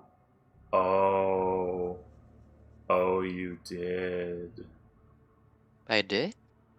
Yeah, Yeah. he's an NPC. He was unconscious. You burned him to death. He was within 5. Well, the death saver will still apply if you're unconscious and get hit. But yeah, that was 2 rounds. So Boxtrotsky rolled to Wait, do death NPCs saves. get death He's- saves? They do if they No. go down like this with the paralysis thing, because those are specifically meant for being unconscious in general, not just players. He is dead, though. Yeah, I Oh, rolled. okay. You see him like burning halfway through, his flesh dried up, charred, and you see his emaciated body just like, tongue out, dead. I'm going to cast Ice Knife. Towards the flames. Yeah, like right here, and then poof, like put out the Right. fire. So it won't put out all of it, but it'll stop the fire from getting to the Yeah. untouched parts. So you fire the ice knife, explodes, fire goes out in that direction. And then Kitten will come over here and start to harvest some web. Sick. And by the way, Kitten, as you walk forward towards this creature, as you see these like sharp icicles dug into its head, you see the icicles kind of melting away, turning into water. Well, the good news is Burra didn't know that guy wasn't dead, so... Yeah, me Alright. neither. It was So, X'd Kitten. out when... Well, we said paralyzed, he's paralyzed like 4 separate times, Ghost, so...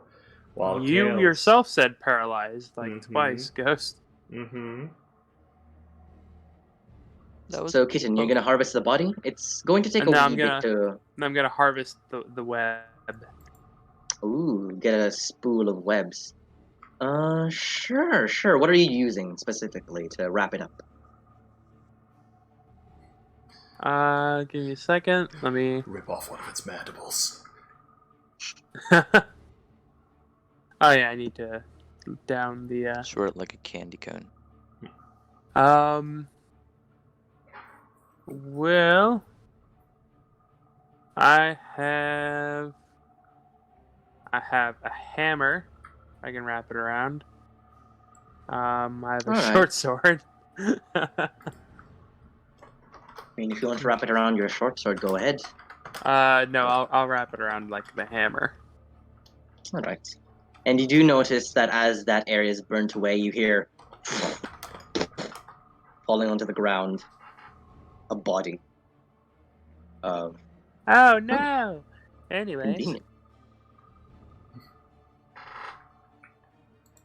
You see a body of a sort of town's guardsman, only one of them, and you see stuck onto their chest what used to be stuck onto their chest is this kind of charred, egg-shaped kind of sack, if you will.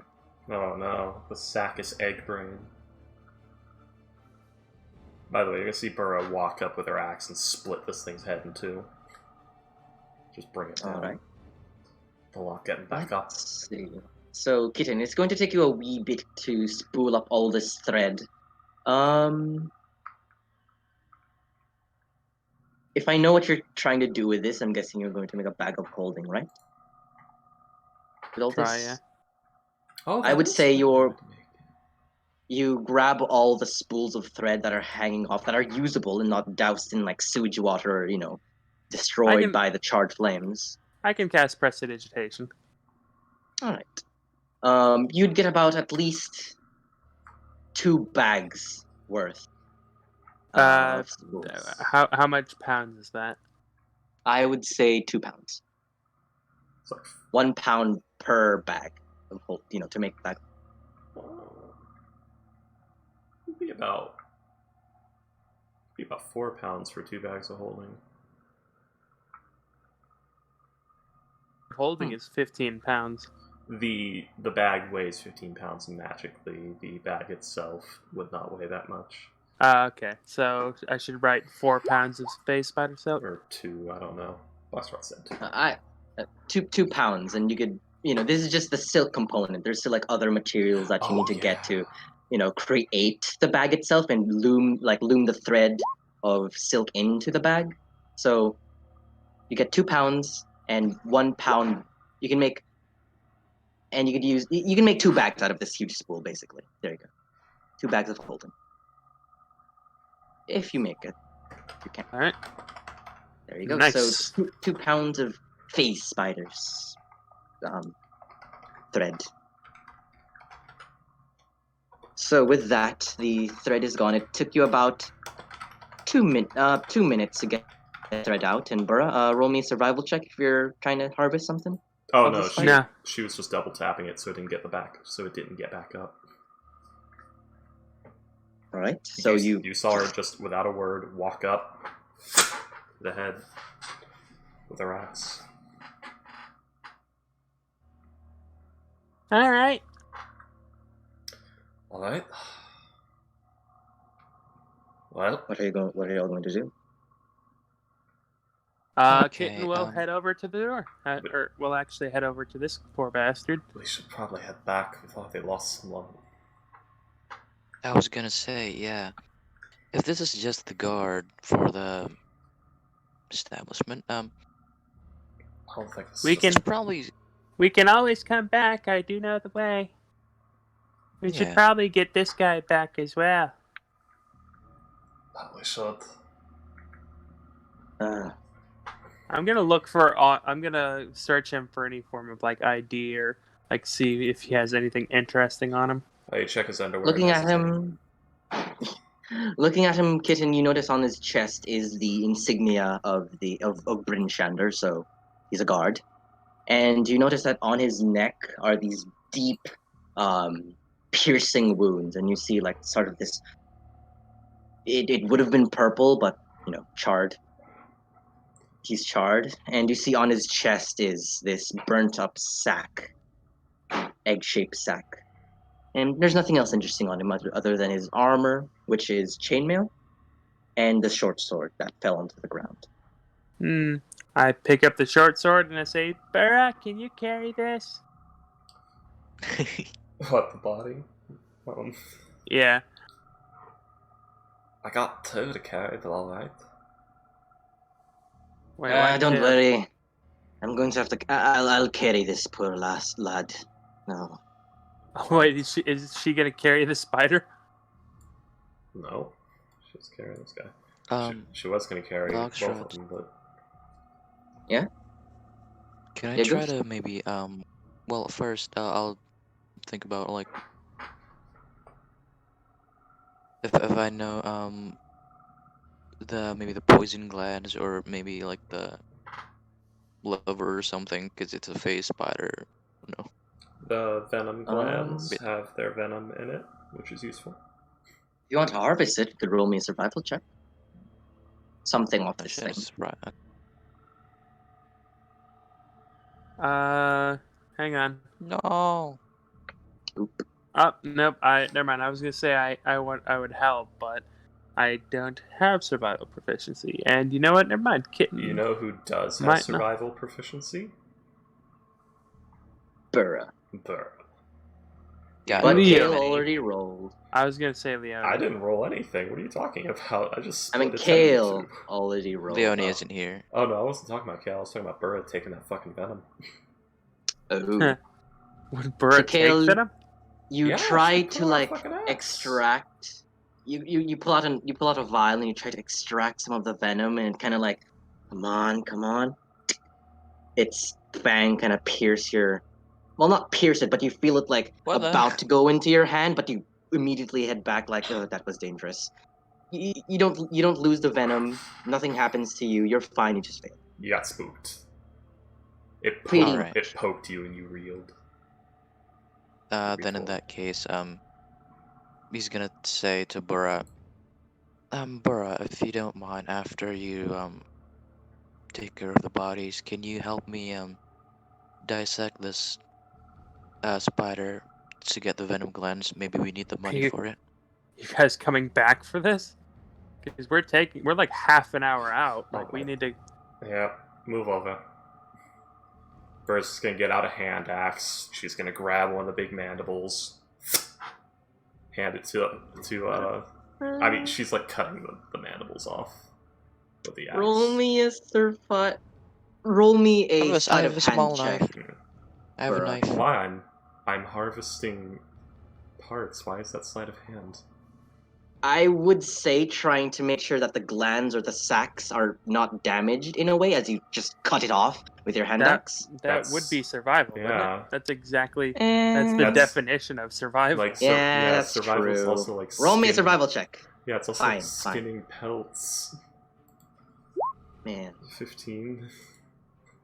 Yep, you slice off both mandibles. Foxtrots, I'm planning Man. to take Monster Hunter Fighter with this character. I took survival for a reason. I'm sorry. I just feel like Don't just- diversifying the roles. I'm sorry. Well, Jeez. sleight of hand is like if you want to do a card trick, if you want to juggle, if you want to. Yeah, I know pickpocket. what it means. This is It's not just, the place for sleight of hand. Yeah, I know. I just feel like trying to diversify the roles and make it just a wee bit more fun, but never mind. My apologies. Making the proficiencies people chose for their characters for them to have a specific skill set not be that skill set is fun. Yeah, I get it. I'm sorry. There you go. Jeez. Yeah, I've had bad run-ins with DMs about this sort of thing. Yeah, all right. Yeah. My apologies. I've been watching too much other DMs play. They're rubbing off on me. That's a All right. there are other. Oh, I feel bad for those players where it's like, oh, your skill set you specifically built this character to have, yet it doesn't matter anymore because changing what skill does what on the fly. Thanks. Yeah. All right. I have to grab the good parts of those DMs, not the bad parts. Yeah, it's My apologies. it's that thing where like you run the risk of making a character's build not be the build that they tried to make. All right. But with a 15 Burra, you slice off the glands, not damaging the sacs of venom, and you hand them over to Kale. Yeah. Besides, we haven't. They're pointy, they're sharp. Yeah, this is like the quick slapdash job. Like we haven't extracted the venom. She just took the whole damn gland. Alrighty then. So, Kale, you all see Scramsax lift the body up. Burra, you have this one by your shoulder, or you have it. Yep. And y'all are going to be heading off to the back to the Norfolk Tavern. Yes. Yeah. Burra has the gland, right? No, you have No, the glance. she handed it to you. Okay, good. So to add 2 mandibles, 2 face spider mandibles to your inventory, Kale. Probably like 1 pound each. Oh, they're So bigger 2 than pounds. that. Oh, like 5 pounds. Probably. 2 pounds each. Hey, So Marley. 4 pounds. Marley, motherfucker, listen to me when I Wait, talk mandibles? to you. Right. Alrighty then. I meant So like the whole gland, the venom. no, Burra didn't extract the gland. She just cut it off the mandibles to extract. So you can extract it out of here. I'm back. She cut off its teeth. Yeah. Pretty much. The big giant, like, bulbous things that's fangs are attached to, those are called mandibles, Ghost. Okay. Alrighty then. So Are the go venom ahead. in the mandibles, or do I have to The extract Yes, it venom they're from the in the body? mandible. They are. Okay, I'm sorry. These all things, right. Ghost, these things are, like, on its mouth. Yeah. Right. Alrighty then. So are y'all going to be heading off? Why am I going? What? So are y'all going to be heading back to the Norfolk Tavern then? Yes. Yes. Alrighty then. Alright. So with that, Kitten, you lead the way with your keen mind feet. You are able to traverse without issue. As you all head back up towards Bryn Shander, 2 dead, with with you. 1 carried by Burra, other carried by Scrumsax. Where is Bryn Shander? Oh, I was wrong, giant spider. And as you all kind of continue the trail, you hear a sploosh. Spider kind of just going by. Slides into the water. Oh, the It rest of the does. shit. It'll be dissolved in an hour. But with that, you all head up towards the Norfolk Tavern. I play a dwarf. I want to use stone cutting to assess the stone working of this sewer. Alright, you lick the wall. What? You lick the wall. That's how stone cutting works. And by the way, Kitten, you're the only one who notices that there was a secret door on that patch. All right. And since you've not, I'm guessing you've not told the party yet. Would you? I think William's caught in that horrible middle ground I was caught in with Early Moors, where he wants his character to have, like, their head in the clouds, but needs to be responsible or everyone will die.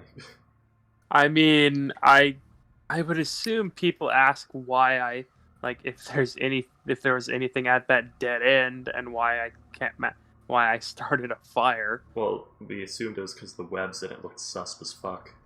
Yeah. And Burra said, "Oh god, there's giant spiders down here." Yeah. There was. Yeah. Frostbite spiders. Yeah, Kitten, as we're heading back, will ask, so we're gonna come back tomorrow morning and look at that door, right? Oh wait, it was DC 13 to see the door, wasn't it? You saw it with your passive, or did you check for? Kitten. No, I saw. Kitten rolled a It was 22. a Perception. 22 in perception. Oh, okay. What door? The door in the wall. I didn't know there was a door on the wall. Yeah, it was behind the spider webs. That's why I started a fire. Well, we'll look at that later today or tomorrow. Wait, Probably there was a door in the wall. Scrub sacks. Not right now. Scramsack. We got 2 corpses and some reporting to do. We can go back, kick in the door, and murder everyone a bit. Can I do a medicine check to see how long the other guard has been dead? Roll me a medicine check. Medicine. No, roll me a performance check because I want to know. But a 10. Looking at it, it's frostbitten. It's cold to the touch, and actually a bit warmer because you burnt it. The wounds on it are. He's been dead for at least a minute. At least 1 minute. Looking at it, you don't know the exact time, but A few days, maybe. Maybe a day or two. We can ask the gods about who went missing. I'm not in the gods anymore, so I don't really know who these two. I don't even know these two's names, unfortunately. Oh, Which means they were young and starting their career. Great. They were 2 days from retirement. That's not the time for the- jokes, kitten. yeah, that's. I'm sorry, This is that actually was unfortunate. that was actually supposed to be out of character. I apologize. Oh. Bruce, Right. no, punished Burrow. So you all head out to the same ladder that you came to, and Kitten, you notice that the rat that was frozen into the wall is gone, broke free. No, it's actually good this is happening with this. Burr is slowly growing more hateful towards monsters. Wait, what? What do you mean rat- that? What do you mean it broke free? The rat that was frozen into the wall, there's a rat-sized hole that has emerged from where it was, and it's gone. So it was frozen to the wall. Is it a zombie rat or some shit? It's a rat. It's a super rat. It was a were-rat the whole time. You don't know. It's gone. I feel like this is Foxtrot's shenanigans. This feels like the talking mimic bit. Maybe, maybe not. Who knows? But you all climb up this creaky steel ladder, completely smelling like doo-doo. Kitten will once again cast prestidigitation on herself and Burra, and then she'll go back to the room and continue what she was doing.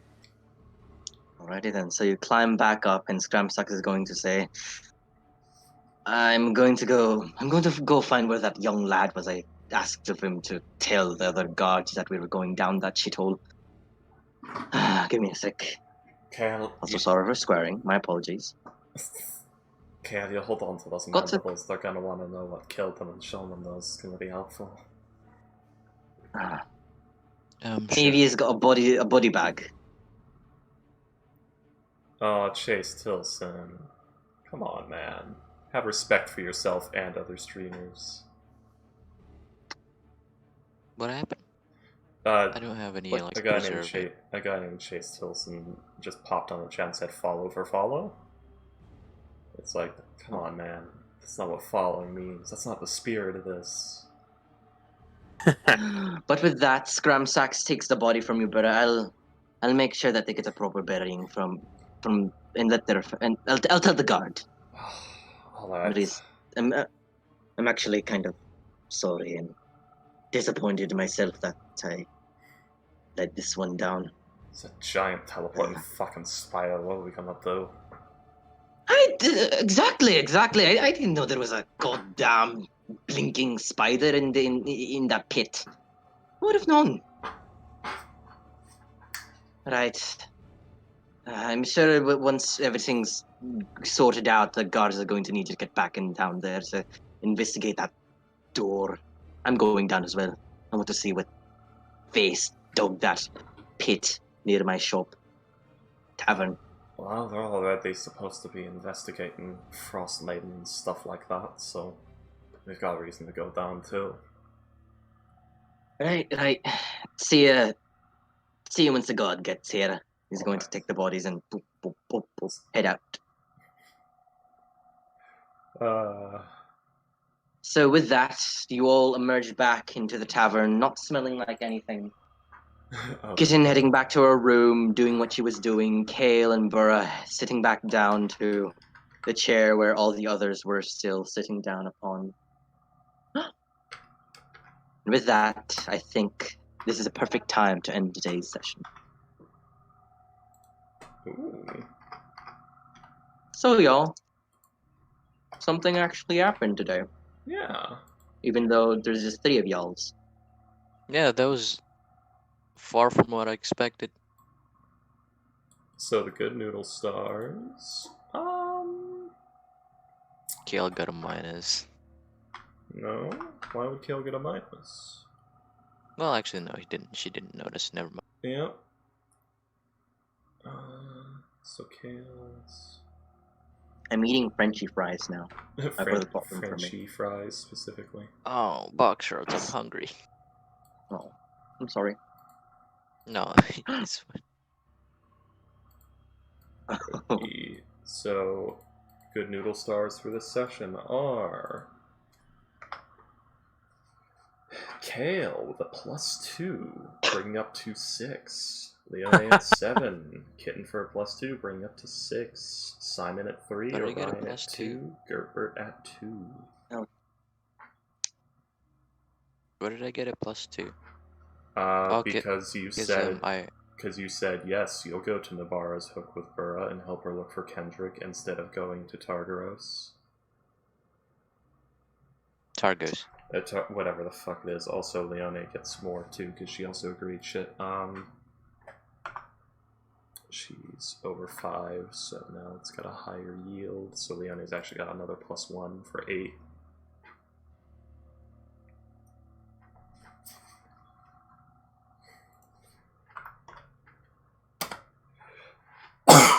Ow. Ow. Hello, you guys still there? Hello. Yes, hello. No. As I said, I have my mouth full right now. My apologies. What's his name? Oh, What? No. I'm eating French fries. Oh, his name is French fries? No, he's just I'm- French.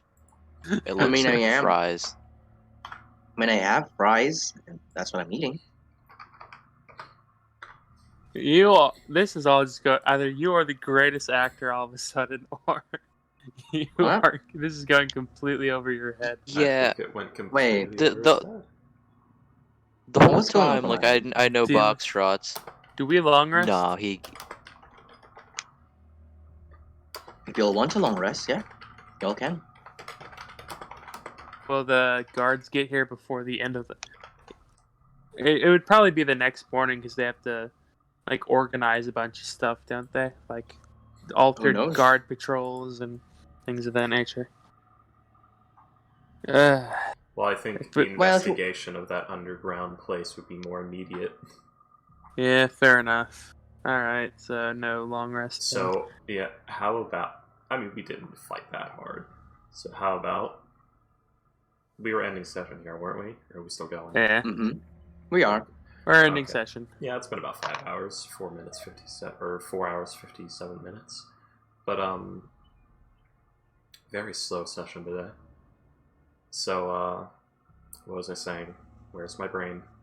Yeah, we go back up, we show the body and all that stuff, and that's going to be a perfect call for hopefully fucking Astro and Payday as Leone and Orion to say, oh, we should have went with you.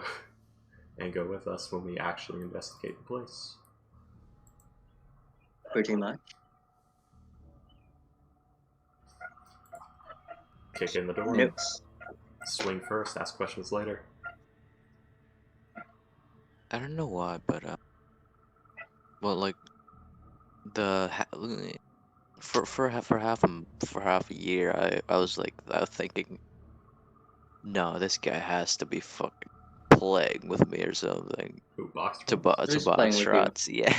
Oh, you thought Wait, he what did I couldn't do? possibly Is be it this innocent? pure. Yeah. No, Wait, what did I do? How Wait, did did I you do not something get wrong? tainted by life?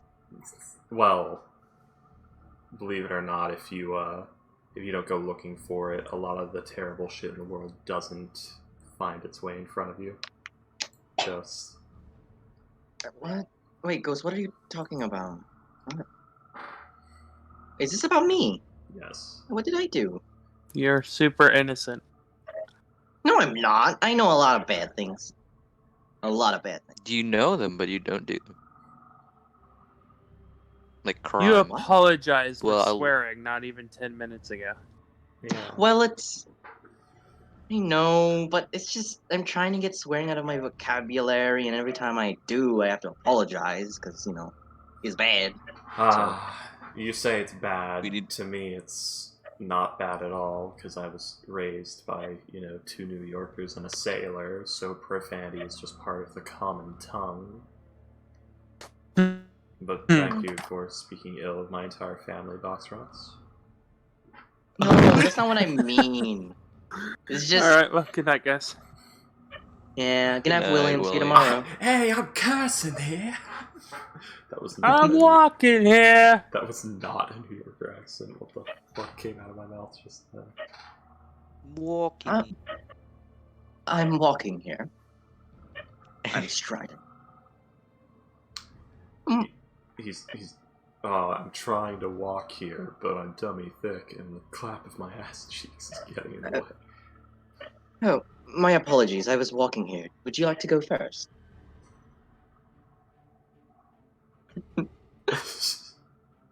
What? For fuck's sake. Kindness. Box trots. I want donuts. I don't know why. I just thought that, but I want donuts now. What with that? Get yourself some donuts, freaky.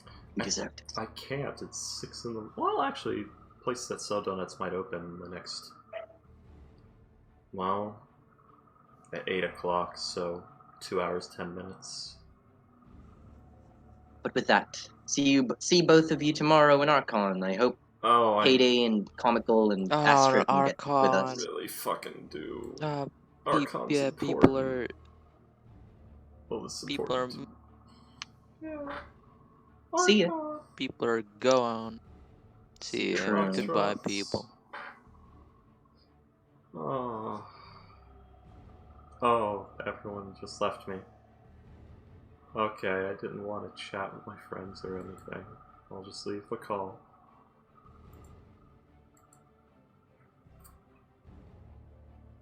I was right, I fucking called it at the beginning of the session, like, we're probably gonna get held up in British Shander all session, wouldn't be the first time. Fucking knew it. Fucking knew it.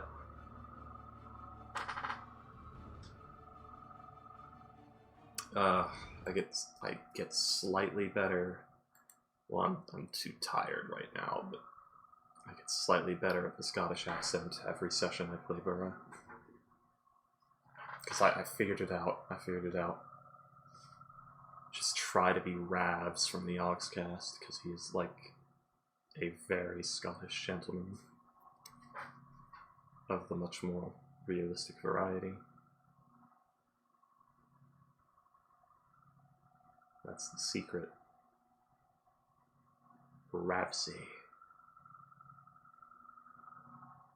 If you want to like sort of sound like sort of, you know, stereotypical Scottish, but have human speech capabilities. The Oxcast Ravs. Just copy his accent.